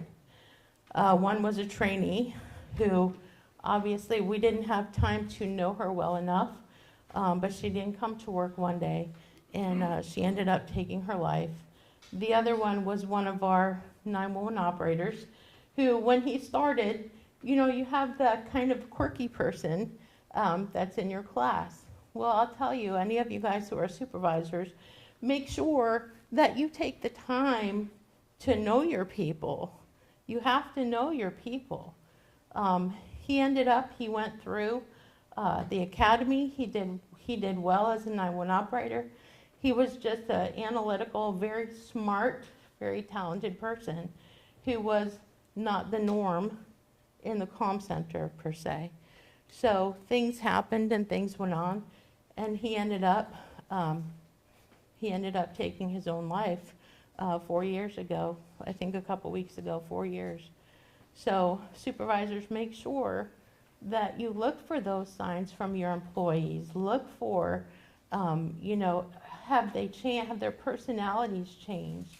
Has their work performance changed? What's going on with them? And they may need to just talk, they may need to vent out, but they may need to have support from actual mental health practitioners. So make sure that you're aware of your folks. Over 40% of our 911 dispatchers exhibit high levels of burnout, which is more than double the rate of regular jobs. So over 40%. Our turnover rate in 911 is actually 14 to 17%. But in the first year, And you guys know it takes a good year to be comfortable doing this job to begin with. In the first year, we end up losing about 25% of our new employees.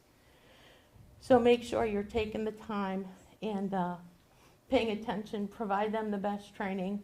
When 1993, the training that we got, myself as a trainer, I was handed a manila envelope with a DOR in it, and they said, here you go, I'm a trainer.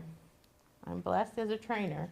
So back then, our training was based on whatever your trainer knew, and there weren't all the certification classes and all that kind of stuff. But again, forever be a student of your profession, because we are now at a point where we are evolving again. Like I said, we talked about our Z coordinates, but one of the other things now that we have, aside from the cell phones, we have the ability to receive texts on 911. We are going to soon be having the ability to get the photos and live stream videos. So for our 911 professionals, our main source has always been our hearing. And with that, with our hearing and what we hear, we picture things in our minds as to what's going on, what scenes look like. A lot of times they end up, being worse than what they are. But now we are going to soon be having the ability to receive live stream videos. So for example, a bank. If a bank provides your agency the URL to their security cameras, your 911 operators soon are going to be possibly seeing people get shot, stuff like that. So always be aware that the training for 911 has to involve more psychological training, more preparedness for what you're going to see on those screens. All right, and you guys have talked about all this stuff throughout the day. Inconsistent leadership is a huge portion of stress for pretty much everybody, I think, at our agencies. We have to make sure that all of our shifts are running the same. The supervisors are treating everybody the same. And, what we do, especially in dispatch centers can be very quirky. So you have to be very careful and very aware about that. Any supervisors, make sure we're consistent with our policies, our policy enforcement, our evaluations. The other thing too, we have our priority dispatch with our medical and our fire protocols. With those, we have also our quality assurance. So always remember that quality assurance is to make sure people are doing the right thing, because I've seen agencies use those to jam people up. So make sure supervisors or anybody that's doing quality assurance that you are using those as learning tools, as training tools, which they should be. All right. Can one of you guys click on that link? Go back.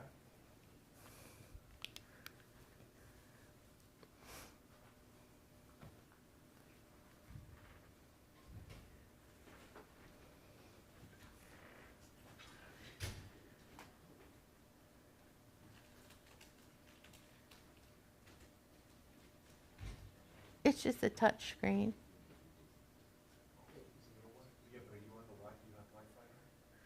They hooked it up when I first got here with the hotspot.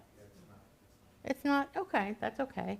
The video, if you guys are interested, for dispatchers, it's about PTSD and or 911 operators and stuff.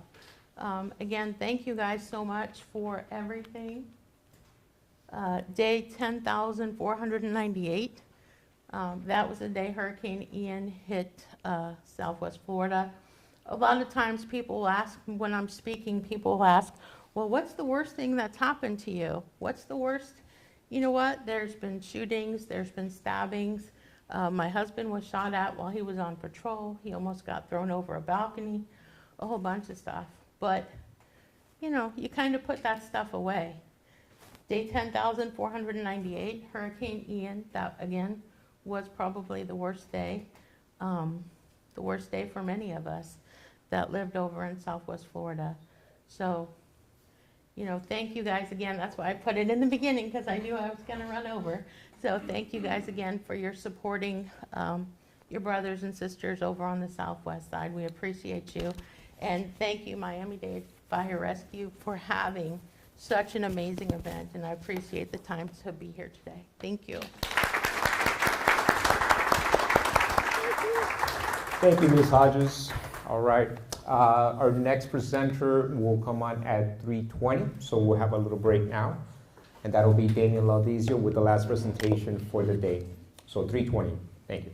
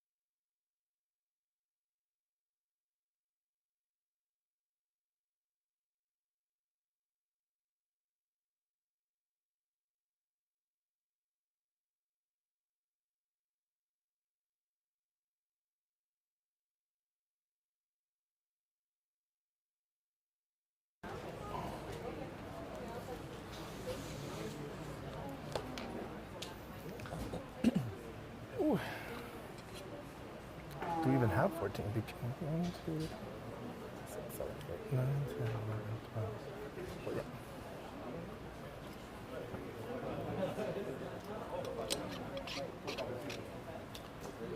Okay. All right, so now we're going to have Mr. Damian Laudizio from the Jewish Community Services of South Florida present. He will be the last presenter of the day. So without further ado, sir, the floor is yours. All right. Okay. Hello, everyone. As he said, my name is Damian Laudizio.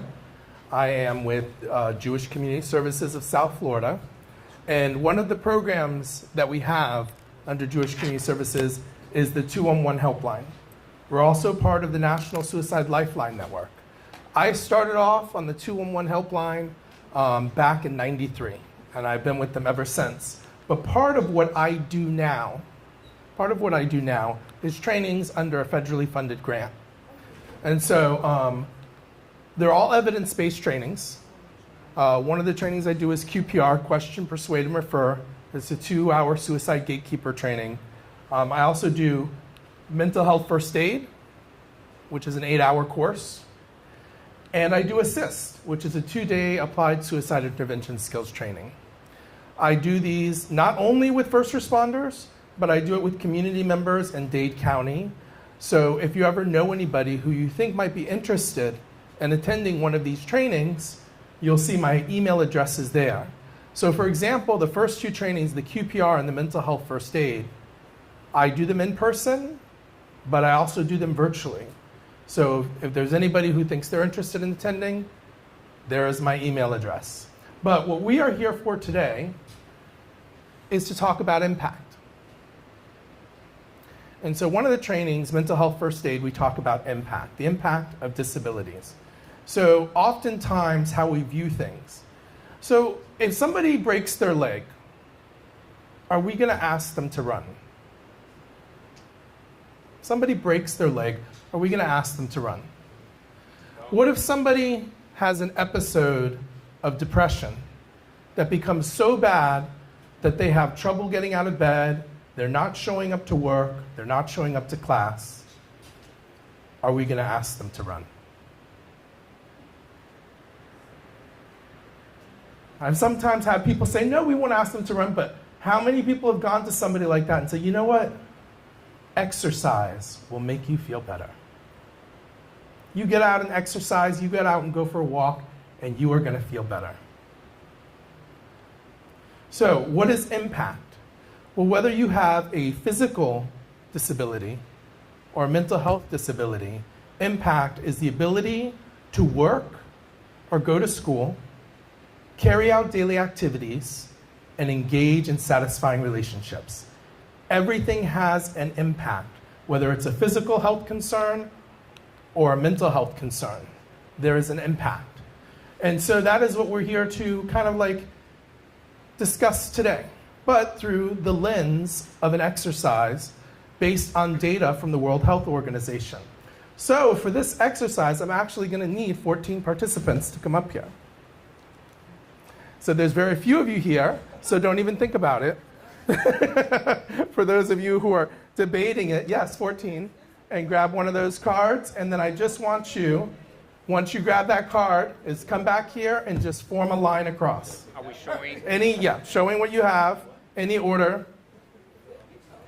Let me see if I can, oops. No, that's not 14. I need 1, 2, 3, 4, 5 more.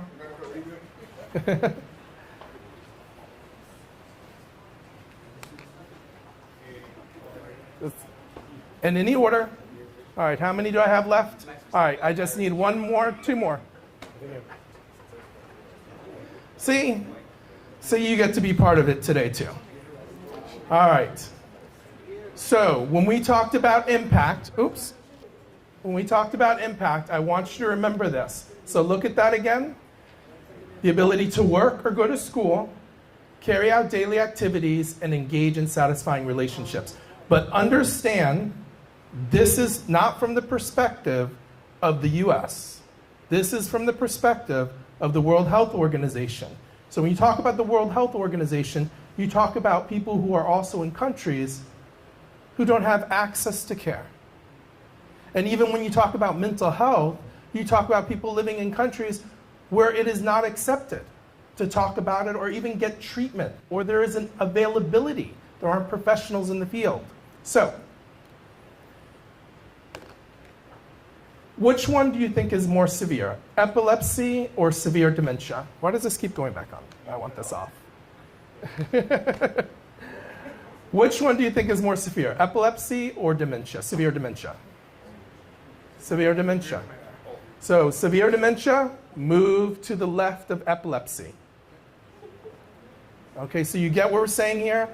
You guys are going to reorganize this line. Everything up here has an impact. We are not saying it doesn't have an impact, but it's an impact in comparison to what else is up here.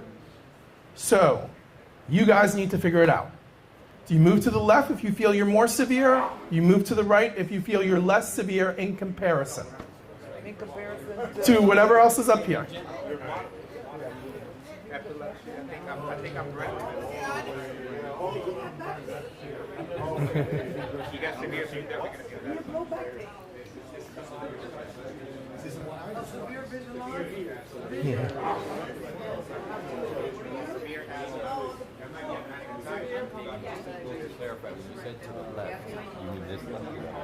Okay, This so left. the more severe is going to be on this side, guys. The more severe is going to be on that side.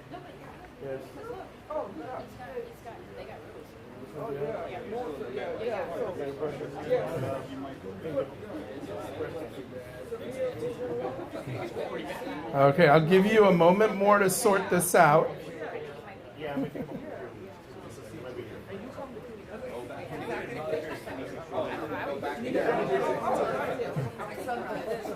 Okay, so just make space. Don't stand behind each other. Just make space a little bit. All right. So for those of us who are left in the audience, do you think anything is incorrect up here? So the left side is more severe, and the right side is less severe. Would you change anything here? Would you move anyone? Does this order look good to you? So who would you move? So if you want to move somebody, you just name the disorder and you tell me where to have them move to. Mm-hmm.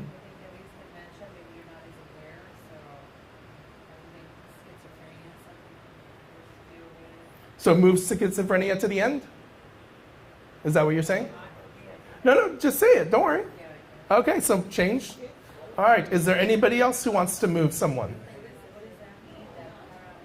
Paraplegia means that you're paralyzed from the waist down. Quadriplegia is the neck down. Is there anybody else you guys would want to move, or do you guys think this is good?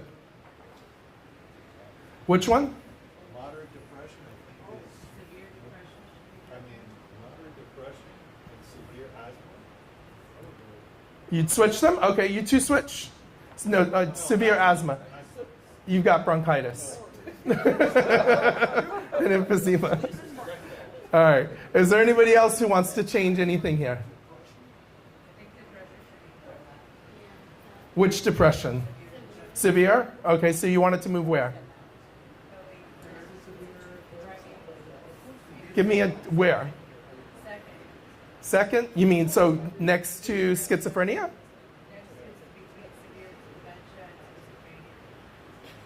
Oh wait, you're talking, I thought you... So you want to move severe depression where? Okay, so move after paraplegia.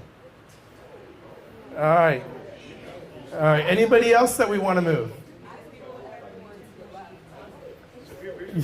Well, what's going to happen to the person on the end? All right. Where'd my clicker go? All right. So, where do you want PTSD? This will be the last move we're going to make. Okay, right? Paraplegia and depression. Okay. All right. Okay, sorry for you guys who are standing in front. So, I know those who are watching on the video, you can't see all the topics that are here, but all the topics will be presented up here. So the first one should be mild hearing loss. Ah, so correct. If you don't see it, mild hearing loss is correct. After mild hearing loss, we have low back pain. Ah, okay. There we go. Uncomplicated diabetes. All right. This is where Epilepsy. close. So epilepsy was close. So remember, this is from perspectives. Understand, I know a lot of times people see these things and think, oh, you know, this is much more intense than you realize. I remember the first time I heard about epilepsy was in an after-school special on TV. And I thought it was the most horrifying thing. I was like, oh my God, you know, this is so intense. But of course, when you see after-school specials, it's the most intense scenarios. When you see movies, sometimes you're living it though, and you're in the most intense scenario. So we're not here to minimize your experience. But as I said again, who is this? The perspective of who? The World Health Organization. Non-invasive breast cancer. Move down. Yeah. So understand, when you have non-invasive cancer, what is that? Non-invasive breast cancer means you're probably going to go in for a medical procedure, and when do you think you can go back to work? Yeah, I mean, you talk to your doctor and you're like, okay, you know, write me a note, I need a week. Write me a note, I need a week or two. But technically, you can go back the next day. Then moderate depression.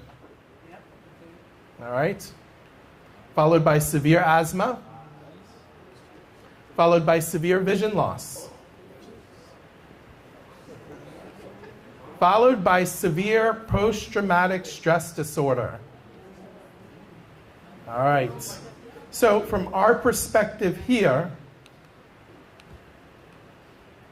1 in 4 and 1 in 3.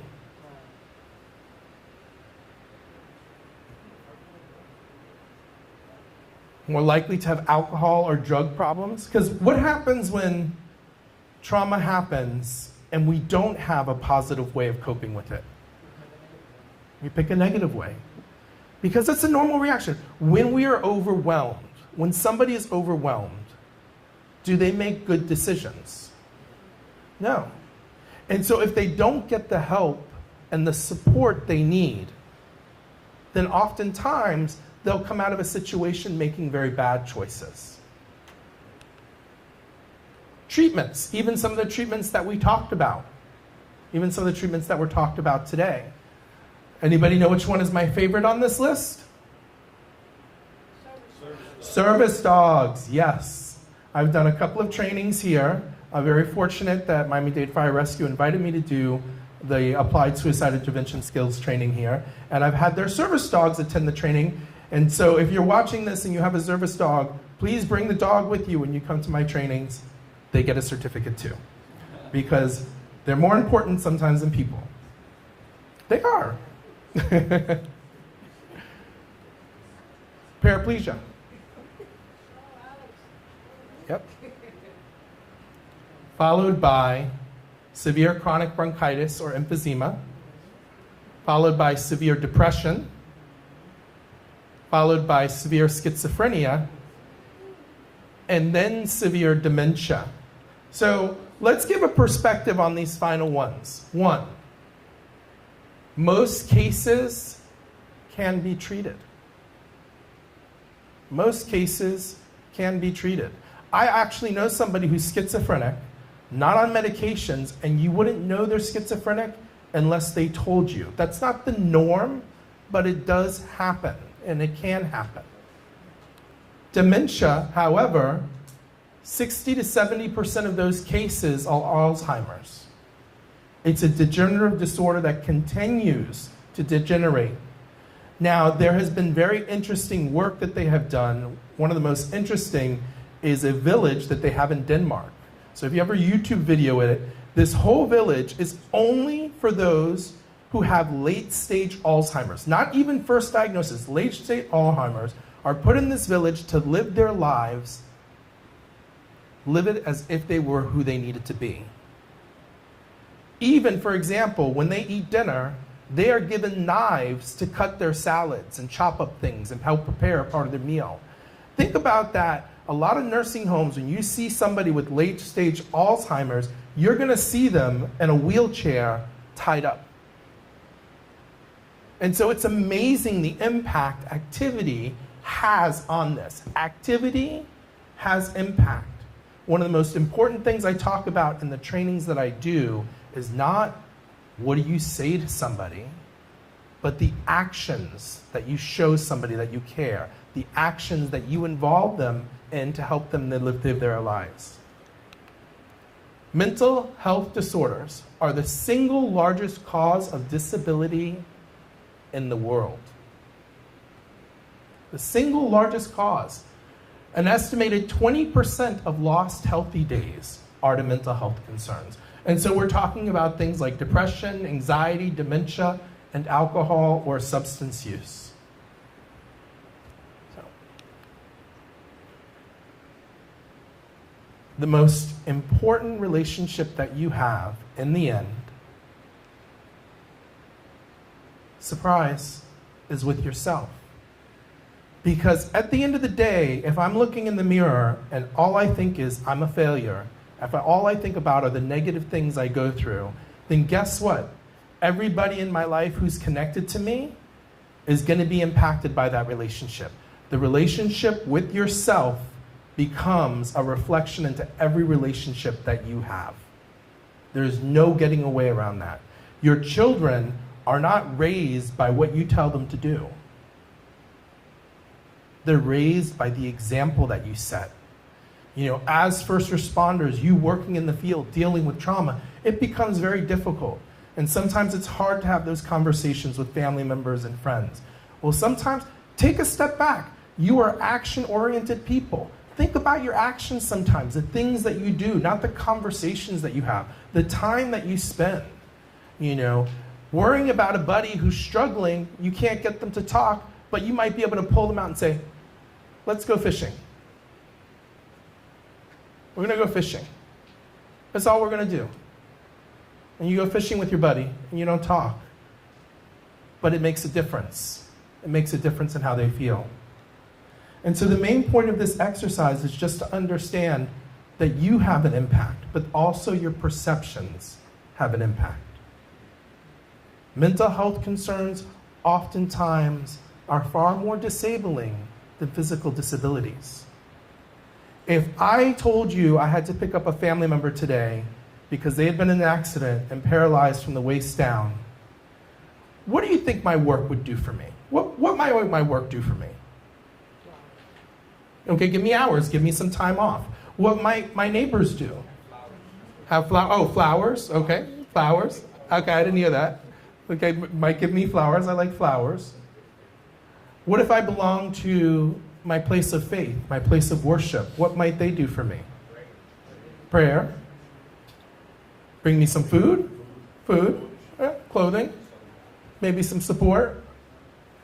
What if I told you today that I was going to pick up that same family member, but they weren't in an accident, they had an episode in which they were diagnosed schizophrenic. And even though they were still symptomatic, even though they were still hearing voices, they were being released. Would I get that same response from my coworkers, from my neighbors, from people around me? And so part of why mental health concerns tend to be far more disabling is also because there's far less support. Your physical health, your emotional health, your mental health, and your spiritual health are all in one vessel, and they all are connected whether you want them to be or not. They're just everything together. It's not separate. And so sometimes people like to separate, oh, mental health is here, I have nothing to do with that. I only have my physical health. But that doesn't make it true. But many people live their lives as if it was true. And many times that's why we see burnout. So, thank you everybody. I appreciate your time. I appreciate your taking part in this. I'm going to ask you to put those cards down.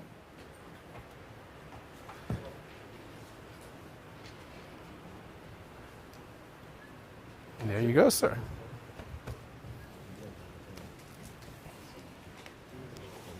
Thank you. Thank you, Damien.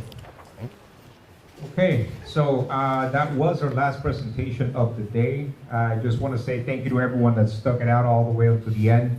I hope you take these conversations and you take them back to your departments, to your friends, to your loved ones, to all those that you feel could benefit from hearing what we discussed here today. I want to thank everyone that, from my team, all the health and safety division, everyone that helped me out with this. For sure, you know, we accomplished a lot of things together. And again, thank you guys for being here today and lending us your time and your ear. And again, take these conversations back and tell everyone what we did here today. And we're all a little bit better for having come here today and spent some time here to discuss these things. Chief, you want to say something? 768 15.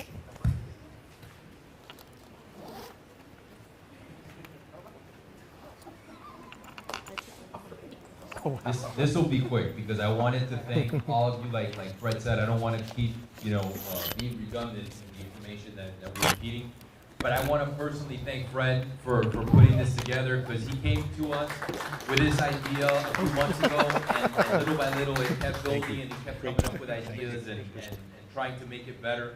So I really appreciate you and thank everyone for coming. Stay safe and we'll see you guys next year, May 10th. Thank you.